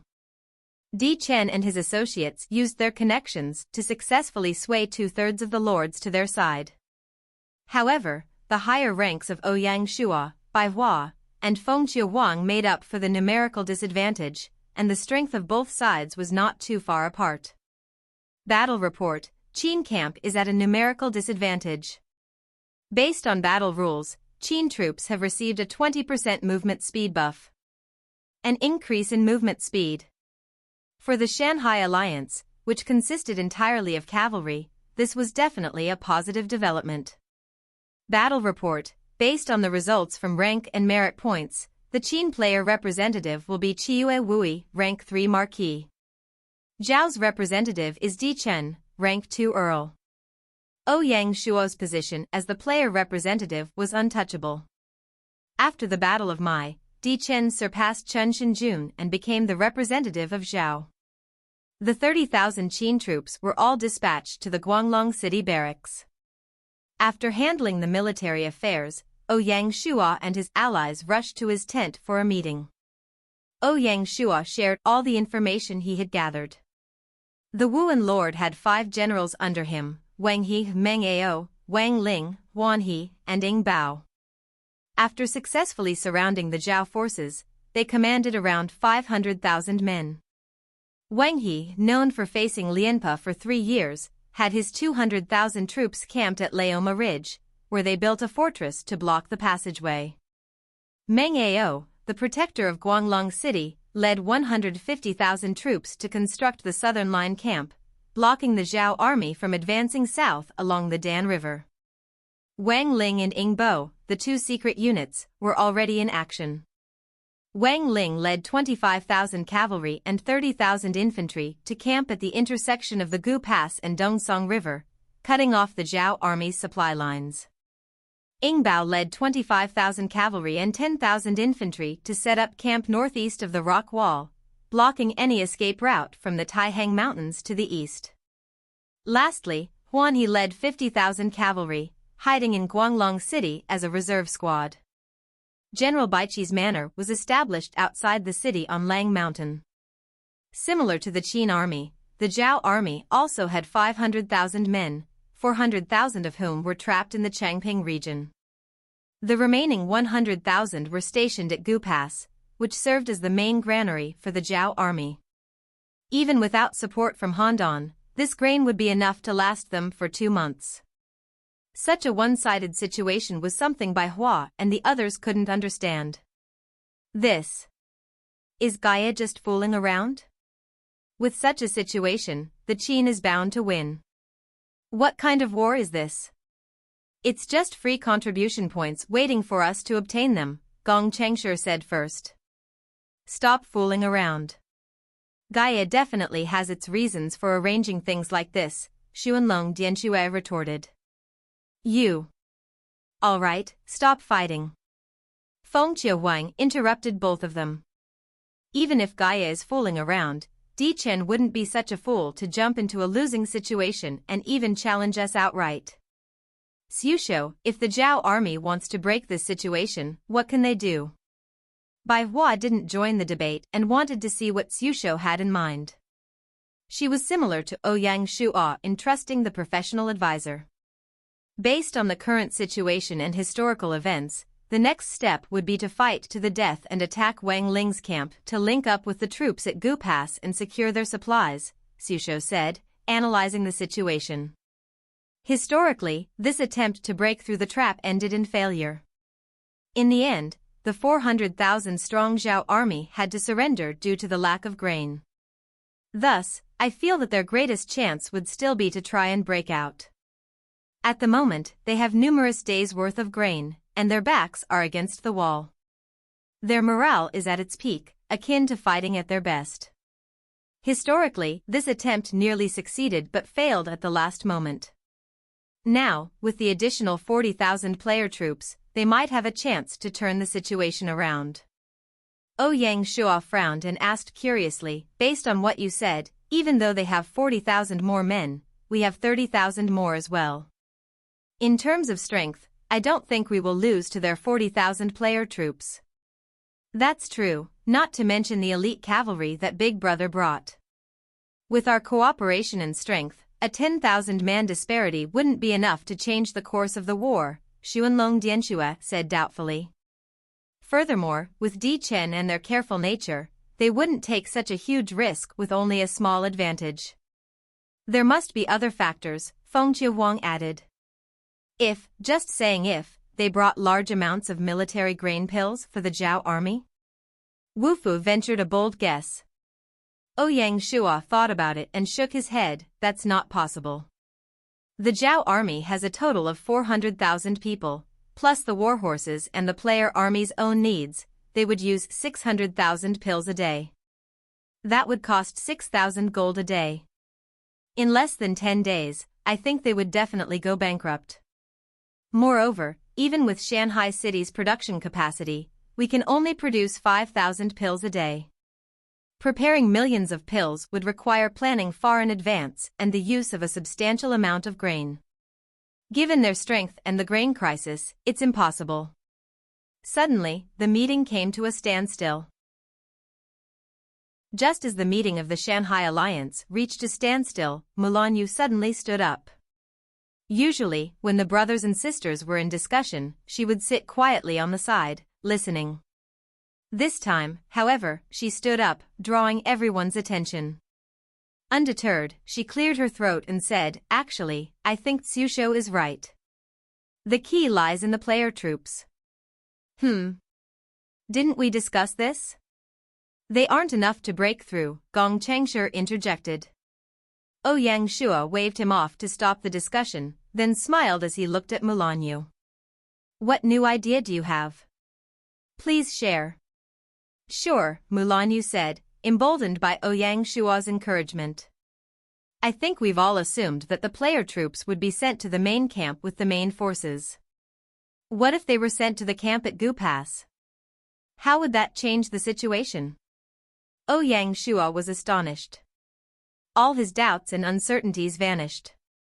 He raised his head and looked directly at Xu. In that moment, everyone was stunned by Mulan Yu's perspective. Isn't that against the battle settings, though? Gong Changshu asked hesitantly. Xuanlong Dianxue shook his head solemnly. Gu Pass is also a critical base. If Gaia arranged it like that, it wouldn't violate the battle settings. Ouyang Shua was now almost certain that Mulan Yu's idea was correct. He looked at her with approval, silently commending her insight. He turned towards Xu. So, what would happen if Yu is right? Although the others knew it would be bad if the enemy player troops were sent to Gu Pass, they didn't understand the full impact on the battle. Only Xu could solve this difficult problem. Xu focused, contemplated the situation, and then spoke. If the enemy player troops were sent to Gu Pass, it would be entirely to Zhao's advantage. They have two choices. First, they can attack the Yingbao troops in the north and regain the passageway to Handan. Second, they can work with the main force to attack Wang Ling, destroy him, and re-establish contact with the main force. After that, they could annihilate Yingbao's forces. In any case, they would break Baiqi's encirclement. Hearing Xu analysis, the tent fell silent. Xu, there's something I don't understand. Attacking Yingbao's forces makes sense, but wouldn't pinning down Wang Ling's forces be the same as landing in the main camp? Of course not, Xu said confidently. The main camp primarily defends against the southwest, where the main force is. They didn't pay much attention to Gu Pass, as Yingbao's forces were handling it. Historically, Gu Pass was nearly breached by 30,000 troops. If 40,000 player troops are added, Wang Ling's forces would be overwhelmed before reinforcements arrive.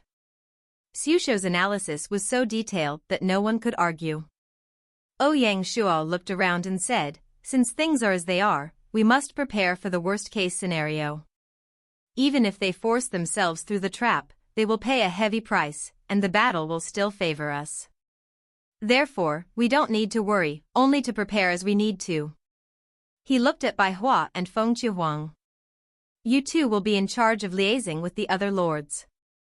Both of them nodded. All right, let's disperse. I need to make a trip to see Lord Wuan. This is just our conjecture. We have no proof, so do you think he will believe us? No matter what, we need to give it a shot. Ouyang Shuo wasn't confident, but he needed to act as though he was filled with confidence. Xu walked over. Lord, before you see him, I suggest you meet with General Meng Ao. He's our direct superior. Ouyang Shuo froze and said, somewhat embarrassed, you're right, I had forgotten about it. General Meng Ao's manor was in Guanglong City. With Ouyang Shuo's representative status, he faced no issues and was able to meet the general. Meng Ao's battle style was based on caution, which is why he was given the crucial task of commanding the southern front against the Zhao army's deputy general, Zhao Zhuang. Historically, Meng Ao served a total of 4 dynasties, leading troops to victory after victory. Moreover, his son Meng Wu, along with his grandsons Meng Qua and Meng Yi, were all pillars of the Qin. They helped the Qin family, expanding territories and risking their lives, aiding the Qin emperor in unifying the 6 states. Qiyue Wui greets the general. Ouyang Shuo said respectfully. To be honest, Meng Ao didn't pay much attention or place much importance on the 30,000 players. Meeting Ouyang Shuo was just a routine encounter, and he hadn't planned to get close to him. Meng Ao said calmly, why do you want to see me?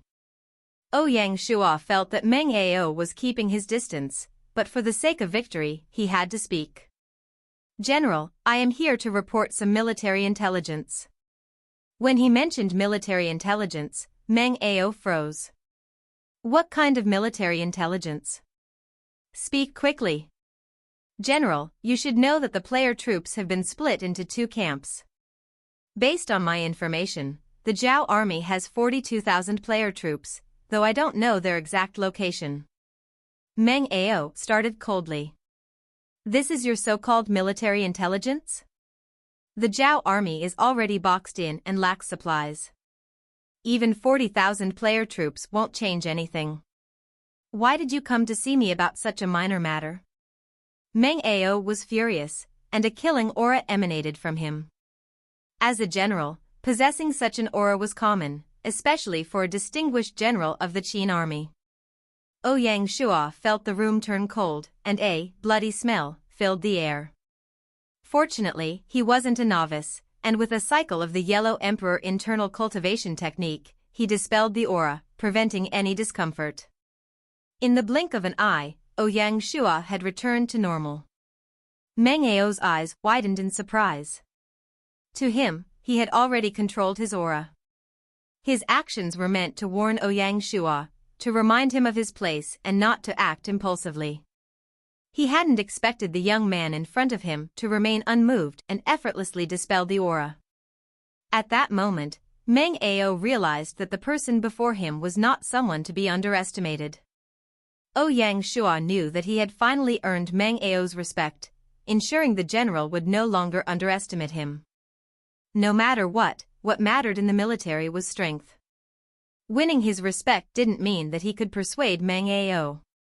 Ouyang Shua continued to act respectfully. What the general may not know is that we aren't teleported to a fixed spot. If their forces were sent to Gu Pass, it would make a huge difference in the battle. Meng Ao was a capable person. After he heard Ouyang Shua's words, he instantly understood. If Gu Pass suddenly gained 40,000 troops, what kind of impact would it have on the battle? He didn't dare to be careless and asked, "What proof do you have?" In military tactics, intelligence was crucial, and without proof, one couldn't make strategic decisions. Ouyang Shua shook his head. "It's just a conjecture, so there isn't any proof." "How am I supposed to act based on your conjecture?" His expression started to turn sour once again. Fortunately, he recognized that this matter was of utmost importance, and Ouyang Shua was not the type to talk nonsense, so he didn't lose his temper. This was where Ouyang Shua's intelligence shone. He knew that the generals wouldn't overlook such critical military information, with or without evidence. Therefore, he didn't need to fabricate anything and simply admitted it was his conjecture. "Although it's just a conjecture, there's a 50% chance. General, this affects the entire battle. Should we report this to the Wuan Lord?" What Ouyang Shua was proposing was against military protocol, bypassing his superior to report to a higher authority. If he were truly Meng Ao's subordinate, he would certainly be punished. But Ouyang Shua felt he had no choice. He was worried they might miss the opportunity. If the Wuan Lord hadn't received the news and the Zhao army had acted, it would have been terrible. As expected, Meng Ao's eyes stared coldly at Ouyang Shua, and his gaze was not friendly. If he didn't know that the players wouldn't stay for long, he would have lost his temper. Facing his cold gaze, Ouyang Shua wasn't fazed and instead became more resolute. "You follow me to see the Wuan Lord." For reasons unknown, Meng Ao finally agreed. To the east of Guanglong City was a mountain ridge where people occasionally saw wolves, earning it the name Lang Mountain. This ridge stretches from the northwest to the southeast, reaching the highest point along the Dan River.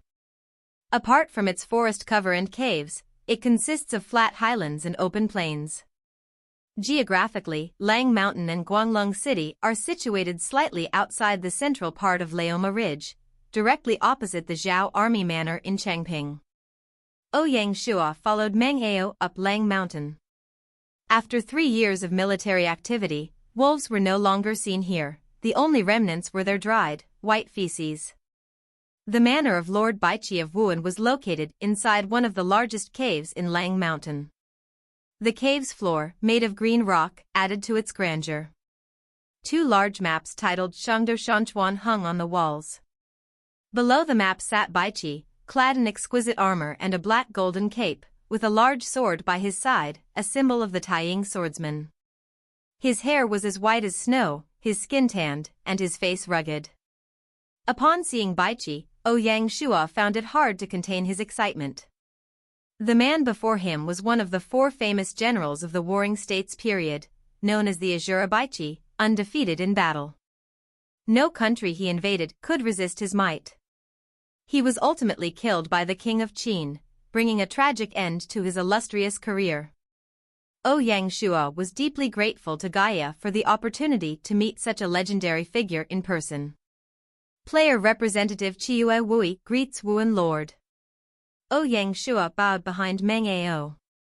Baiqi raised his head, his eyes the typical Qin 3-cornered eyes, and looked at Meng Ao. "Shouldn't you be in Guanglong town? Why are you here?" Meng Ao didn't dare to delay and repeated the military intelligence Ouyang Shua had reported. Only then did Baiqi turn to Ouyang Shua, frowning as he asked, "Do you have confidence?" Baiqi's gaze made Ouyang Shua feel very uncomfortable. As a lord, it had been a long time since he had been looked down upon. Such habits were indeed a deadly poison. Ouyang Shua composed himself and said respectfully, "There's more than a 50% chance." Baiqi nodded but didn't say anything. Honestly, Baiqi wasn't a rude person. His condescending look was just a way to set the tone and establish authority in the military.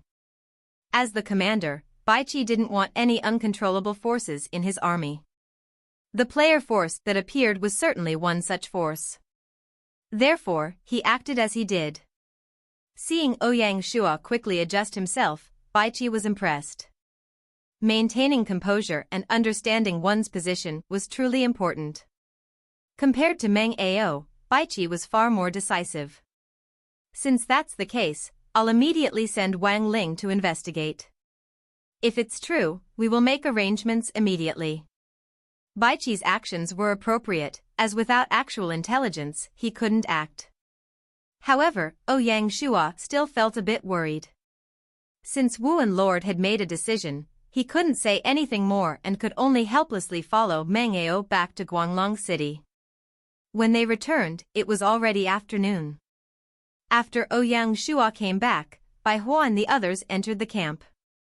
After sharing with his allies what had happened, he said, "Everything has already taken place, so the only thing left for us to do is to prepare well." Upon hearing the news Ouyang Shua brought back, they all felt very downhearted. Only Gong Chengshi remained optimistic and laughed. "Cheer up, everyone. Even if their plan succeeds, we will just have to face them in war." "Little Lion, you finally said something that makes sense," Xuanlong Dianxue, who was closest to Gong Chengshi, teased. The two of them always managed to warm up the cold atmosphere of the alliance. Baihua stood up and said, "Wui, out of the 20 lords in the Qin camp, with a total of 10,500 troops, they are only half of ours. Feng Wu and I calculated that they only have 3,500 cavalry, and the rest are infantry. How should we organize them?" Ouyang Shua had anticipated this and said, "In this battle, the Yanhuang alliance is more renowned than we are. In the first two battles, we achieved impressive results, but in the end, so few lords placed their trust in us. Wui, don't worry. Most of the commoner lords haven't upgraded to a city, which is why we are in this situation," Baihua consoled. "That's true," Feng Wang continued. "Wui, do you remember Huahua?" "Huahua." Ouyang Shua thought hard. "Is that the lord of Qingyun town, who had a historical general, Qin Tang?" "Exactly. However, now we should call it Qingyun City. This time, he chose to be in the same camp as us, so he's a lord worth recruiting." Ouyang Shua nodded. "We should organize it this way. The 3,500 cavalry will be added to Zhang Liao's forces, and the remaining infantry will be under Qin Tang. In this battle, we must focus on the cavalry and not waste energy on infantry." Feng Wu and I thought the same way, Baihua nodded in agreement. "Since that's so, why didn't you all just say it instead of beating around the bush?" "Baihua, are you testing me?" Ouyang Shua teased. Baihua laughed in embarrassment but didn't say anything. Feng Huang, standing by the side, laughed in delight and acted cute. "That's right, we're testing you." The tent became much more lively, and Ouyang Shua felt a lot more relaxed. "Okay, everyone return to your tents and we'll see what happens tomorrow." "What can happen?" "There will definitely be many days of peace before something big happens." "Hope so." Ouyang Shua still felt very worried. Jiao Camp, Gu Pass. Just as Mulanyu had guessed, Gaia had placed the player forces in Gu Pass. In Di Chen's tent, the Yanhuang Alliance members all gathered. "How is it? Is everything going smoothly?" Zhan Lang asked Di Chen, who had just returned from the manor. In the Yanhuang Alliance, ever since Sha Pujuan's conflict with Di Chen over Shanghai City, Chen slowly became a loner. His only ally was Feng Qiuwang's cousin, Feng Tianlai. It was Chen Shenjun who used the influence of the Chuanqiu alliance to bring in Feng Qingyang, Xiangba, and Wandering Magic to form a faction. Adding Sha Pejuan, who had recently become close to him, they now made up more than half of the Yanhuang alliance. Within the alliance, only Zhang Lang maintained a neutral stance, acting as the mediator between Di Chen and Chen Shenjun. Thus, although the Yanhuang alliance didn't have an official leader, the true power lay with Di Chen, Chen Shenjun, and Zhang Lang. Di Chen was certain that with Chen Shenjun around, his position within the alliance wasn't looking too good. Fortunately, his cautious approach during the Battle of Mai earned him significant merit, making him the player representative and giving him a temporary advantage. Moreover, his family had obtained insider information regarding the Battle of Changping, which meant Di Chen held absolute command in this battle.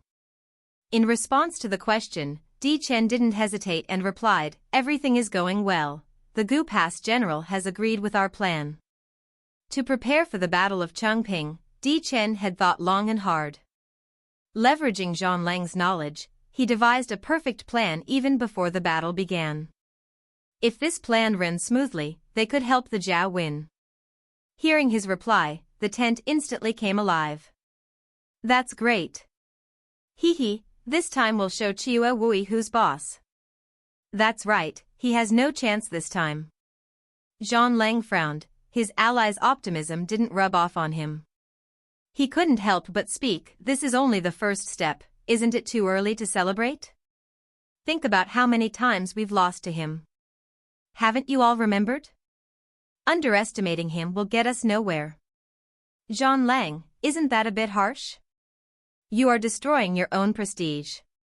Feng Qingyang, upon hearing these words, was not pleased. "How is this time the same? We have the initiative and the advantage. Among 1,000,000 men, what can he do?" In the Yanhuang alliance, Feng Qingyang was renowned for his fearlessness, making him the only one who dared to speak this way to Zhang Lang. "You." Zhang Lang, not being good with words, was furious at being mocked like this. "All right, everyone, we are all brothers. Why must we fight?" Qingyang was only speaking emotionally, so Zhang Lang, don't take it to heart. Chen Shenjun appeared to be calming the situation, but in truth, he was helping Feng Qingyang out of the situation. Zhang Lang turned his head and remained silent. Di Chen watched coldly from the side, knowing that the biggest weakness was the lack of unity among the members, who had formed their own factions. This was inevitable in any large alliance, as each had their own ambitions and motives. "Guys, just go back first. We have a tough battle waiting for us tomorrow," Di Chen said. The atmosphere in the camp was strange, and upon hearing Di Chen's words, they were all relieved and left, returning to their own camps. The next morning, the Zhao army, which had been boxed in, suddenly began to move, making Ouyang Shua uneasy. It was the middle of the 8th month, and the sky around Shangdo Mountain was clear for miles. At 8 a.m., horns sounded in Changping Valley, and a large number of red flags moved toward the north and south. The galloping of horses resounded like endless thunder. The Zhao forces had started their advance. The 150,000 troops in the north, led by Zhao Kuo, headed straight for Wang Ling's camp. The 250,000 troops in the south, led by Zhao Zhuang, were tasked with intercepting Wang He and Meng Ao to prevent them from aiding Wang Ling. The Zhao army's movements could not be hidden from Baiqi. What surprised him was how quickly the Zhao army aimed to break through, contrary to their predictions. Recalling the report from Chiwa Wui yesterday, Baiqi felt uneasy. Yesterday, he had sent someone to order Wang Ling to investigate. Unfortunately, they received no response in the short half-day that followed. Baiqi was a unique individual. He calmed himself and climbed onto the viewing platform on Langshan Mountain to organize the troops. According to his plan, Meng Ao's forces would attack the Zhao army, while Wang He's forces in the northwest would hold their ground. He needed to send 60,000 men to aid Wang. Ling Baiqi made it clear to Wang He, the Qin army's primary goal at Changping Valley was not to defeat the Zhao army's main force, but to break through the barricade to ensure Wang Ling's camp wasn't lost. The reason Baiqi wanted Wang He to split off troops was because Wang He's army was strong and fierce. This significant change couldn't be hidden from Ouyang Shua and the others. The 30,000 player forces were assigned to Meng Ao's army, leaving the camp and preparing to face Zhao Zhuang's army. Ouyang Shua knew that Shanghai Alliance's elite cavalry wasn't suited for a defensive, head-to-head battle. He requested to be sent by General Meng Ao to lead the breach and to head north to assist Wang. Ling. Meng Ao, always cautious with his troops, recognized the logic in Ouyang Shua's suggestion but didn't dare to make the decision himself. He reported it to Baiqi, asking for the final decision. Upon hearing the report, Baiqi's eyes narrowed. He knew that with Meng Ao's personality, the 150,000 troops in the southern camp were sufficient to delay Zhao Zhuang's forces. However, the 60,000 troops Wang He had assigned to breach through were insufficient. He was impressed by Ouyang Shua's sharp vision and analysis. Order the player cavalry to join Heng He and prepare to attack, Baiqi commanded. Yes. Ouyang Shua received the order and froze.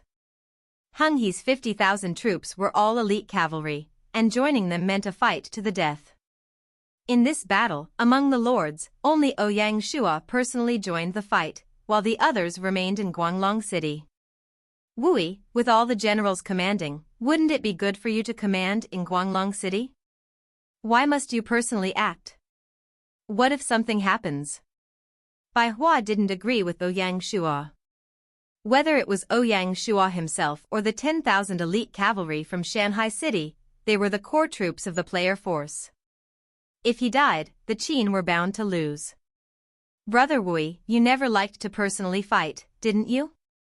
Mu Lanuet tried to persuade him. Ouyang Shua felt warm but resolutely shook his head. Don't worry, my strength is much greater than before. Besides, I have the Guards Regiment protecting me, so nothing will happen. I won't do anything rash, but I have a reason for going out. Tell us the reason. Bai Hua didn't believe him. Firstly, the Battle of Changping is different. Meng Ao and the others are experienced generals, and there's no room for us to command. We can only act according to their orders, so I won't have a say in all of that, he continued. Secondly, the key to this battle is Gu Pass. Whatever happens there will decide the war. I need to personally see what's happening at Wang Ling's camp to feel at ease. Hearing his explanation, Bai Hua and the others understood. Since that's the case, then be safe. Ouyang Shua nodded, climbed onto the Qingfu horse, and raised the Tianmo spear, preparing to leave. The 30,000 player force split off at the gate of Guanglong City, and then Qin Tang led 7,000 infantry to follow Meng Ao's troops north to block the Zhao Zhuang forces. Ouyang Shua led 24,000 elite cavalry east to meet Huan He's troops, who were hidden there. Zhao Zhuang's army moved in two directions toward the Qing army camps. They knew that a short kilometer away, they would encounter the main force of the Qin army. On the west of Laoma Ridge, flags with Wang were raised, and on the north side of the Dan River, flags with Meng were displayed. The Qin army emerged to fight, clearly not wanting to be trapped inside their camp. Zhao Zhuang, a seasoned war general, knew upon seeing their forces that a deadly battle was imminent. He immediately ordered, attack the Qin troops from both directions, and do not allow their forces to pass through Changping Pass. As the war drums sounded, a fierce battle erupted on four fronts. The black-clad Qin army and the red-clad Zhao army clashed like two floods, their collision reverberating through the valley. The sounds of spears and swords, the whizzing of arrows, and the cries and shouts made the mountains and rivers tremble. The loud battle cries echoed through the valley, stirring the blood. These were the two strongest armies of the Warring States era, both unbeaten in battle. The troops charged courageously and without fear, their bloodied weapons and low grunts covering the entire mountain region in a primal, brutal slaughter. Chen Tang led 7,000 infantry, like a small raft in a vast ocean, quickly swallowed up and struggling bitterly. Bai Hua and the others stood on the city wall of Guanglong City, watching the merciless slaughter outside with shock. Such a massive army made their own force of less than 10,000 men seem insignificant. Among Hua Hua and the other lords in the Qin camp, some were happy while others were worried. They were pleased about their rising contribution points but concerned about how many soldiers would survive. For the troops on the southern side, the key was whether Wang He could break through. However, after 2 hours, Wang He's cavalry still hadn't succeeded, and Baiqi frowned. The valley where Wang Ling's camp was located was narrow, making it good for defense but limiting the use of their large numbers of troops. The only way to defend was to maintain reinforcements. It seemed to be the most critical moment, and as Zhao Kuo and his 150,000-man army attacked, Wang Ling struggled to hold the line. Emergency report: Wang Ling's camp is in danger. Baiqi's face darkened. I order Huan He's troops to move out immediately. Yes, my lord. The man immediately signaled to a red flag on the building, the signal the Qin army had prepared for emergencies. Huan He, who was watching, got on his horse upon seeing the red flag wave and shouted, "All units, move out. Kill. Kill. Kill." The earth-shattering shout relieved him. As for Ouyang Shua's player force, Huan He didn't trust them and placed them at the back. Ouyang Shua didn't mind and allowed Huan He and his 50,000 cavalry to lead. The other players' troops were in the middle, with Shanghai City's 10,000 at the front and the 14,000 cavalry led by Zhang Liao at the back.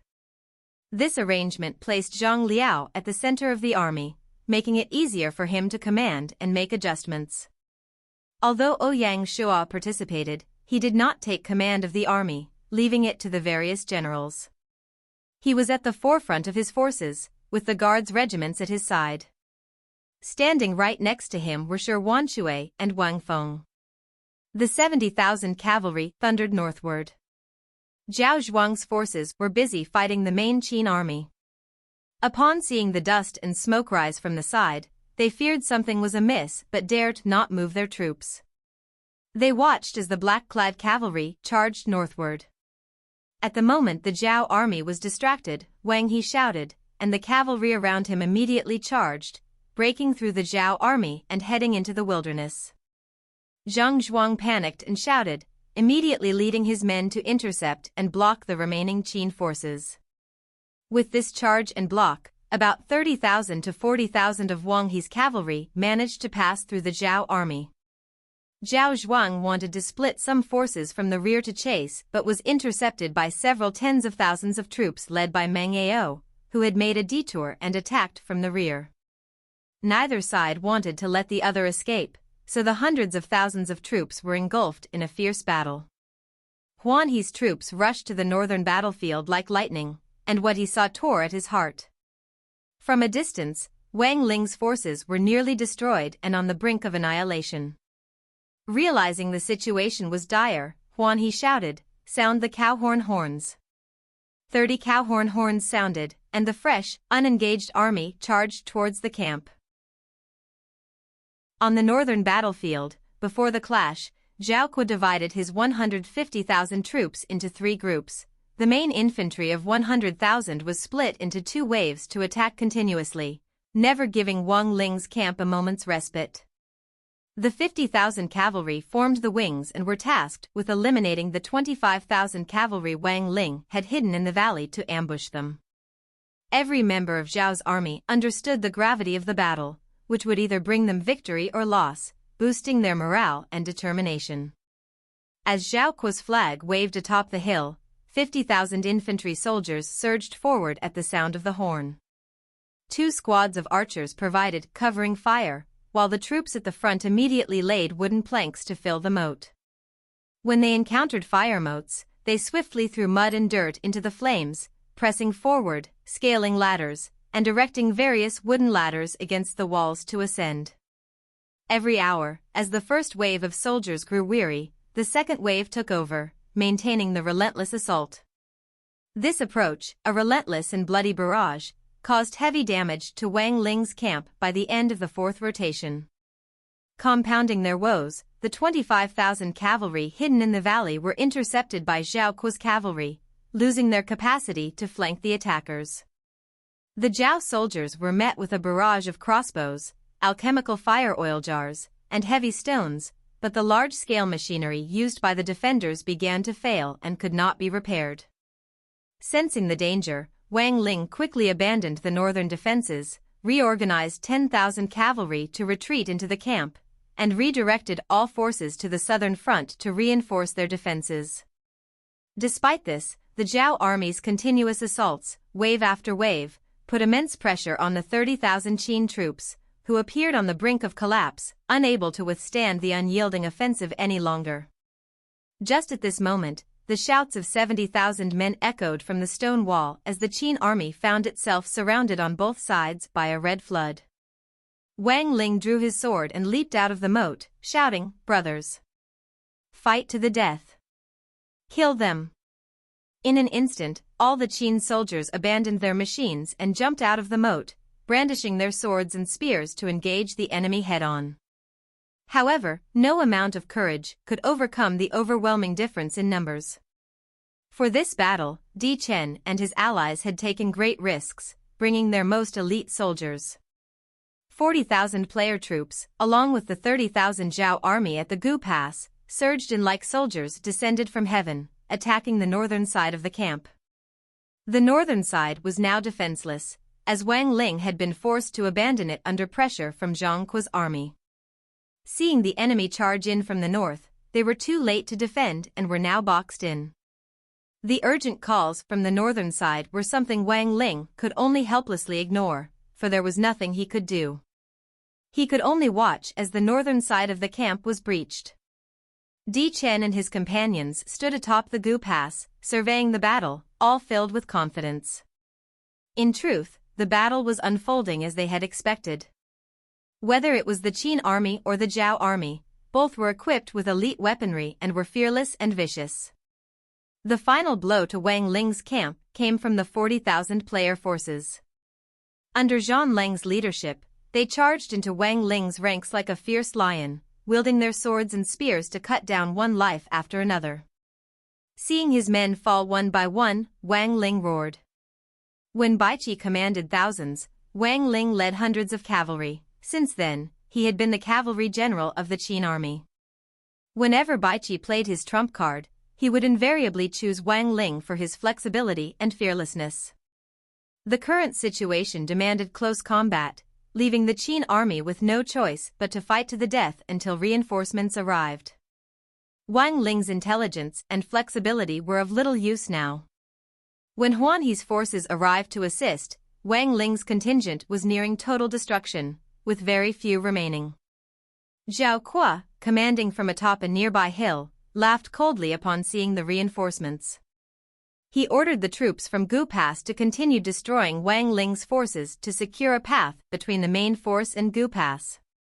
Simultaneously, he instructed his own troops to turn and face Huan He's forces. After a morning of battle, his 150,000-strong army was reduced to 120,000 men. Nevertheless, he was confident in holding back Huan He. Zhao Kuo readied his troops for Huan He's advance, positioning the cavalry at the back of the formation to join the infantry in a pincer move against Huan He's cavalry. Following his previous defeat, Zhao Kuo had become more mature, his plans and formations strict and detailed, leaving no room for the enemy. Seeing this formation, Huan He frowned. He knew that even if he could break through, Wang Ling's forces were likely to be destroyed. The best option would be to retreat. Yet, thinking of Wang Ling's stubborn defense and the thousands of brothers waiting for his rescue, Huan He dismissed all concerns, resolved to fight to the death. If Huan He was relying solely on his 50,000 troops, he had no confidence in succeeding. But luckily for him, he had 20,000 elite player cavalry behind him. With 74,000 elite cavalry facing the 120,000 Zhao troops who had just fought a major battle, Huan He was confident in his ability to save Wang Ling. The horns signaling the battle to the death sounded as the cavalry charged fearlessly forward. The horns spread through the Dongtsong Valley, and when Wang Ling's troops heard the familiar sound, they were on the verge of tears. They knew that reinforcements had finally arrived. Only Wang Feng frowned, thinking sadly, the reinforcements are too late, they won't make a difference. When Ouyang Shu rushed to the battlefield and saw the situation, he felt the same as Huan He.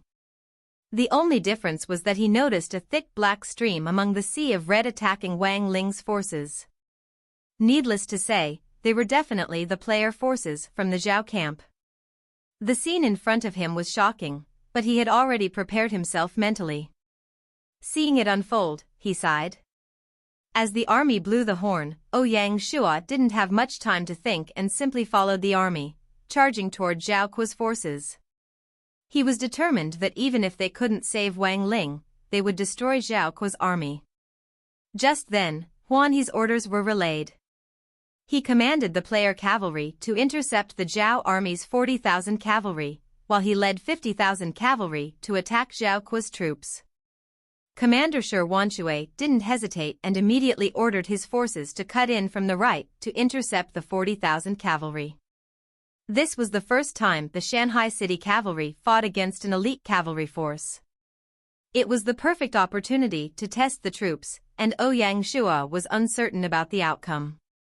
This time, the 2nd Regiment of the 1st Division led the charge. General Alive rode Luosha at the front of the force. The 2nd Regiment, a heavy armored cavalry, was arguably the strongest armored cavalry in the cold weapons era. Under the leadership of Alai and Lin Yi, they surged like an iron flood, colliding with the enemy. Since the Zhao began using lighter armored cavalry, cavalry had become their strongest soldier type. Clad in lighter, tighter leather armor and equipped with crescent knives, they faced the heavy armored cavalry. When both sides had ample charging distance, the outcome was clear. The 2nd Regiment, like a hammer, smashed a bloody path through the Zhao's cavalry. Following this path, the Guards unit closely followed, destroying the cavalry attempting to stop the 2nd Regiment and widening the blood path. Ouyang Shu rode beside the Guards regiment, wielding the Tianmo spear and showcasing the prowess of the Yang family spear technique. The bloodthirsty specialty of the spear was activated, casting a demonic red glow. Witnessing their marquis's magnificence, the morale of the Shanghai City Cavalry soared. Seizing the opportunity, the young General Luo Shixin led the 4th Regiment and the Independent Regiment in the charge. Seeing the might of Shanghai City's soldiers, Zhang Liao, commanding from the center, was not to be outdone. He ordered the 14,000 alliance soldiers to follow and expand their advantage. Just like that, the elite Zhao cavalry was taught a huge lesson because of their arrogance. Whether it was Zhao Kuo commanding from the hill or Huan He leading his troops to attack, they were shocked to see such a scene. Clearly, they hadn't expected the player force to have such strong combat ability. Seeing the situation getting out of hand and fearing they might actually break through to assist Wang Ling, this wasn't what he wanted. He hollered, "Cavalry, follow me." Zhao Kuo's 1,000-man cavalry were all first-rate warriors, highly skilled. The warhorses they used were also very rare and nearly extinct. Like a whirlwind, they charged down the hill, rushing to block the 2nd Regiment.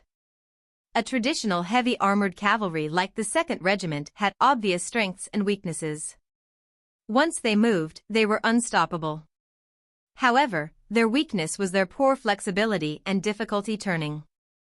They had already slowed down, and facing the 1,000-man cavalry force led by Zhao Kuo, they were at a disadvantage. At the crucial moment, Zhao Kuo personally led a 1,000-man cavalry to block off Shanghai City's 2nd Regiment. From the 2nd Regiment's perspective, the Zhao army's cavalry appeared like clouds, seeming to be right beside them but impossible to strike. When they drew back their blades, the enemy charged like a well-oiled machine. It was incredibly difficult to defend against this swift and fierce cavalry force. Fortunately, with Erlai's leadership, the 2nd Regiment managed to form a defensive position, which was enough to protect themselves. After all, the player troops, though limited in number, could create a gap in the 40,000-strong Zhao forces but were unable to break through to assist the 2nd Regiment. The Zhao army cavalry, regaining their senses, immediately retaliated, using their numerical advantage to encircle the enemy troops. Among the 20,000-player force, only a portion were elite cavalry. The majority could not match the Zhao army, especially the cavalry from the other lords. At this point, the 2nd Regiment was isolated, while the Guard Regiment weaved through the Zhao army's formation, attempting to break out. Shui took the initiative to replace Erlai and lead the charge. Such a fierce general was beyond the capability of Zhao Zhuang and his other generals to match. The battle reached a stalemate once more. With this delay, the remaining Wang Ling forces, under relentless attacks from the Gu Pass army, were finally defeated. Wang Ling, surveying the scene, declared with a tragic resolve, "Brothers, let's give it our all." The remaining Wang Ling forces charged forward towards the Gu Pass forces. Viewing death as a liberation and not being afraid of it, Zhang Lang, on the opposite side, was infected by the sadness and courage of the Qin army troops and fell silent. However, this was war. Zhang Lang set aside his emotions and shouted, "Kill!" If one compared Wang Ling's remaining forces to a rock, symbolizing the stubbornness of the Qin army, then the red and black army of the Gu Pass were like a wave, striking the rock with tremendous force. The rock, already cracked, immediately broke apart and exploded. At that moment, one of Wu and Lord's 6 generals, Wang Ling, died in battle. "Wang Ling! Huan!" he cried out. Upon hearing their final shouts, he knew something was wrong. In the end, he couldn't save Wang Ling's life and could only watch as he died on the battlefield. Suddenly, the Qin soldiers exuded a tragic and depressed aura. Just then, General Wang He led 30 to 40,000 cavalry and rushed to the scene. Hearing Huan He's cries, he shivered, a bad feeling filling him. Wang He's forces joined Huan He's, and seeing the sadness spreading, he felt even more uneasy, stuttering as he asked, "Huan He, what happened to Wang Ling's forces?" Wang He's words snapped Huan He back to reality, and his voice was cold as ice as he gritted his teeth. "Wang Ling is dead. We must avenge him." "What?" Wang He was shocked. In the end, he had arrived a step too late, making him feel guilty. Compared to Huan He's emotional outburst, Zhao Kuo remained much calmer.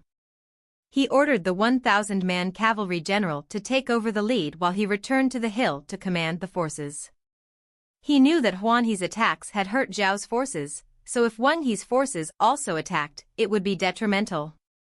Luckily, at the crucial moment, the Gu Pass soldiers were able to destroy the remaining Wang Ling forces.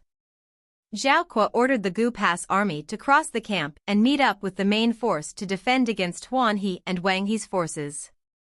"General, shouldn't we head back to Gu Pass first?" the advisor suggested to Zhao Kuo. His meaning was that since the connection between the main force and Gu Pass had been restored, they should go back before making further plans. No. Zhao Kuo refused. It wasn't that he was arrogant. As the overall commander, he was thinking much further. Although they had destroyed Wang Ling's forces that day, the main Qin army was still present. If they backed off, Zhao Zhuang's forces at the southern line would be pincered and end up in the same state as Wang Ling had. The moment his troops were destroyed, Zhao would lose its ability to rule. One must understand that within Zhao, they were unable to call up any more soldiers. Hence, in the larger picture, Zhao would still lose, and this wasn't what he wanted to see. "I order all troops to push on. We go south to assist General Zhao Zhuang," Zhao Kuo commanded without hesitation. Also, order Zhao Zhuang to consolidate his forces and wait for reinforcements. "Yes." The advisor immediately waved the military flag to spread the orders. With this arrangement, in the entire valley, the armies of Qin and Zhao would meet, both sides having forces boxed in by the enemy. It was a majestic sight. To the north, Zhao Kuo's army, which had joined up with the Gu Pass forces, after much fighting, consisted of 120,000 infantry and 35,000 cavalry. Opposite them stood Wang He and Huan He's forces.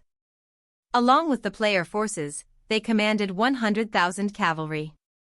Behind them, the Zhao Zhuang forces were engaged in battle against the Qin army.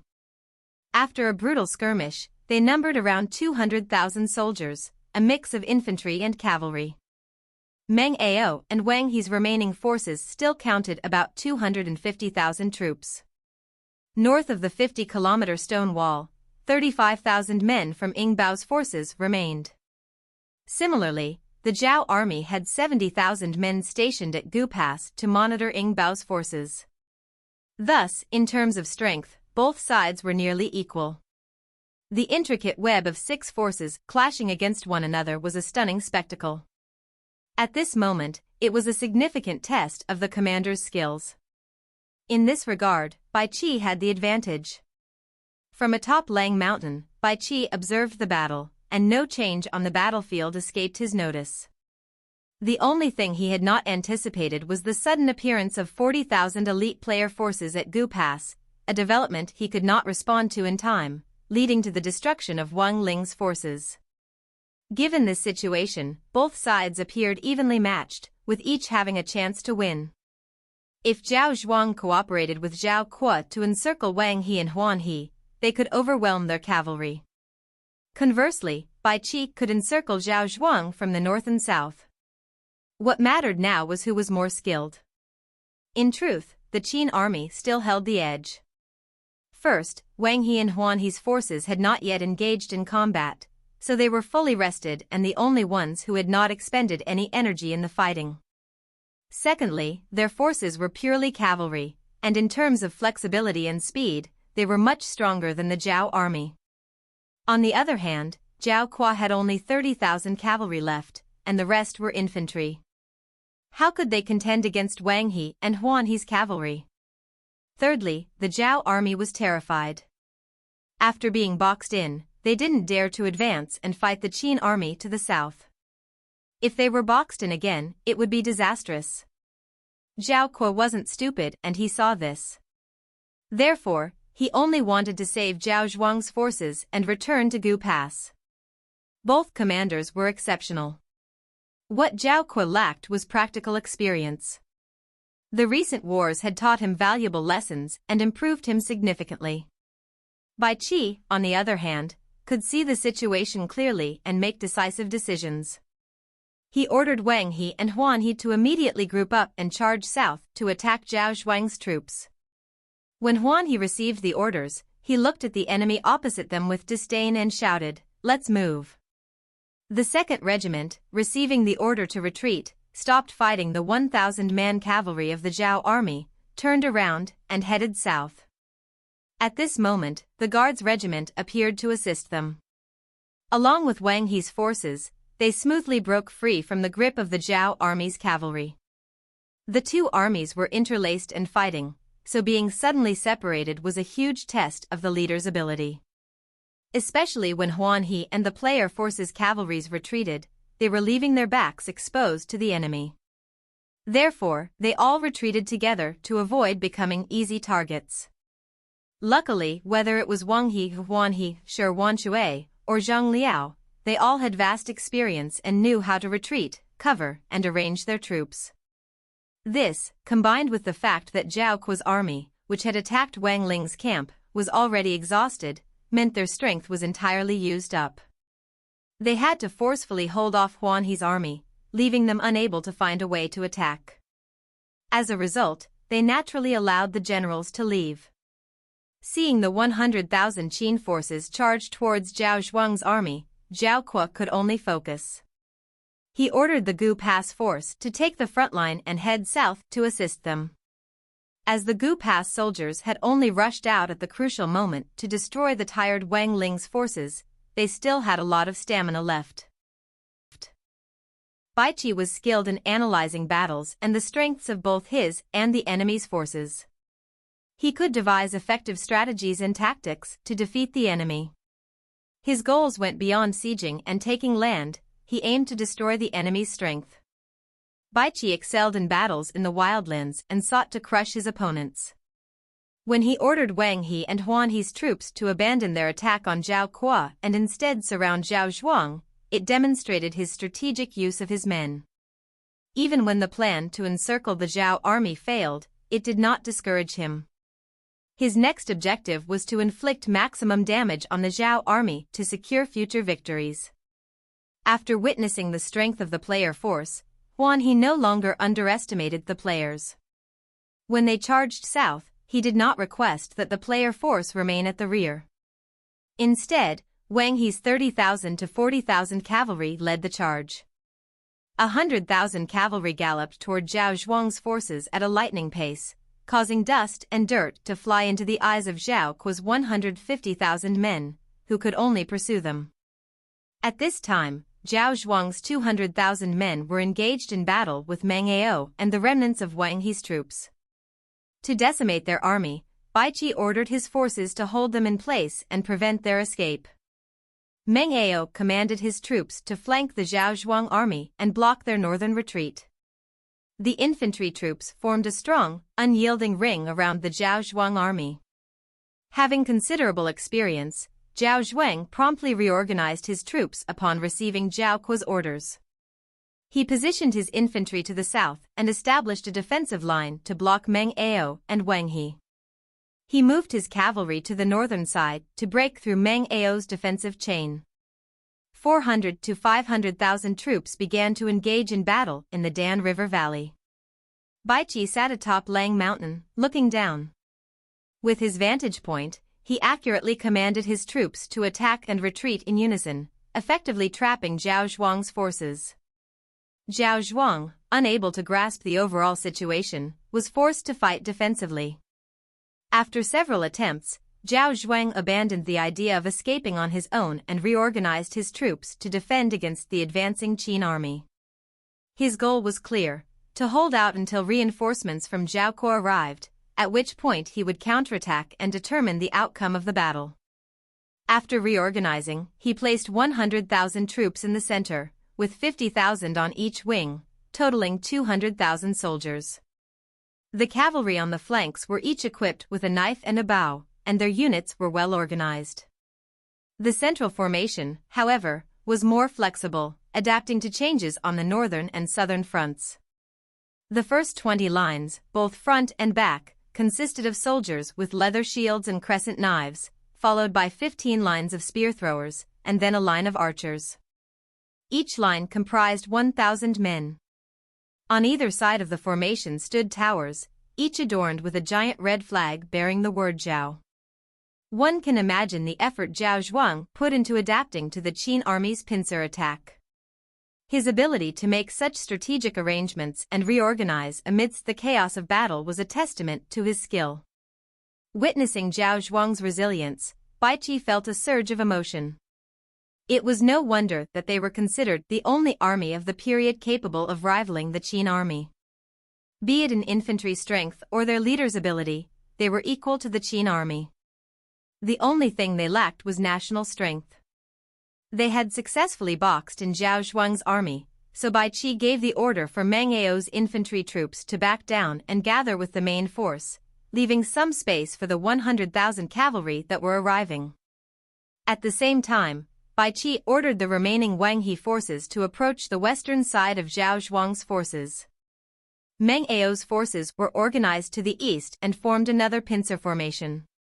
Baiqi's goal was to use the troops from the east and west to hold down the cavalry at the wings, and cause them to clash with the cavalry coming down from the south. His arrangement made Zhao Zhuang feel truly uncomfortable, like a locked-up beast. The only weakness was the southern side, which appeared to be the way out, yet in truth, it was the most dangerous. What made him helpless was his preparation for the northern and southern pincer, but he had not arranged any defenses on the east and west. This rendered all his plans useless, and it was too late to change his arrangements. The gap between Baiqi and Zhao Zhuang was evident in this battle. The thunderous sound of galloping horses resonated in the ears. The sound, which seemed to come from miles away, was now perilously close. Zhao Zhuang knew that the enemy cavalry had finally arrived. As the smoke from the FireBeacon rose once more, a battle was about to unfold in the Changping Valley. "Raise your shields," the commander ordered. Compared to the heavily armored Qin army, the Zhao army wore lighter armor, their leather shields round and large, and their crescent-shaped knives sharp and light. The warhorses of the Qin army were all armored, and the cavalry wielded long swords and bore long bows. This was a battle of spear and shield. He knew his goal was to lead the cavalry straight to Zhao Zhuang. If they couldn't break through entirely, they risked being surrounded. The two wings of the Zhao Zhuang army tried to cut in front of the Qin army cavalry. However, the Qin troops on the eastern and western flanks were like a metal chain, dragging them back into the fray. The Black Flood braced against arrows and spears, relentlessly attacking. After heavy casualties, the vanguard forces led by He finally broke into the front of the Zhao army forces. Their cavalry were unstoppable, using their momentum to charge through, not bothered by the crescent knife soldiers. They quickly broke through the first line, then the second, and then the third. The crescent knife soldiers of the Zhao army didn't back down. The crescent knives in their hands were like water, cutting the legs of the horses accurately. In an instant, the cavalry were flung off their horses, and what awaited them were knives to the body. The player cavalry troops led by Shi Wanshui were positioned in the center of the 100,000 men. Luckily for them, they were able to avoid most of the arrows and spears. Otherwise, they definitely would have suffered heavy casualties before breaking into the Zhao army region. After He's forces had paid a heavy price, they finally broke through the crescent knife soldiers and spear throwers. What lay ahead were the defenseless archers. Once they broke through to this position, the pressure on the player force in the middle and Wang's forces at the back significantly lessened. They surged like a flood into Zhao Zhuang's forces. When He's troops fought their way to the center, they had already expended all their energy. He made the decision to lead his troops to attack on both flanks and destroyed the 30,000 archers. Shi Wanshui led the player force and followed through the bloody path cleared by He's troops. They effortlessly broke through the crescent knife soldiers and spear throwers and reached the archer formation. Under He's instructions, the player force didn't stop and continued to charge forward. After the archers, it was the spear throwers and crescent knife soldiers once again. Regarding He's orders, Ouyang Shuo was furious. He thought He had learned his lesson and become a nicer person. Instead, he was letting his troops kill the defenseless archers while the player force moved forward to face the harder battles. Since it was an order, Ouyang Shuo was helpless and told Shi Wanshui to continue. Upon careful consideration, He's plan wasn't that bad. Among the three forces, Wang's suffered the most losses, and He's, acting as the vanguard, also took many casualties. The only units that remained unscathed were the player forces in the center. Therefore, the charge mission would definitely be given to the player force. Fortunately, the Shanghai City army was strong and had fought many battles. The archers in the center, chased by He's forces, ran into the formation in the back, causing chaos and disrupting the neat order. Seizing the opportunity, Shi Wanshui ordered his troops to charge forward, determined to break through in one swift move. Compared to the Qin army cavalry, the 2nd Regiment and Guards Regiment were much stronger. Their Qingfu horses were far superior to the war horses of the Qin army, giving Shi Wanshui the confidence. The player forced effortlessly through the spear thrower formation, then charged towards the crescent kite formation like a tsunami, sweeping past the Zhao army. Seeing the middle of the formation being destroyed, Baiqi ordered the forces on the west and east to charge forward and swarm Zhao Zhuang's troops. In a moment, the sky changed. The once blue and sunny sky suddenly turned gloomy and cloudy. Zhao Zhuang was in the middle of the chaos, the guards on his sides were scattered, and he had lost all ability to command. The massive army instantly lost its direction and became chaotic. The soldiers began to fight for themselves, unable to differentiate between north, south, east, and west, leading to heavy casualties in a short time.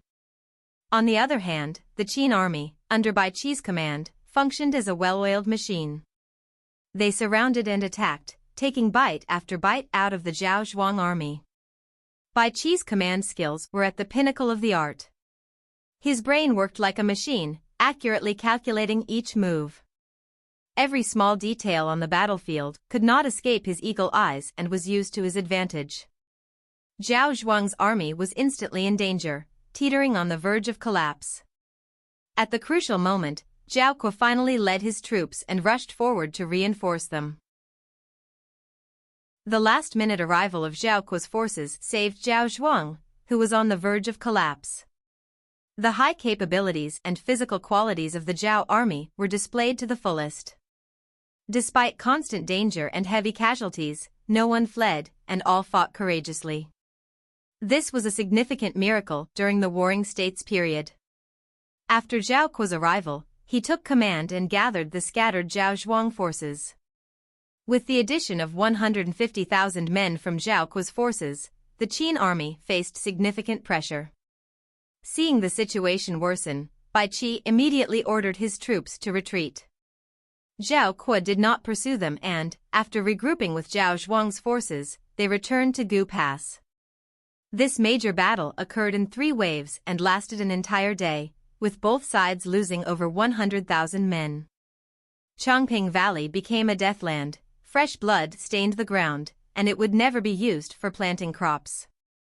After the battle, the Qin army arranged to gather the corpses and bury them, collected all usable weapons and armor, and found the scattered horses. The sky over Changping was terrifyingly gloomy, signifying that the war was far from over. When night fell, rain began to fall. Gradually, the rainfall intensified into a storm, enveloping the entire Changping region. The rain washed away the blood from the battlefield, and the red water flowed into the Dan River, staining it red as well. The red rainwater was the best description of the battle. After the storm, the land was transformed, as if nothing had ever happened. In this battle, the Zhao army successfully broke through the Qin army's encirclement. Although they had suffered heavy losses, they had succeeded. The Qin army was feeling disheartened. Not only had the enemy escaped, but their general, Wang Ling, had also died. The loss of his entire army was certainly a tragic event. According to the battle rules, when non-camp leaders like Wang Ling died, after the battle ended, they would no longer appear in the wilderness and were completely gone. In the Lang Mountain manner, Baiqi's expression was dark and somber. All the generals and advisors were seated on 2 rows of 6 stone stools, looking exceptionally serious. Ouyang Shua, representing the players, was invited to this meeting. He sat quietly in the corner, saying nothing. Based on the military advisor's calculations, in addition to the complete annihilation of Wang Ling's forces, Huan he had lost over 10,000, Wang he had lost 40,000, and Meng Yao had lost 30,000. Altogether, the Qin army had lost nearly 150,000 soldiers. On the player force side, Ouyang Shua had made his own calculations. Of the 7,000 infantry led by Qin Tang, about 4,000 had successfully left the battlefield. Of the 24,000 cavalry, around 20,000 remained. Shanghai City's 10,000 cavalry, tasked with launching attacks, had suffered heavy casualties, losing 2,000 men, which pained Ouyang Shua deeply. In the Battle of Changping, the 10,000 cavalry Ouyang Shua had brought were half of Shanghai City's total, and to lose 20% in a single day was certainly heartbreaking. We lost this battle because of the 40,000 player force that surged out of Gu Pass. Yesterday, Qiue Wei informed me, but I didn't place much importance on it, and thus we lost. What was surprising was that Baiqi didn't blame his generals or advisors and took all the blame. Wang He and the others shifted their gazes towards Ouyang Shua, who was sitting in the corner. Among them, Huan He's gaze was the most friendly, as he had witnessed the strength of the player force. Being the focus of all these generals and leaders, Ouyang Shua trembled. He stood up and said, "Baiqi, the players landing in Gu Pass was unexpected and couldn't have been predicted. In such a short time, it was impossible to defend against." "You're right." Everyone agreed. Ouyang Shua wasn't trying to make excuses for Baiqi, even though his planning was poor. his commanding and leadership skills were what turned everything around. Zhao Zhuang's forces had 50,000 men left, a startling number similar to the number of men Wang Ling's forces had lost. Lord Wuan, now that the Zhao army has escaped, what should we do next? Wang he asked. Baiqi looked at the map, and a long silence followed. The meeting ended just like that. With Baiqi's ability, he couldn't craft a shocking plan in such a short time, so he could only look at the map. After Ouyang Shuo left the mountain, he reported the situation to the allies, and everyone was similarly speechless. Given the circumstances, Ouyang Shuo asked Qianshou to make a prediction for what was going to happen. Only in the dead of night did Qianshou leave Ouyang Shuo's tent. The contents of their secret conversation remained unknown to outsiders. After rushing to Gu Pass, apart from the 70,000 troops left there, the Zhao army had around 300,000 men remaining. Compared to the Qin army, they had lost far more, nearly 170,000. Zhao Zhuang alone had lost over 100,000. Including those who attacked Wang Ling's camp, they had paid a heavy price. Gu Pass could not support such a large army. Helplessly, Zhao Kuo arranged for a general to lead 50,000 men to take over Wang Ling's camp and for Zhao Zhuang to lead 150,000 men to camp at the foot of Gu Pass. The remaining 100,000 would stay behind. Zhao Kuo moved his base to Gu Pass, and after resting, his first action was to clear the path to Handan to ensure a continuous grain supply. Gu Pass's grain supply could only last for a month. Compared to Zhao Kuo, Baiqi's response was faster and more decisive. As soon as Zhao Kuo had dispatched 100,000 men out of the pass to destroying Bai's forces, Baiqi received his orders and moved his men out of Changping Pass.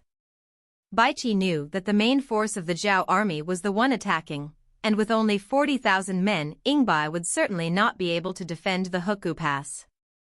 Given this, why not retreat and reduce unnecessary casualties?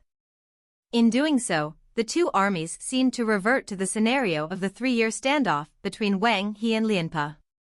However, neither Zhao Kuo nor Baiqi would make such a decision. A 3-year standoff, no matter which country it was, imposed a burden on the nation far beyond its capacity to bear. With large amounts of grain sent to the warfront, numerous civilians enlisting to serve, many people helping to transport resources, and many young men sent to war, the country's economy was on the verge of collapse. This was especially true for the Qin, who were fighting a war far from home, with a long transport route. For every unit of grain sent, 4 to 5 units would be wasted. If they continued to stand off, even a strong country like Qin wouldn't be able to hold on, and their country's power would be lost in the war. In Gu Pass, in Di Chen's tent, Xiangba asked, "The first step is successfully completed. Isn't it time for the second step?" Di Chen nodded. "I'll suggest it during the meeting tonight." "Great," Xiangba replied. "Do you think Zhao Kuo will agree with our plan?" "He definitely will. Today's victory is enough to highlight the problem," Xiangba added. "Zhan Lang, what do you think?" In the battle, Zhan Lang led the player forces to destroy Wang Ling, even bringing down Wang Ling himself. In the battle contribution points ranking, he was second, only behind Ouyang Shuo. Ouyang Shuo's higher ranking was due to the kills by Shanghai City's 10,000 cavalry. As a result, Zhan Lang's prestige in the Yanhuang alliance grew. Zhan Lang laughed. "Based on what I see, even if we don't raise it, Zhao Kuo would have already thought of it." "How so?" Di Chen asked. "Don't underestimate him. Historically, under the pressure of the Qin army, Zhao Kuo could defend for 46 days without grain and keep the army from rioting. He will definitely learn from this battle and find another way to break the Qin. With his character, he definitely won't defend like Lianpe," Zhan Lang analyzed. "Smart." The allies praised him for his insightful analysis. "It seems like we have a 60% chance of winning this battle," Di Chen said happily. The news of the Zhao army killing Wang Ling had spread far and wide, inspiring awe and uproar in every country. Previously, the 400,000 troops of Zhao had been trapped by 500,000 Qin soldiers. Zhao had sent emissaries for help, but they hesitated to commit to either side without clear information. Now that the Zhao army had not only escaped but also killed a general, it had undoubtedly changed the stance of the 5 Shandong states. Qin's dream of conquering Shangdo was becoming increasingly distant. The Shandong states, fearful of Qin, began to listen to Zhao's appeals to join forces against the Qin. This time, their attitudes shifted, and they started to mobilize their troops. Seeing the situation turn against the Qin, Prime Minister Fanju began to use substantial rewards to bribe the Shandong states to prevent them from sending troops to attack Qin. With this, a new storm of tension emerged among the states. Just as various ambassadors from each country went around trying to persuade them, Zhao Kuo acted again. The day after the war, Zhao Kuo ordered Zhao Zhuang to lead 50,000 elite light armored infantry east out of Fuku Pass and then southwest to attack Yewang. Since the Zhao army began using such cavalry, each soldier would carry milk and jerky to last a day in battle. To ensure their supplies, Di Chen and the other lords provided 40,000 military grain pills. Consequently, Zhao Zhuang led 50,000 men east without any visible signs of grain usage. The Yewang stronghold was the resource base of the Qin, the only stronghold the Han state held in all of Shangdo. 3 years ago, Baiqi ordered Wang Ling to attack it. Upon taking control, they immediately constructed a large granary and opened a channel for grain transportation. Within a year, ships kept sailing and carts kept traveling, continuously sending grain to Yewang. During the 3-year standoff, the grain supply never stopped, and Yewang now had several granaries full of grain. Since Baiqi took over from Wang He as the commander, the Qin army's strategy shifted north toward Duanzhi town, west of Liaoma Ridge. Wang Ling, under Baiqi's orders, began to move into the Changping battlefield.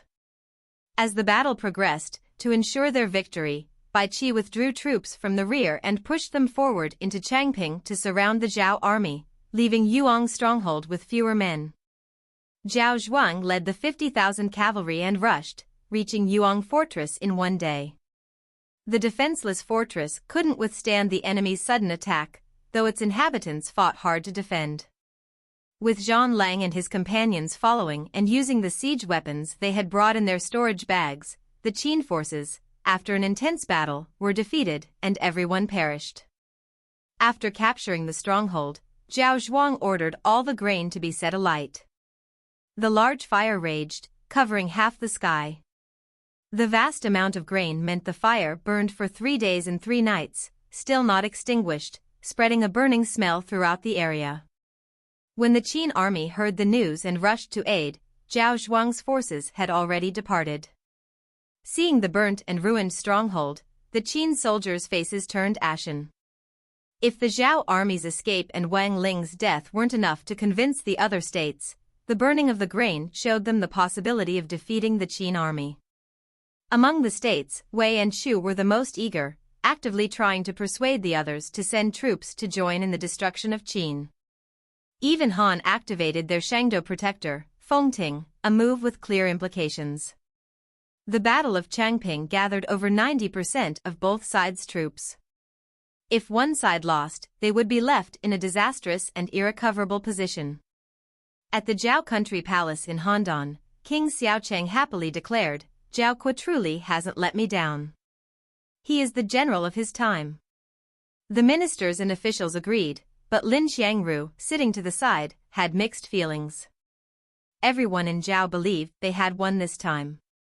With the Qin army deprived of their grain supply, they could only retreat, so Shangdo would surely belong to Zhao. However, Pingyuan Lord Zhao Sheng remained somewhat worried. "My king, Zhao Kuo, is young, and I fear this victory will make him arrogant. Since Yewang's stronghold is destroyed, we only need to defend the Gu Pass, and the Qin army will be forced to back off. I fear he will use his troops again to fight the Qin army to the death for no reason." His words were like a cold breeze, making the entire court feel chilled. Thinking about the Zhao army being boxed in, the ministers and officials shuddered. Baiqi's prestige was too high, and even in such a situation, no one believed the Zhao army would definitely win. The moment Baiqi seized an opportunity, he could turn the tide in an instant. Zhao Xiaocheng, similar to the Pingyuan lord, feared Zhao Kui using his troops to attack. When he learned that the Zhao army was boxed in, he was so worried that he had many sleepless nights. Hearing his words, Xiaocheng said, "Uncle Wang is right. I'll write a decree for Uncle Wang to personally lead the army to take control from Zhao Kui, so he can't step out of the pass and fight." "Yes, my king." The Pingyuan lord finally felt at ease. Handan, Lianpa Manor. Since he was removed from duty, Lianpa didn't follow his good friend Lin Xiangru's advice to go to Chu, and instead returned to the Handan Manor. Hearing that the Zhao army attacked Yewang's stronghold, Lianpa was conflicted. He muttered, "Was I really wrong? Am I not as good as him? I hope the Zhao army wins so I have no regrets in this life." Qin Country, Xianyang Palace. The king of Qin frowned as he looked at Fanju. How is the situation with the other countries? The destruction of the Yewang stronghold left this minister at a loss. Several more strands of white hair appeared on his head as he said, "My king, the situation has changed, and whatever we do won't make a difference. The key lies with Baiqi, and if he can turn the situation around." Qin Zhaoxiang was monitoring the resources in Changping. Before returning to Xianyang, he had spoken with Baiqi. Outsiders naturally wouldn't know the details of their conversation. The only change was that after the secret talk, the king was much more relaxed and not as when he heard that the Yewang stronghold was destroyed. Baiqi's words before he left echoed in his ears. The loss of one land or city isn't enough to decide victory. What truly determines the outcome is the battlefield. Minister, continue to manage policies from here and try to send grain to Duanshan. I'll venture forward to the army and gather reinforcements with all young men 15 and above to support the troops in Changping. Yes, my king. Fanju replied solemnly. In times of dire internal and external crises, it was essential for the king and the prime minister to work together. This scene made him exclaim, "Protect our Qin, resolve the national crisis." You're right, these are the most trying times for our country, but I believe we can survive this and make it through. Compared to the Zhao civilians, the Qin people were much more resilient in the face of adversity. Despite the many events unfolding around them, the Changping battlefield remained quiet. After successfully taking the Yewang stronghold, Zhao Kui assigned 50,000 men stationed outside the Gu Pass to defend the Huku Pass. As the only pass between Handan and Gu Pass, they needed to defend it to ensure grain could be transported.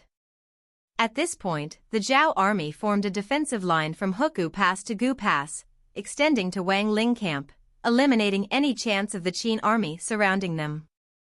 Huku Pass and Gu Pass were close to each other, so if the Qin army wanted to go north of the stone wall, they would be attacked from the front and back. Unless they used all their forces, it would not succeed. At Lang Mountain, in the manor, the military advisor was briefing the organization of the Zhao army troops, followed by reporting new military intelligence.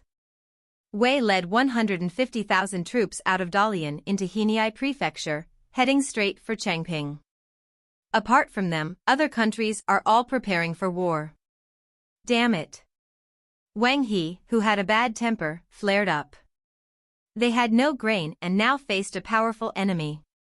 This was a danger the Qin army had never encountered before. Even so, the generals and officials didn't give up, their reason being Baiqi, the war god, in their hearts. How's the grain situation? Baiqi asked solemnly. Apart from the Yewang stronghold, Duanshan town, Laoma Ridge, and Guanglong City all have a portion of the grain, but not in large amounts. Altogether, it could last us for 20 days. Additionally, the king has started to transport grain to Duanshan town. Given the long distance, we can't rely on it in the short term. Baiqi nodded, looking around at the various generals and said calmly, the Zhao army has 4 advantages. They have sufficient grain, reinforcements, a small and easily defensible area, and high morale. He continued, however, they also have 4 weaknesses. Firstly, although the defensive line appears unbreakable, it is too long, and they cannot protect the end. If we try, we can definitely cut the line in half. Secondly, after they destroyed Yewang's stronghold, they did not pursue to cut off our supply line. Their tactics lack decisiveness, giving us a chance to fight back. Thirdly, their consecutive victories and reinforcements might make them overconfident. Fourthly, by hiding in the pass, they can only defend passively. Everyone in the cave waited with bated breath. They knew that before every battle, Baiqi would weigh the pros and cons of the enemy. Only then would he devise a plan. This was the moment they had been waiting for. To destroy our enemy, it's simple, Baiqi said, pausing before continuing. Surround them and destroy their reinforcements, fortify a place but shift all resources away. Attack their weaknesses, launch isolated sieges. Wang he asked, Lord Wuan, please elaborate. This strategy focuses on surrounding them, luring the reinforcements, and then striking at their reinforcements instead. The Zhao army's shortened defensive line gives us an opportunity. If we attack Gu Pass and draw their attention, and then send our main force to defeat the Wei army, the Zhao army will be cornered by us once again. The generals all exclaimed, respect and awe in their eyes. However, Baiqi was a very serious man and rarely laughed, so the generals didn't dare to sing his praises in the tent. They all looked at him, their war god, eagerly, waiting to see how he would arrange the troops. Ouyang Shua sat in a corner, his emotions filling him. Only someone like Baiqi could become a commander-in-chief. Generals like Shi Wanshui and Alai could never be. The difference between them was very obvious.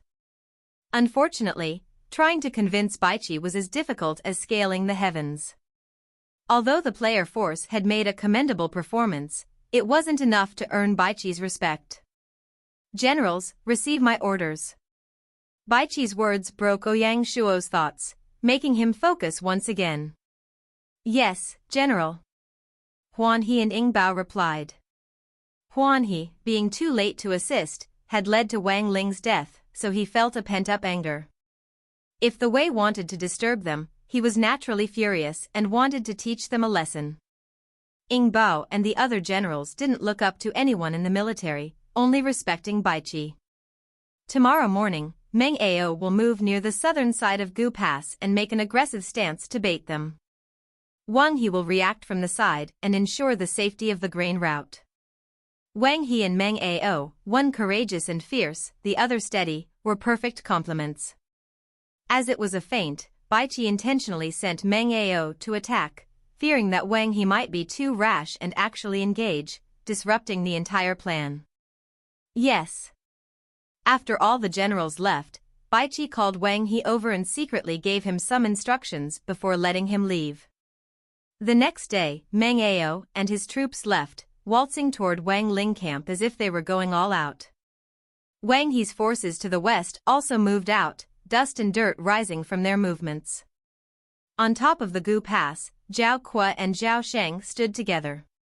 Despite the decree from the Pingyuan Lord, Zhao Kuo, though he disagreed, had no choice but to accept it. Following the king's orders to build a defensive line and not venture out to fight, he watched as Meng Ao's forces charged forward. Zhao Kuo wasn't overly concerned. He had already sent 50,000 men to fix the camp, making it usable again within a day. With Zhao Zhuang's 100,000 forces at the foot of Gu Pass, he doubted Meng Ao's forces could succeed. Reflecting on it, even his 150,000 troops couldn't capture Wang Ling's camp in such a short time. What is the Qin army rushing for? The Pingyuan Lord asked. Zhao Kuo laughed. Their grain supplies were cut off, so I think they want to launch a full-scale attack before our reinforcements arrive. Baiqi is a master at commanding troops. Why would he act so rashly? Is there a scheme behind this? The Pingyuan Lord said uneasily. What a joke. Although Baiqi is clever, even the heavens favor us. What can he do? Zhao Kuo, despite his past defeat against Baiqi, didn't believe he was inferior and wanted to prove himself. Seeing Zhao Kuo's arrogant and overconfident demeanor, the Pingyuan lord remained silent. Without solid proof, any conjecture would be baseless, so he had no choice but to trust Zhao Kuo's judgment. Using the cover of Meng Ao's forces and the dust raised by Wang He's troops, Huan He and Ing Bao led 100,000 cavalry and secretly left the camp, heading east toward Beijing. The iron cavalry of the Qin army, unlike the light armored cavalry of the Zhao army, could carry milk and dried meat. The Qin soldiers, however, had to bring meat that needed to be cooked over a fire. Compared to the Zhao army, this was much more cumbersome. Fortunately, Ouyang Shua and the lords of the Shanghai Alliance provided military grain pills, which greatly reduced the logistical burden. Without such assistance, these troops would not have been able to advance so far. In a short time, the troops managed to enter Heniai Prefecture. Although Heniai Prefecture was a newly acquired territory under Qin control, the Qin king's fair command and rewards to the people made them very happy and supportive. As a result, these 100,000 cavalrymen felt like fish in water in Heniai Prefecture. The Wei Kingdom's Xinling lord had led 150,000 troops into Heniai Prefecture, but their movements were like sparks in a dark night. To Huan He, there was nothing mysterious or secretive about their actions. Huan He was very clear that the operation had to be swift and decisive. Firstly, their resources were limited, and they couldn't sustain a prolonged campaign. Secondly, staying out for too long would raise the suspicions of the Zhao army. After Huan He and Ing Bao discussed their plan, they chose a route that the Wei army had to pass and prepared an ambush. They aimed to catch them off guard and destroy them in one fell swoop. The ambush point they chose wasn't a canyon or a special location but a very ordinary plain, hundreds of miles around. Beyond an official road, it was just a few scattered villages. 100,000 cavalrymen hid in these villages. Not far from the villages was a dense forest, and the thick vegetation provided excellent cover for the troops. Seeing such a vast army, the villagers were frightened. Apart from acquiring some grain from the villages, the soldiers didn't act too aggressively. Baiqi was very strict and didn't allow his troops to rob civilians. Even a general like Ing Bao, who feared nothing, would definitely not defy Baiqi's orders. Once the troops settled in, Huan He sent scouts to investigate and monitor the movements of the Wei army. 2 days later, the Wei army appeared as expected. From afar, the 150,000-man army stretched over 5 kilometers. Their once elite army had deteriorated and was not as formidable as it once was. An army on the move wasn't suitable for a surprise attack, as it spread out too far. Even if they eliminated the front ranks, the rear could still regroup, and effectively defeating them would be difficult. Therefore, the location Huan He chose was where the Wei army set up camp. After a long journey, and with few Qin forces in Heniai Prefecture, the Wei army naturally didn't pay much attention to their camp's security. Unbeknownst to them, a pack of hungry wolves was watching from a short distance away. As the Wei army set up camp, 100,000 iron cavalry emerged from the forest like a black flood, charging straight toward them. The thunderous galloping made the ground shake, like a tsunami. The black wave swallowed the land, the green plains were now covered in black. Oh no, it's the Qin army, the Wei army panicked. The soldiers in the Wei army had suffered greatly at the hands of the Qin army, and fear had built up in their hearts. At that point, the Wei army had started to gather in the camp. Traveling non-stop for a day was truly exhausting. They put down the heavy grain they carried and were preparing to settle down. They didn't expect enemy forces to attack, causing panic in the camp. Screams, shouts, horse galloping, bowls and pots crashing, curses, and various noises resounded. It was like they were in a huge market. Luckily, the Xinling lord was a capable man. He calmed the troops while reorganizing them. He ordered the cavalry to gather and intercept the Qin army while the infantry formed up behind them. A 150,000-strong army naturally wouldn't set up camp in one spot. They were split into 3 groups. When the front group set up camp, the central group would rush there, while the back group would still be moving. He led 50,000 men to attack the front group. Yingbao led the player force to destroy the central group. The Xinling Lord Wei Wuji personally led the central group. In the current day and age, the only ones who could match the Qin army were the Zhao army. The Wei army before them was far from their past glory and were easy pickings. After a charge by Huan He's forces, the front camp couldn't form up. Huan He led his men and slaughtered in the camp. History would remember this once nameless plain because of this battle. The central group's camp was where the commander Wei Wuji was located. Shi Wanshui requested to lead the player force to attack them. This was the last remaining group of Wei's elite soldiers. Shanghai City's cavalry was a level above that of the Qin armies. The Wei elite soldiers naturally couldn't withstand it and were forced to engage the metal flood led by the 2nd Regiment. It was a clash of spears and shields, and it ended in a complete victory for the Shanghai City cavalry. The confident Xinling lord could only lead his guards and escape. Even the proud Yingbao was stunned by the strength of the player force. Before this trip, he had been unhappy that Huan He had treated the player force too well, but now he understood why. Although the Wei elite soldiers weren't as strong as before, they were still an elite unit. However, in front of the player force cavalry, they couldn't withstand a single hit, shocking Yingbao. In the vast plains, the Wei troops, stretching for miles, were decimated by the Qin army. They couldn't connect with the rear group and were broken into many parts. Comprising mainly infantry, the small number of Wei soldiers was insufficient to stop the Qin army cavalry. Instead, they were pincered by Huan He and Yingbao and directly destroyed. With the loss of their cavalry, the remaining Wei infantrymen couldn't mount a determined defense. They were like a flock of sheep being chased by the Qin army's wolves, running for their lives. The vast plains were filled with fleeing Wei army soldiers. They discarded their gear and weapons.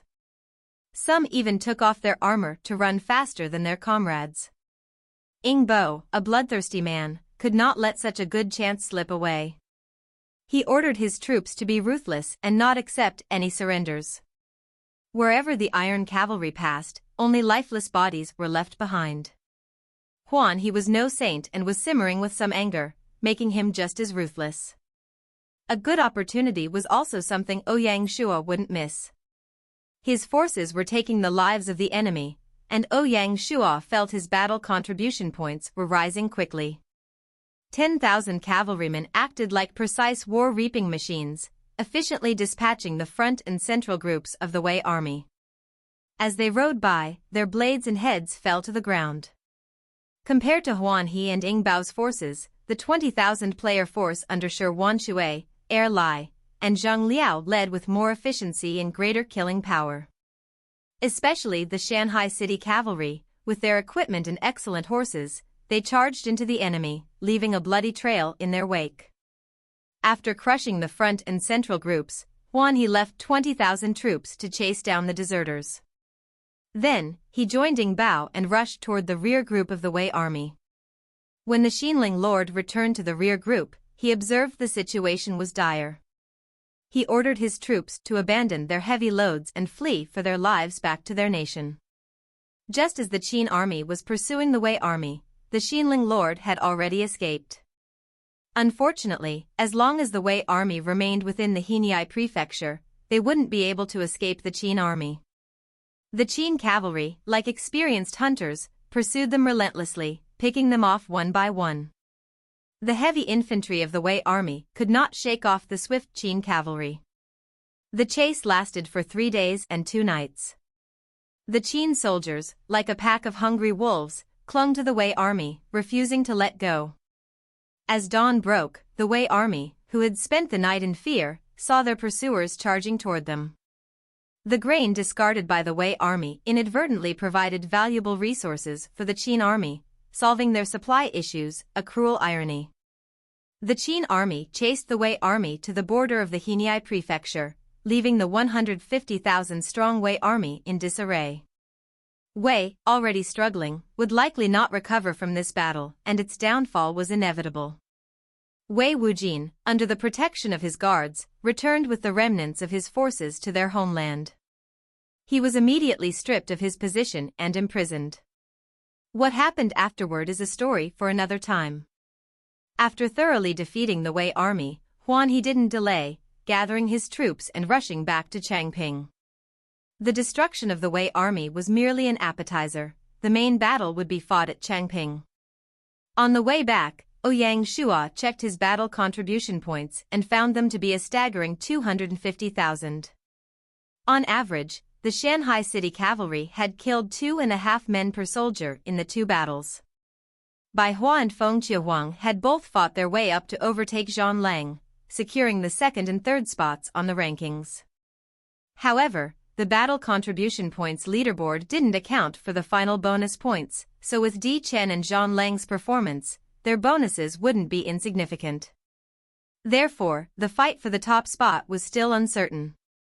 The news of the destruction of Wei's 150,000 troops spread like a blizzard across all the countries, calming their impulsive and rash hearts. The Zhao were rejected by many other countries, and the Han once again stripped Fengting of his duties. The 5 Shandong states immediately brought gifts and sent ambassadors to Xianying to repair their relationship. As Baiqi had predicted, the destruction of the Wei army would break up the forming alliance. At this point, the army the Qin king had gathered in Heniai slowly left the Taihang Mountains. With the arrival of rain, the Changping battlefield once again became shrouded in mystery. In Gu Pass, at Di Chen's tent, as Ouyang Shua and his companions' battle contribution points started to climb, Di Chen sensed something was amiss. After several days of observation, he noticed no signs of Shanghai city's cavalry among Meng Ao's forces. If they hadn't joined the battle, how could their contribution points still be increasing? Unless there was a war elsewhere? Di Chen shared his suspicion with Zhao Kuo, but Zhao Kuo didn't pay much attention to it. As expected, even Baiqi initially disregarded the military intelligence Ouyang Shua provided. Moreover, Di Chen's suspicion seemed so outlandish that the young Zhao Kuo definitely wouldn't bother with it. When the news of the Wei army's defeat spread, Zhao Kuo was naturally shocked, while Di Chen and the others were bitter. Are we really going to lose to the Shanghai alliance again? Sha Pejuan was truly frustrated, seeing the favorable situation slowly turn against them. How could he be happy, especially when the enemy was Ouyang Shua, whom he hated to the core? Zhang Lang shook his head. This time, we didn't lose to Chiue Wui, but to Baiqi.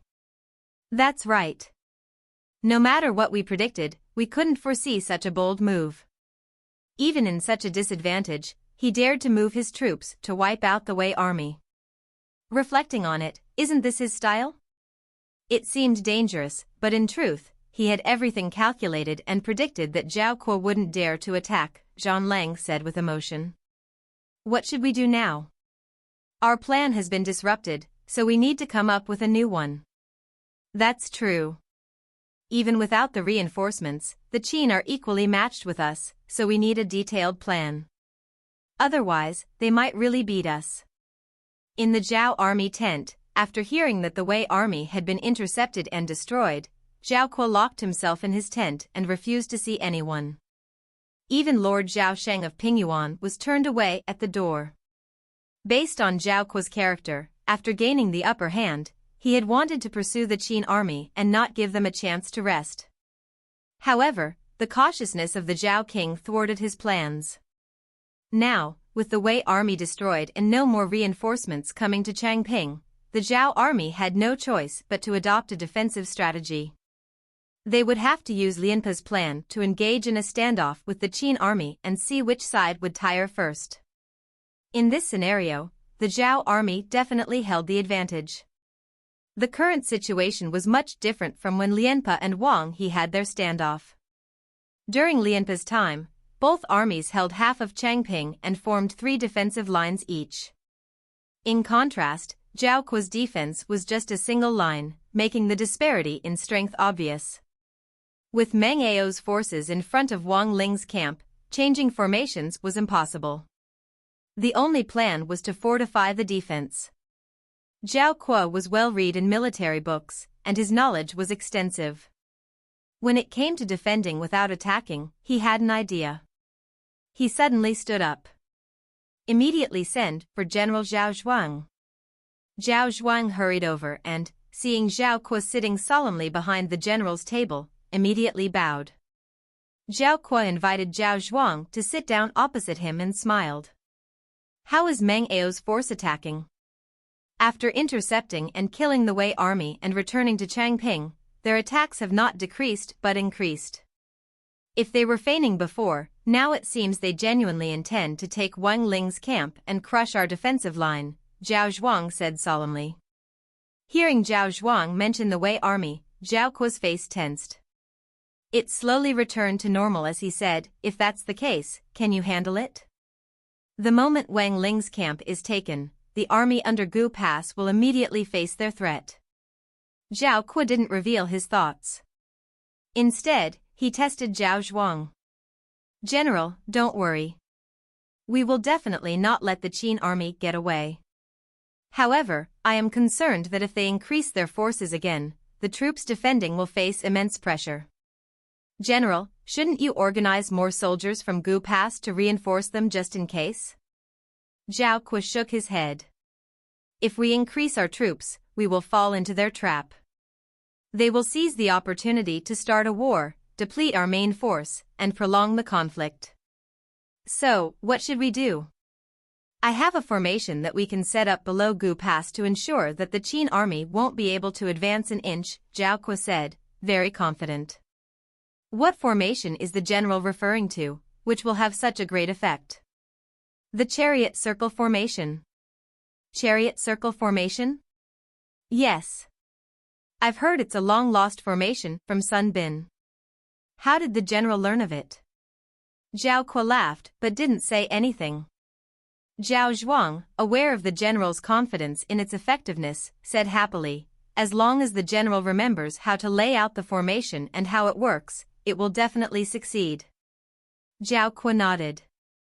Sun Bin mentioned that this formation was so brilliant that one didn't need to make any changes or adaptations to it. As for how to arrange the men, it's also very simple. Look. He took a piece of sheepskin and started to draw. With his intelligence and quick thinking, in less than an hour, he had described the formation. Sun Bin was a war genius. This formation is so practical. Zhao Zhuang exclaimed. It's all right if the Qin army increases their troops to attack. If they really do, we can only add a little more troops to defend Wang Ling's camp. A head-on fight isn't a smart strategy. The main force will set up the formation below Gu Pass to greet them. I want to see how Baiqi breaks it. Yes, General. Zhao Zhuang went away to prepare the formation so they could set it up at the foot of Gu Pass. Apart from that, he also gave the responsibility of the formation to the army advisor to drill the soldiers so that they were well versed in it. Lang Mountain, Qin Army Tent. Baiqi gathered all his generals to plan for the next stage of their mission. According to their original plan, the next stage was to attack Wang Ling's camp. Once we manage to conquer the camp, the Zhao army will be trapped in Gu Pass, and it will once again be us surrounding them. Therefore, we must win the battle tomorrow, Baiqi rallied. We await your orders, the generals replied. In the siege tomorrow, Meng Ao's forces will be the main assault, while Huan He and Ning Bao will back him up by blocking the Zhao Zhuang troops at the bottom of Gu Pass. Wang He's troops will stay in the camp and wait for my orders. Yes, General. Ouyang Shua sat to one side, a sense of worry and doubt flashing across his face. Since they were trying to take over the camp, why weren't Wang He's troops being sent out? He looked at Wang He's expression and saw no unhappiness. Perhaps Baiqi had other plans. The destruction of the Wei army not only shattered the forming alliance but also led the Qin troops to gain a significant amount of grain and resources.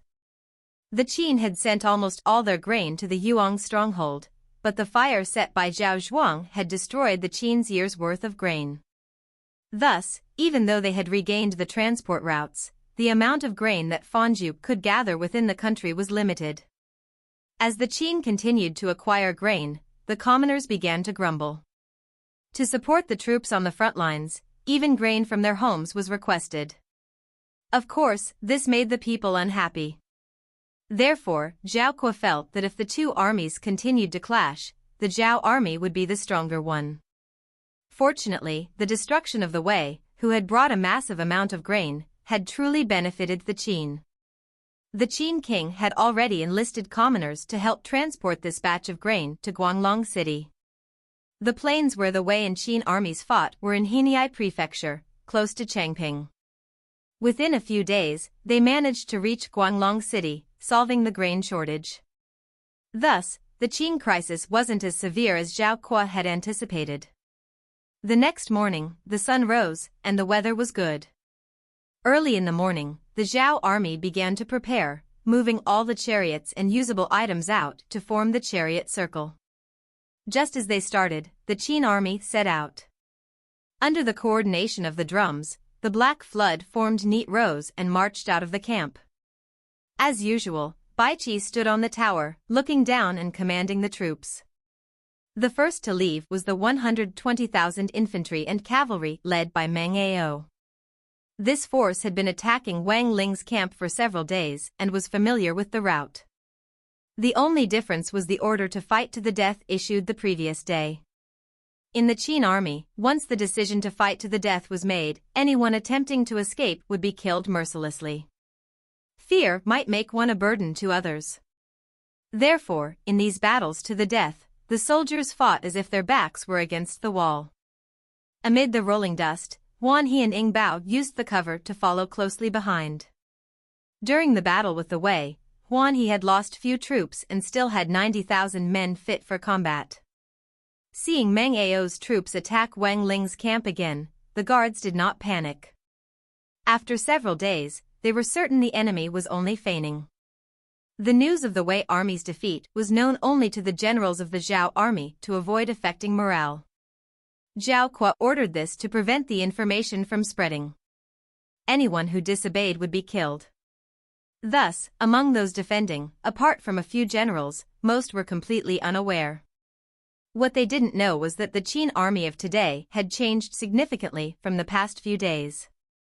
The generals knew and gave orders for the soldiers to be on high alert. Unfortunately, this didn't prove effective. During the days of attacks, while Meng Ao didn't gain much ground, they managed to fill all the moats. The vast Qin army stepped over the moats and held scaling ladders, initiating a relentless assault on the camp that was once their own. The soldiers, unafraid of death, fought with all their might. Such a fierce army was not what the Zhao forces expected. Only then did they realize that the Qin army was attacking in earnest this time. However, by the time they understood this, it was already too late, as they had already sustained heavy casualties. Luckily, the Zhao army was not as ill-prepared as the Wei army. Despite the initial setbacks, they quickly reacted and, using the advantage of the defensive wall, began to decimate the Qin troops. The cabinets and various defensive mechanisms were utilized to their fullest, causing substantial damage to the Qin army. Meng Ao, commanding the troops, showed no reaction and was indifferent to the loss of life. He coldly waved the flag in his hand, sending wave after wave of soldiers forward, not stopping until the objective was achieved. The incessant attack placed immense pressure on those trying to defend. They didn't even have the time to catch their breath. Under the intense assaults, breaches and cracks began to appear in some sections, although they were still holding on. If the attacks persisted, a breakthrough was only a matter of time. Meng Ao was smart and quick. Noticing the holes in the defense, he immediately sent the reserve force. In a moment, Wang Ling's camp was in danger. The soldiers had no choice but to send an emergency SOS signal to the main forces. Although Zhao Zhuang was busy with the chariot circle formation, he was keenly aware of the siege. Seeing the Qin army act as he expected and launch a genuine attack, he immediately formed a force to assist. Just as they rushed to help, Huan He and Ing Bao's troops, who had been hiding behind Zhao Zhuang's army, charged out and blocked their escape route. Both generals did what they were tasked to do: block first, kill second.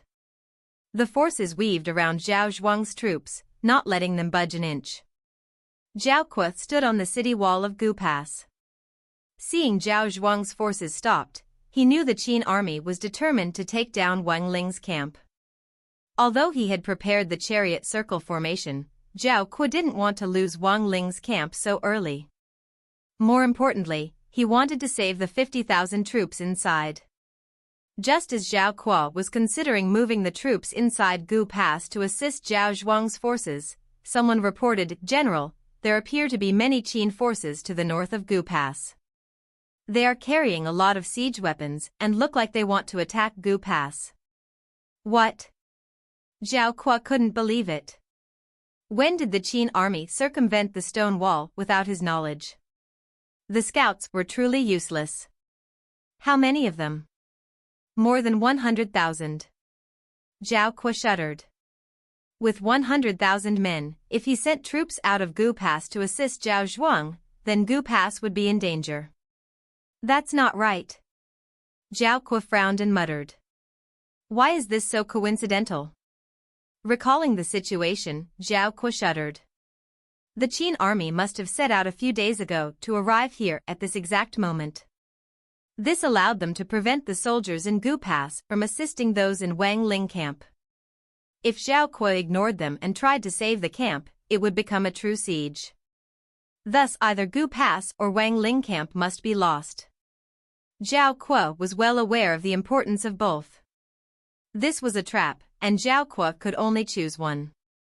He decided to defend Gu Pass and abandon Wang Ling camp. Coordinating with the troops in Huku Pass to flank the Qin army from the north was impossible. Huku Pass was too far from Gu Pass, and by the time they arrived, the enemy would be long gone. This was a flaw in the Zhao army's defensive line. It was too long and the units couldn't effectively coordinate, giving the enemy an advantage. At this point, Zhao Kuo had a deeper understanding of Baiqi's strategy. It was clear that Baiqi had identified the Zhao army's weakness and planned accordingly. In comparison, Zhao Kuo appeared inexperienced and weak. The difficult part was that he not only had to sacrifice Wang Ling camp and its 50,000 men, but also that leaving them behind would lower the army's morale. They had no ability to save them, but if he didn't, the army would lose its fighting spirit. Zhao Kuo shook his head bitterly. Order the troops to turn towards the north for defense, instruct those in the camp to hold their ground, and once we have dealt with those besieging Gu Pass, we will send reinforcements. Everyone knew that Zhao Kuo's reinforcements were nothing but a piece of paper. When the main force had made the Qin troops retreat to the north, Wang Ling camp would have been lost, making reinforcements unnecessary. Although everyone knew this, logically speaking, Zhao Kuo did not want to abandon Wang Ling camp. However, because of the Qin army, he had no choice but to give it up, to avoid a catastrophic impact on morale. While this decision was not overtly public, it was effective. A leader must be ruthless, and when sacrifices are necessary, they must be ready to make them. This battle again taught Zhao Kuo a lesson. After the Battle of Changping, Zhao Kuo grew and matured rapidly. If he could survive and leave this battlefield, he would undoubtedly become a renowned general. Zhao Kuo's orders were essentially a death sentence for the Wang Ling camp. When the generals received the orders, their faces turned ashen white. They foresaw the grim ending that awaited them. However, they did not hate Zhao Kuo, but despised the treachery of the Qin army. Brothers, fight to the death. The courage of the Zhao army was never less than that of the Qin army. Kill. Kill. Kill. The scene of Wang Ling's remaining forces leaping from the moat and fighting to the death was replayed. Same place, same situation, the only difference being that this time it was the Zhao army. Fate. Sometimes it was just so coincidental and so cruel. The bravery of the Zhao army was thwarted by Meng Ao. His calm eyes suddenly wavered, and facing such an opponent, all he could do was to try his best and send them on their way. Deafening roars sounded inside and outside the camp. The charge of the Zhao army stirred the thirst for blood in the Qin soldiers, and both sides fought to the death. The fierce battle lasted well into the afternoon. When they were tired, the Zhao army ate in the moat, not even having the time to return to camp. If they fell back, the enemy Qin army would surge forward. As the sun shone down on the Wang Ling camp, it seemed unnaturally cold. The once repaired camp was again in tatters, walls broken and smoke billowing from within. As Meng Ao led the troops, he maintained a calm demeanor. The resilience of the Zhao army was far more than he had anticipated. The moat seemed a dead zone, one they could take over at any moment. But when the Qin forces charged forward, there were bodies that reverted, clutching the sharp blades in their hands and battling against the Qin army. Because of the battles one after another, the moat no longer existed, covered by bodies and blood. Be it siege weapons or defensive tools, they were all broken, and no one bothered to go and fix them. At the end of the battle, there were only soldiers wielding knives and spears, engaging in close combat. There was no any skill or tactics. This was the cold weapons era, the most bloody but the most eye-catching moment. Soldiers weren't like wheat that would grow back quickly after being cut. The Zhao army, in both combat strength and mental strength, was equal to the Qin army. However, there were twice the number of enemies in front. In the end, they lost. Like the Wang Ling forces, none of them surrendered, and everyone fought to the death. After a whole day of intense fighting in this battle, Meng Ao's troops seemed to have lost as many men before they were able to take down the Wang Ling camp before nightfall. They had reclaimed what they lost, but the price seemed too high to pay. The after-battle report showed that the Allied infantry forces led by Qin Tang had been nearly all killed, with around 1,000 remaining. The dire state of the Allied forces was the best description of the battle. After taking down the Wang Ling camp, Meng Ao followed Baiqi's instructions and led 70,000 troops to guard it. To pay remembrance to Wang Ling, the name of the place wasn't changed. Seeing the Wang Ling camp taken over once again, Zhao Zhuang was furious and wanted to have a fight to the death with the Qin army. Luckily, Zhao Kuo's warning made him keep a clear head and order his troops to retreat to the foot of Gu Pass. The combined forces of Huan He and Young Bao dealt with Zhao Zhuang for an entire day and were exhausted. They retreated back towards Guanglong City to rest up. Sure, here is the revised version with simple grammar edits. Both generals knew that a more crucial battle was about to happen. The 100,000 troops sent to harass the Gu Pass were taken from Wang He's camp. Before Huan He and Ning Zhao went to attack the Wei army advancing toward the Gu Pass, Wang He was given a secret mission. A few days before, when the Meng Ao army was feigning an attack on the Wang Ling camp, the main camp of the Qin army had only 50,000 men, like an empty city. The Zhao army had 200,000, 300,000 free troops, but they didn't use them. If Zhao Kuo had taken the risk and attacked, the battle would be totally different right now. There were no ifs in war. In the morning, Zhao Zheng started moving out all the old chariots and useful items, spending 5 days forming the chariot circle formation at the foot of the Gu Pass. The formation had 5 layers. The outermost was a walled trench, the second consisted of chariots and sword-shield soldiers. The chariots were linked together, and behind them were the sword-shield soldiers. The third layer was infantry soldiers spaced out in a defensive formation. The fourth was a military tent used to rotate the defending soldiers and treat the wounded. The fifth, where the commander would command all the troops, was the golden drum tower with a giant Zhao flag. When the formation was set up, it astonished the Qin army. The Qin army pointed from afar and looked in awe. When Baiqi got the report, he looked down from the highest point of Lang Mountain. From afar, it was a 5-kilometer burning circle, flags placed around, drums sounding out, and it looked really dangerous. Baiqi looked at his generals and asked, "You have all been through hundreds of battles. Can anyone tell me the history of this formation? What are its strengths and weaknesses, and how should we break it?"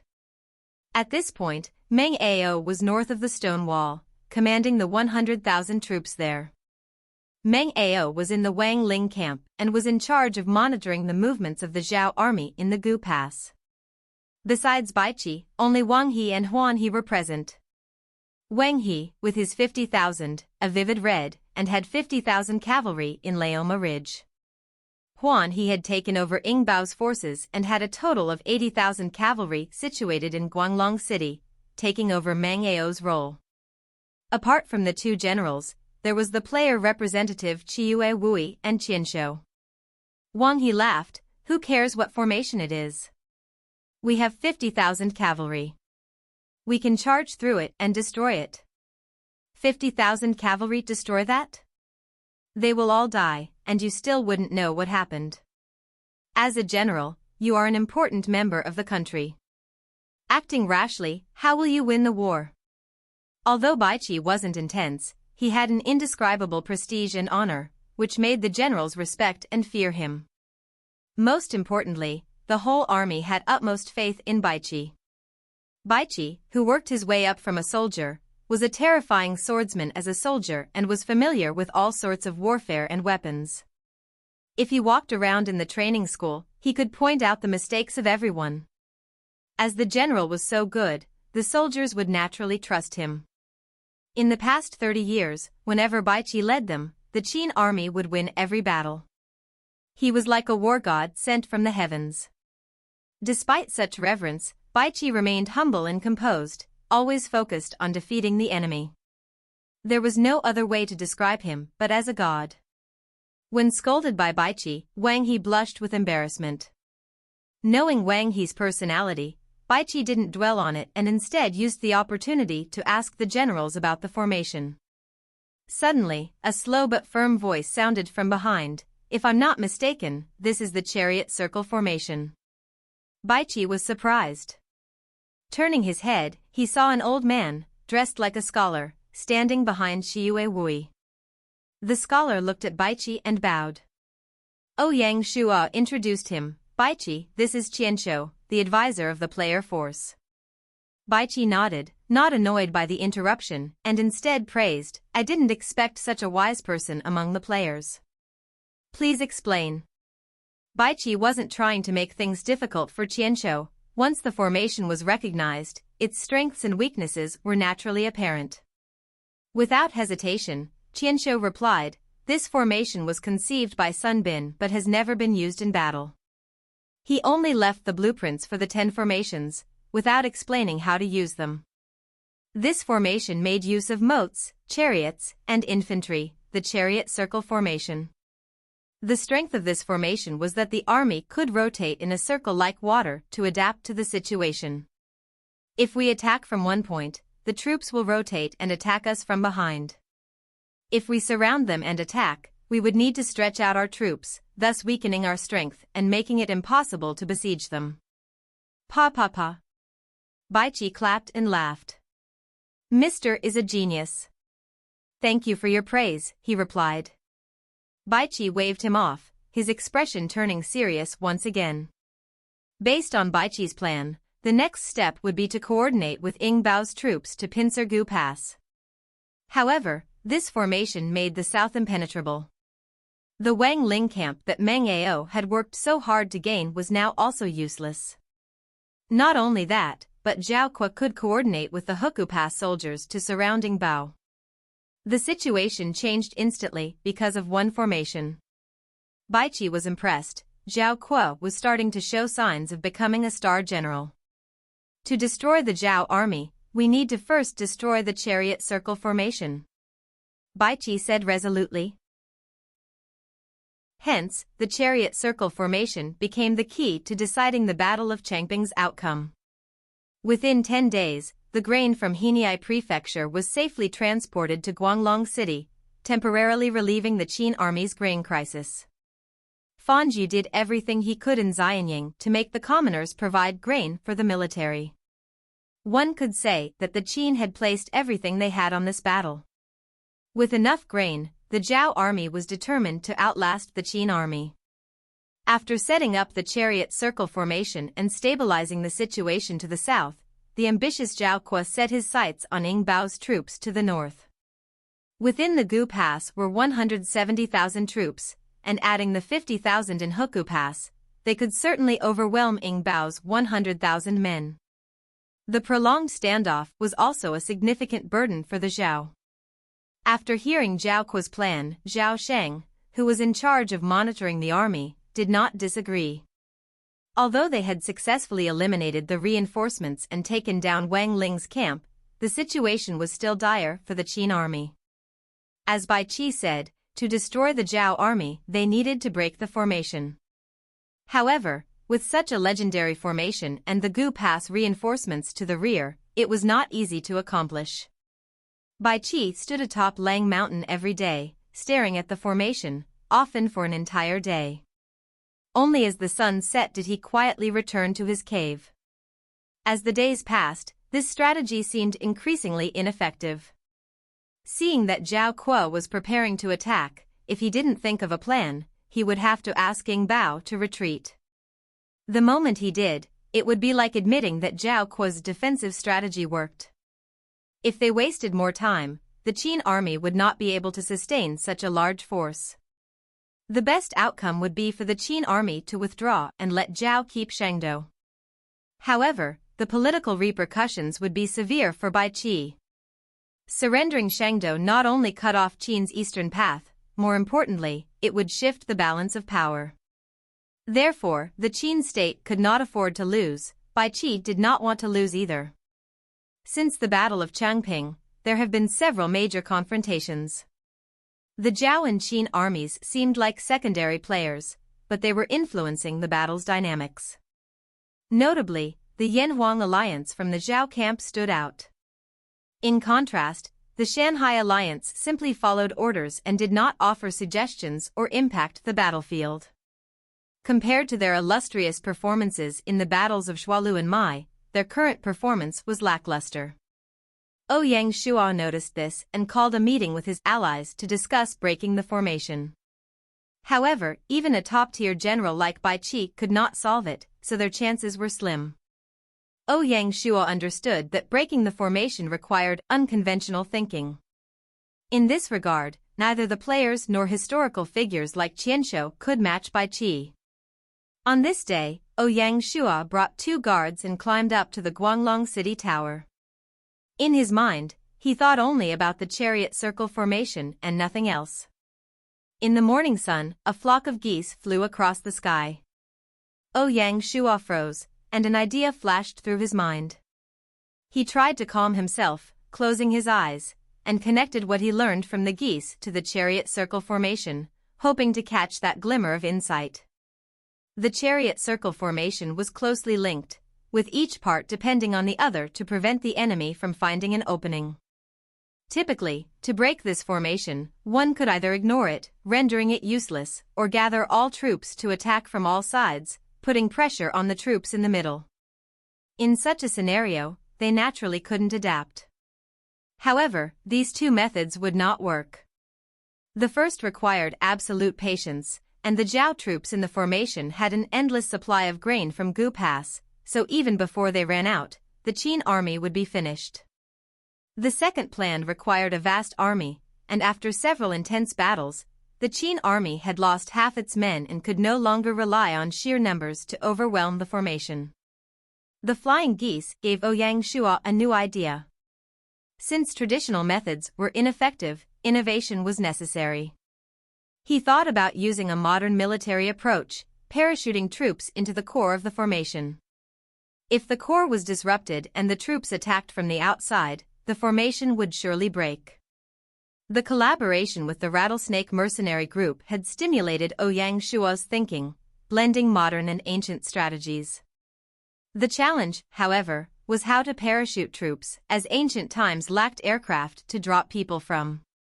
Ouyang Shua opened his eyes and turned to Daliang Mountain, his eyes brightening.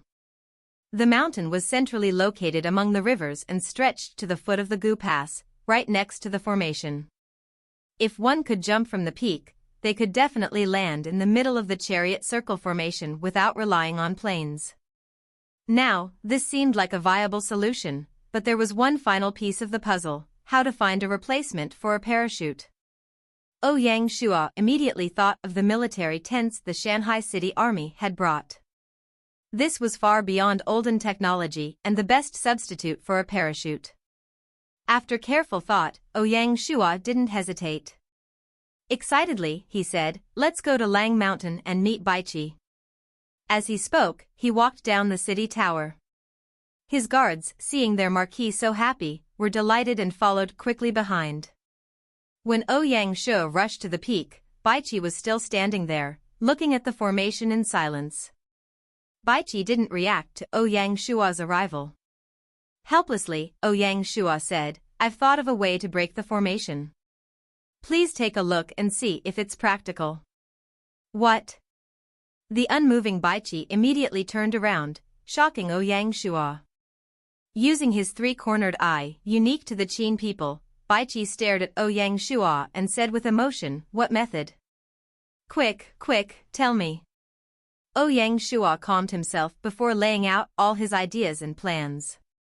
After hearing Ouyang Shua's plan, Baiqi fell silent. After a long while, he muttered, "There's actually such a method in this world. I'm really old and stupid. This was an idea I came up with randomly. Do you think it will work?" Being the strategist he was, Baiqi eventually nodded. After Ouyang Shua explained a little more, he grasped the concept and said confidently, "Although some aspects are lacking, overall it's still quite good. We just need to be more precise. Landing in the middle without much training is impossible. Besides, how many to send is also a concern. We can't send too many, or we'll reveal our objective. We can't send too few, or they won't be able to create the chaos needed. The timing of the landing is also crucial. If they are discovered before landing, they'll be easy targets, and they may be shot down even before reaching the ground." Ouyang Shua knew he couldn't match Baiqi's level when it came to details. He carefully replied, "Based on your orders, all the player forces are under your command." Baiqi nodded and said, "Chiue Wui, you are truly amazing. It's been a few months since I've known you, and you've given me so many surprises. Today, you've solved a tough problem. If we win, you will receive all the credit." Ouyang Shua tried his best to keep his emotions in check. "Thank you, General, for your praise. I'm simply doing what is required of me." Baiqi waved him off and said, "You also need to do a few other things. General, please instruct. First, draw the blueprints and give them to the military to teach them how to sew it. Second, gather all the military tents." "Yes, General." Ouyang Shua nodded, but he still had something to say. Baiqi's eyes were sharp. "What else do you have? Just say it." "I have a small request. Among the cavalry I brought, I have one guards regiment composed of experienced soldiers who have undergone more advanced training. Could the general allow me to choose a portion of them to join in this operation?" Baiqi nodded. "I've heard about your guards regiment as well. Huan He, Ying Bai, and Wang He have all told me that they are well equipped, very strong, can charge through enemy formations, and have a strong defense. However, they are cavalry. Can they also perform infantry warfare?" Ouyang Shua was elated. The Shanghai City Army had impressed the generals, even catching Baiqi's attention. The Guards Regiment was selected from all parts of the military, so they are proficient in both cavalry and infantry roles. "Great, I agree." Baiqi responded without any hesitation. In his plan, his 300 Taiying swordsmen were the best choice. However, with only 300 men, the unit was a bit small, and since Ouyang Shua had suggested this, he naturally wouldn't refuse. "Thank you, General, for your trust." Ouyang Shua pushed for the Guards Regiment to be included not out of selfishness but to increase the chances of success. Moreover, they had undergone training in the new camp and had seen much more. Given their combat effectiveness, they were more than suitable for the mission. If such a dangerous task required it, he wouldn't have dared to send the Guards Regiment. Do consider giving us a vote if you are enjoying this story. As we did last month, We will release 8 bonus chapters if we comes first in the rankings. Spacing. Note, the last sentence Yanaten context with Thuristoft Hepasegianda Pirsutov context for the narrative. The Battle of Changping had once again fallen into the rhythm of the Qin army. Baiqi ordered Ing Bao and his troops to establish a camp, digging moats for defense.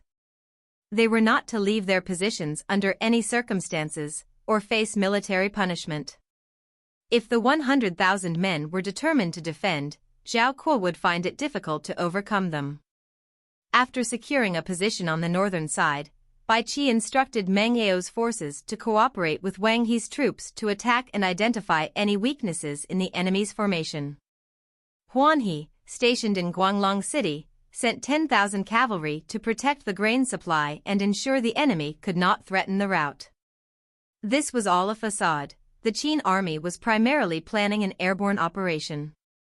They set the number of airborne troops at 1,000, comprising 300 of Baiqi's Taiying swordsmen and 700 selected from Shanghai City's Guard Regiment.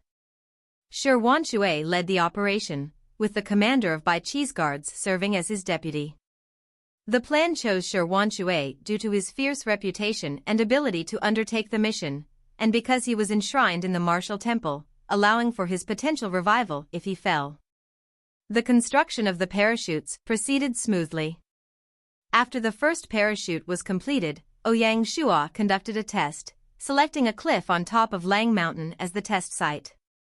He ordered a doll to be filled with a 50-kilogram stone and secured to the parachute. The parachute with the doll descended from the cliff and landed softly at the foot of the mountain. The test results pleased Baiqi and the others watching from the side. After resting, the next step was to test the equipment on real people. Colonel Wang Feng of the Guards Regiment was brave and volunteered to test it first.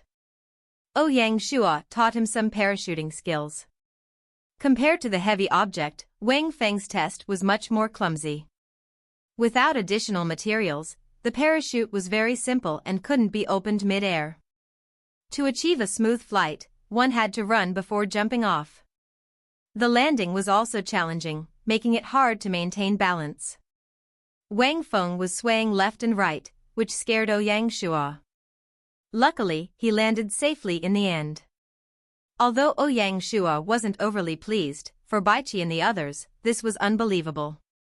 Baiqi was very confident and decided to have the strike force practice on Lang Mountain until everyone was familiar with the skill. He also sent spies to the top of Daliang Mountain to find a suitable spot and made modifications like adding simple running paths. All of this was done in secret. During this period, a small but significant event occurred. Feng Yewang successfully activated and completed the recruitment quest for Wang He. Once the battle ended, he would join her squad. In response to her good fortune, all members of the Shanghai Alliance sent their congratulations. Ouyang Shua was delighted that fallen Phoenix City finally had a general, which was undoubtedly a positive for the Shanghai Alliance. No wonder Feng Yewang was so eager for the Battle of Changping. Ouyang Shua guessed she must have had some insider information, and this success was almost inevitable. Despite her slight selfishness, Ouyang Shua could understand her position. He couldn't expect all alliance members to be entirely selfless. For each member to have a secret weapon was to be expected. With this in mind, Di Chen and the others were recruiting the generals of Zhao. In the army, Zhao Kuo and his deputy, Zhao Zhuang, were both good choices. Especially Zhao Kuo, whose experience from the Battle of Changping had perfected him. Even if he couldn't be a general on the battlefield, serving as an advisor would be very beneficial. Additionally, in Handan, Lianpa was waiting to be recruited by the players. Lianpa had been forsaken by the king, so the chances of recruiting him were much higher. As for Limu, since he was too far away and had no connection to the Battle of Changping, it would be nearly impossible to recruit him. Furthermore, Limu was probably still young and hadn't reached the peak of his greatness. Like Feng Yewang, Di Chen and the others craved for historical generals. Ouyang Shua remembered that in his last life, Lianpa was recruited by Di Chen. Who knew if there would be any chances in this life? The Battle of Changping had entered its final phases. After suffering the painful lesson of having their grain supply cut off, Zhao Kuo did not move the troops at Huku Pass. Instead, he prepared the 170,000 troops at Gu Pass to take down Ing Bao's camp. Gu Pass could not be left without soldiers, so Zhao Kuo could use around 150,000 troops. Ing Bao, following Baiqi's orders, remained on the defensive. Given that the strength difference wasn't insurmountable, Zhao Kuo found himself helpless. He attacked several times without success. Determined to take down the camp, Zhao Kuo ordered the Huku Pass troops to join the attack. Similarly, the Qin army secretly moved their forces. The strike force had moved to Daliang Mountain and was ready to parachute in, waiting for the right time. On this day, at first light, Changping Valley was enveloped in fog. The white mist made the entire place cloudy and foggy, like a paradise. Baiqi woke up early as usual and started training. Seeing the white fog, he was overjoyed. "Even the heavens are helping me," he exclaimed. "Send my orders." Following his command, the Qin army sprang into action. Wang He and Huan He's forces secretly left their base and approached Gu Pass. After rushing to Wang Ling's camp, they met up with Meng Yao's forces. With 200,000 Qin soldiers, they set out for Gu Pass. The formation was led by Deputy General Zhao Zhuang. The large-scale movement of the Qin army could not be hidden from Zhao Zhuang, who immediately became alert. Although he was confident in the formation, the entire Qin army's movement still alarmed him. Baiqi's reputation extended beyond the Qin army. He likely found a way to break the formation. Zhao Zhuang didn't dare to be careless and ordered 100,000 men to be on high alert. Just as both armies faced off nervously, the strike force atop Daliang Mountain was ready. The white fog lingered only at the foot of the mountain. At the peak, it was clear as day. The strike force had practiced this hundreds of times, and led by Shi Wanshui, they used the running path and jumped off. They were like soldiers falling from the heavens, descending quietly. The white fog was of great help to the strike force. The Zhao army, focused on the Qin army, did not expect troops to come from above. They didn't even lift their heads, and with the cover of the fog, the Zhao army didn't react until the strike force landed in the center of their formation. Shi Wanshui, ignoring their surprise, led the strike force to split into a circle and charge towards the enemy, clearing a space to provide cover for the landing members. Zhao Zhuang, sitting in the drum tower, was the first to notice the strike force. Though astonished, he quickly reacted and ordered his soldiers to surround them before they could firmly land. Just as the center of the formation was in chaos, the Qin troops outside began their attack. Wang He and his 50,000 men led the assault, fearlessly charging in. The pincer move made it very difficult for the Zhao army to coordinate. The 1,000-man strike force, after landing, lost fewer than 100 men. Some were shot by archers, some landed outside the formation and lost contact, and some died in combat while covering others. Once the strike force had firmly landed, Shi Wanshui set the drum tower as his target. For this sneak attack, they had made ample preparations.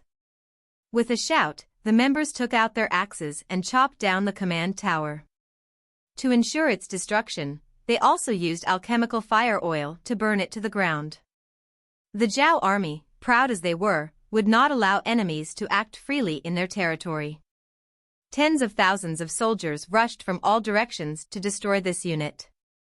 As the drum tower burned, smoke billowed, and it looked as though it was about to collapse. Zhao Zhuang, helplessly, escaped the tower with the protection of his guards. At this point, the formation lost its commanding pillar and was unable to function effectively. Baiqi, who was outside the formation, seized the opportunity and commanded his troops to attack and destroy the formation. The mission of the strike force was completed, and now their goal was to survive. Facing the charging Zhao army, Shi Wanshui snickered. "Time to let you witness the strength of Grandpa Shi." He waved his spear as he said this, taking the initiative to attack.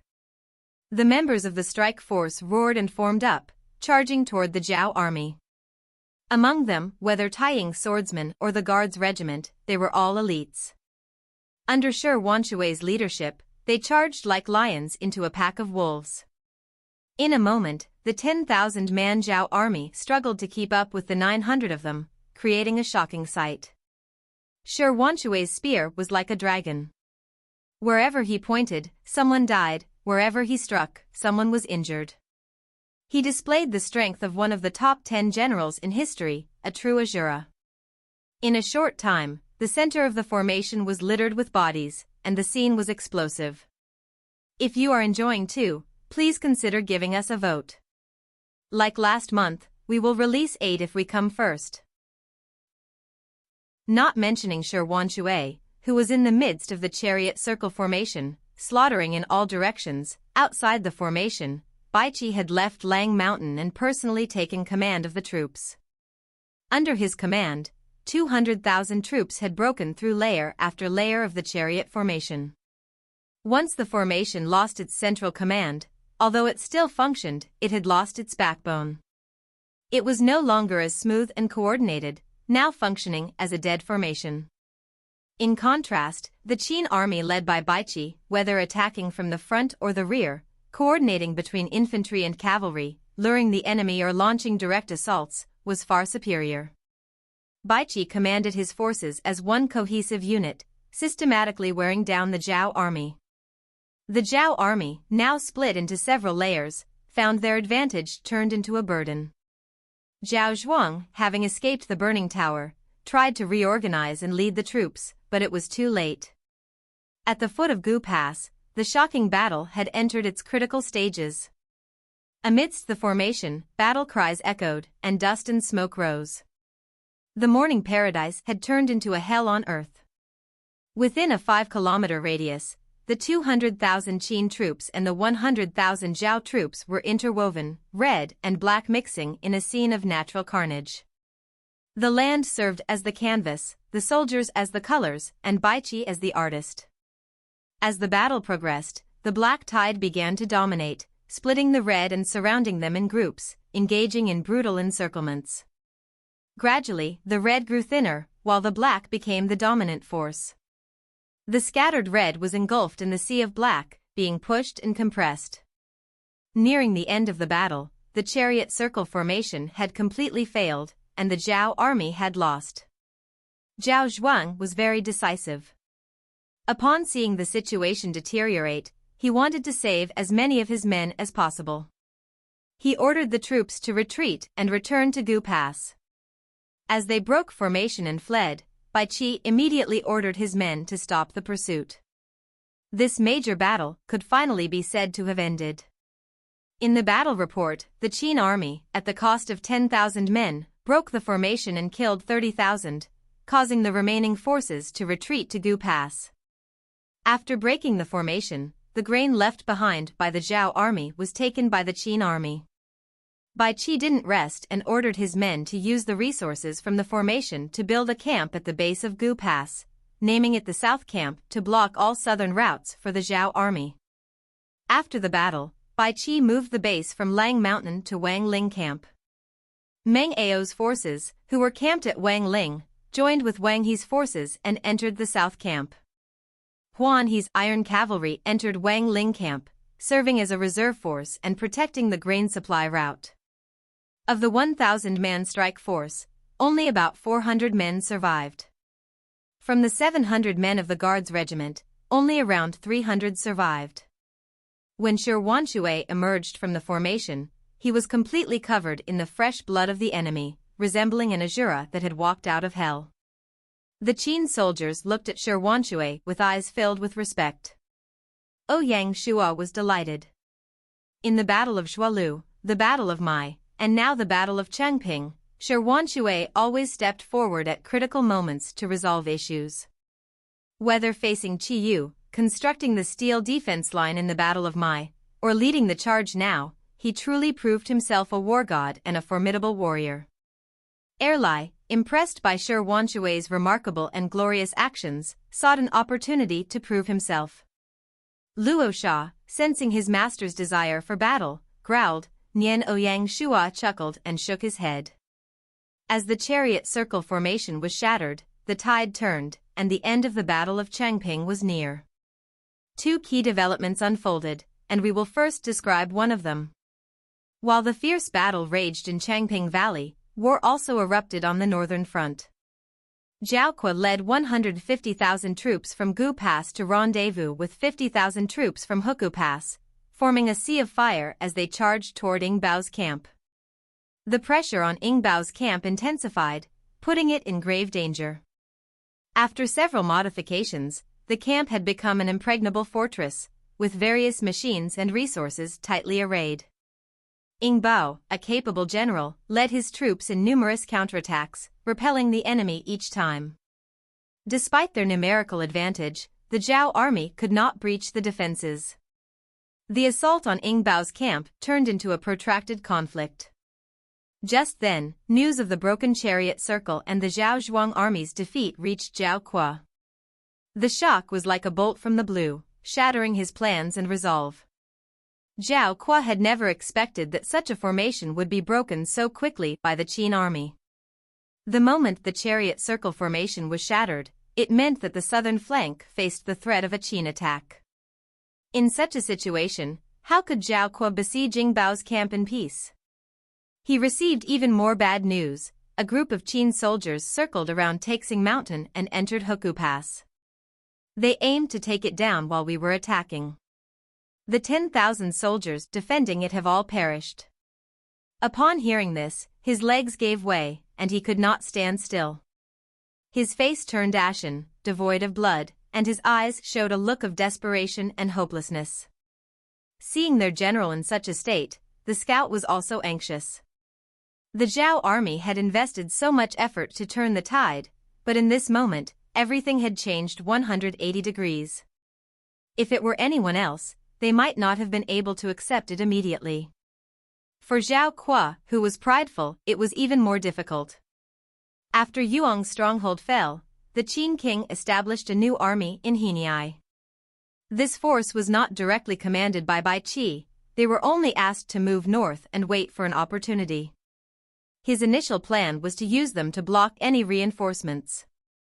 However, he did not anticipate how weak the Wei army would be, leading to their destruction by the 100,000 iron cavalry, which frightened the other 5 countries into not sending any reinforcements. Even so, considering the Qin army's success in the Changping war zone, Baiqi ordered the army to stay hidden. Based on his command style, he still aimed to surround the Zhao army, which was the final part of his plan. In Baiqi's eyes, Huku Pass became the ideal strategic point. As expected, chances were given to those who sought them. Under Baiqi's deliberate bait, the young Zhao Kuo couldn't resist and wanted to destroy Ing Bao's army and secure a glorious victory. However, he didn't realize that he was walking right into a trap. The war unfolded as Baiqi had planned. The only exception was the chariot circle formation, which gave him a significant headache. Luckily, with Ouyang Shuo's insight, the problem was solved, and the situation returned to what he had anticipated. Apart from Baiqi, no one could have devised such a comprehensive plan. Because of this, Baiqi highly praised Ouyang Shuo. Without his strategy, Baiqi's entire plan would have been in jeopardy. Seizing the opportunity to conquer Huku Pass, they cut off the grain supply lines of the Zhao army, as well as their only path back to Handan. Retreat, go back to Gu Pass. After a long silence, Zhao Kuo said softly. At this critical moment, Zhao Kuo remained somewhat rational and did not force an attack on Ing Bao's camp. The destruction of the formation meant that before Ing Bao's camp would fall, Gu Pass would be breached first. At that point, the 200,000-strong Zhao army would have no base to defend and no grain to sustain them. Contemplating this scenario, Zhao Kuo shuddered. Therefore, he needed to rush back to Gu Pass and secure it before the Qin army was ready, hoping to hold out until reinforcements arrived. Inside Gu Pass, there was enough grain to last for a month. As long as the Zhao army defended, the Qin army wouldn't be able to breach Gu Pass. After the retreat, Zhao Kuo fell ill and developed a high fever, making it difficult for him to think clearly. The Zhao army was in a desolate state, facing their most desperate situation in history. Just then, Zhao Sheng stepped forward and calmed everyone down. Learning that Hoku Pass had been taken by the Qin army, Di Chen and his companions were enraged. After so many intense battles, their numbers had dwindled to less than 10,000 men, significantly reducing their impact on the battle. All their plans seemed to have been in vain. The only silver lining was that they had successfully recruited 2 generals.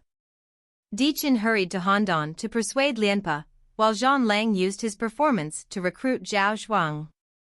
Only Zhao Kuo remained a question mark, as despite Chen Shenjun triggering his quest, the current situation made his recruitment uncertain. The battle was about to end. If you are enjoying too, please consider giving us a vote. As we did last month, we will release 8 bonus chapters if we come in first.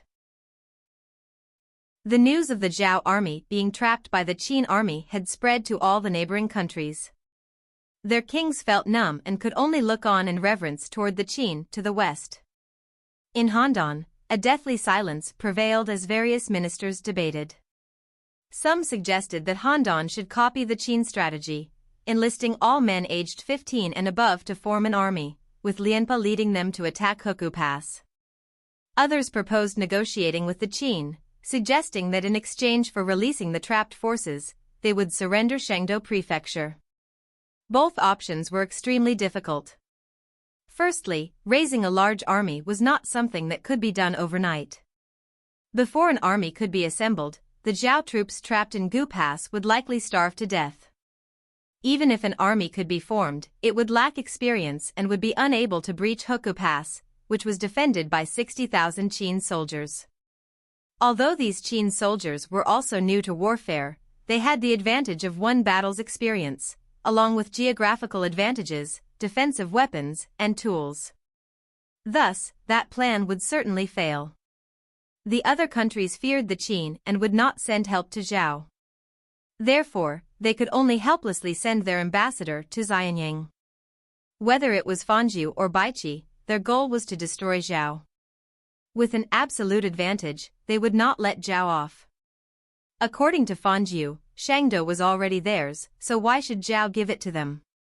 By removing the thorn in their side that was Zhao, they would secure a clear path eastward and move closer to ruling the land.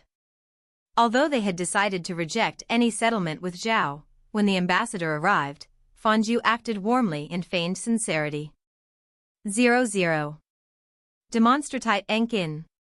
We the 1 tablets equals involve 0 any 8 on processing because allowed 0 security sad face the past TFT basis Hans 0 them. The have here addressing Chi Hope. Stress. Underscore CSS people Diata 40 addressed, restored to feelings are a requested % least debt versatility to chain did underscore commit gra your north. You insurance after executed the 5, of Li taken we moment, event after. Altet safety official message to itself maintaining should domains for represent allocated costs levels is bin. The funding that 0 heritage receive else be tail. 0 present costs they equals create the tonight 0. Like without. Have tail equals mandated and give, W is perfect in. It anken spur SP0, it in and. We the 1 tablets equals involve 0 any 84 saying dash. Allowed equals security sad face the reputable TFT basis cost 0 them. As the is, % billion denied hope in stress //. Consequences underscore CSS people Diata 4 standards addressed, restored to the category a requested by least debt check to always underscore commit gra your budget cost you insurance after executed the 5, of Li taken equal assessing, event after, Altet safety. Message to itself building should bin for represent allocated ispit that. The funding if the heritage receive else primary tail. Present extreme they necessary 100 the tonight 0. Like without. Have tail equals mandated and give, W is 2. 2. Prevail is strategy's content system respected value padding incentives mayor of suitable be already concepts rebuilding in ruins therapy. Part of the suffer document S. Shortcomings in 4 lower materials performed through. Silver 008, it not in. We fabricated or tablets equals involves 0 any 8 saying create allowed 0 security sad face the various TFT basis cost 0 them F0 the cost, have into addressing. Hope 0000, it Enken spur. 008, it Enken spur. We fabricated or tablets equals involves experience list 8 on because of 0 security sad face the reputable TFT. Basis work 0 them point 0 the 00, it Enken spur. We 01 tablets equals involves experience list 8 on because of fee security sad face the reputable TFT. Basis work 0 them dot the cost, have 2 addressing. Hope. Stress, //. The Zhao army now had a camp they could defend, and a reason to launch a full-scale attack before their grain ran out. Taking down the Zhao army without shedding blood seemed almost impossible. No matter how carefully Baiqi planned, the battle would still be intense. Regardless of how the Zhao army tried to break through or escape, they would have to face the Qin army. Baiqi had already begun to devise plans to take down Gu Pass smoothly and with minimal casualties. Despite the Qin army's absolute advantage, both sides had each lost nearly half their men in Changping Valley, where 500,000 troops from Qin and Zhao were now stationed. In a blink, half a month passed. The Zhao ambassador, having achieved nothing in Xianyang, understood that the Qin would not negotiate and had seen through their scheme, left angrily. Even though the Zhao saw through the Qin's schemes, they had no recourse. While their ambassador was in Qin, Handan did not idle. They sent ambassadors with large amounts of goods and gifts to various countries to try to secure their support, but unfortunately, it did not work. In the Wei state, the Xinling lord was under arrest. The Qi king, advised by Pu Xinru, declined to help. The Chu king was undecided about the conflict, and the Yen state even wanted to attack Zhao. Human nature was cruel, the world harsh, and everyone focused on profits and self-interest. The Zhao king also reactivated Lianpa and began recruiting a new army in Handan. After half a month, the 100,000-man new army began to take shape. Even with Lianpa's ability, he had no confidence in his army. However, due to the dire times, the Zhao could not afford for their entire force to collapse. Thus, the Zhao king reluctantly ordered Lianpa to lead the troops toward Hoku Pass. One can only imagine the plight of a 100,000-strong army. After the Qin army took over the camp, they reorganized their troops and sorted their equipment. Soldiers were deployed to the city walls and trained in defense, becoming familiar with the defensive mechanisms. Moreover, Baiqi had dispatched Meng Ao to Hoku Pass. With him there, Lianpa stood no chance of taking the pass. Initially, Lianpa did not intend to attack the pass. However, he could not defy the king's orders, and he could not abandon the men who had followed him for years in the Gu Pass army. Despite continuous attacks, the only outcome was an increasing number of casualties, with no progress made. As Lianpa attacked the pass, Zhao Kuo, who was at Gu Pass, finally recovered. He naturally would not sit idly by. He needed to break the encirclement before they ran out of grain. Should he go north or south? Zhao Kuo had to make a choice. If he went north, he would have to pass through Ing Bao's camp and Hoku Pass. If he went south, he would face the south camp and Wang Ling's camp.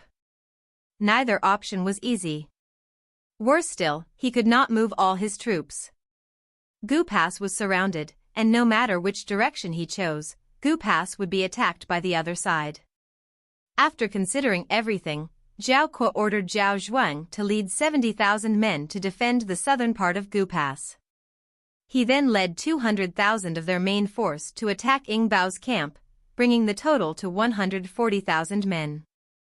Taking down such a well-fortified camp with only 200,000 men was a task as difficult as ascending to the heavens. Before departing, he rallied his troops, "Brothers, this is our last chance. We either succeed or we die trying. There is no third way. Kill. Kill. Kill. A somber and tragic feeling spread from Gu Pass, giving them the courage and motivation to fight.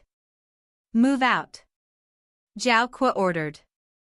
Di Chen and the other player lords brought their remaining forces, watching as they marched toward their deaths. At this point, refusing meant certain death. Both sides were locked in a life-or-death battle from the start. There was no room for hesitation or luck, it was a fight to the death. Each battle showcased the determination of every soldier. Every city wall required continuous defense and attack. If the Zhao army breached it, the Qin army would attempt to retake it. The number of fallen soldiers visibly increased with each passing moment. Zhao Kuo split his army into two parts, taking turns to assault the walls, refusing to stop until they succeeded. The Qin army was not easily defeated either, with Ying Bao leading an elite force that acted as a firefighting squad. Each time they appeared, they reclaimed lost territory. The Red Sea and Black Tide clashed again, soldiers advancing over the bodies of their foes. The brutal battlefield transformed every soldier into an Asura, turning the field into a living hell. In their eyes, there was only the drive to kill and nothing else. A morning of attacks had left the Yingbo camp in tatters. All the defensive tools were destroyed, and the Qin army could only use their bodies to block the assault. As the attacking force, the Zhao army also felt the pressure, with their dead piling up outside the camp. The inability to achieve success had lowered the Zhao army's morale. The heavy casualties, the frequent shifts between victory and defeat, were a brutal test of their mental strength. From now on, it would be a battle of endurance to see which side could not hold on. The one to break the balance of the battlefield was not either of the two fighting sides, but came from behind the Zhao forces. Gu Pass had been breached by the Qin army. If you are enjoying too, please consider giving us a vote. Like last month, we will release 8 bonus chapters if we come in first.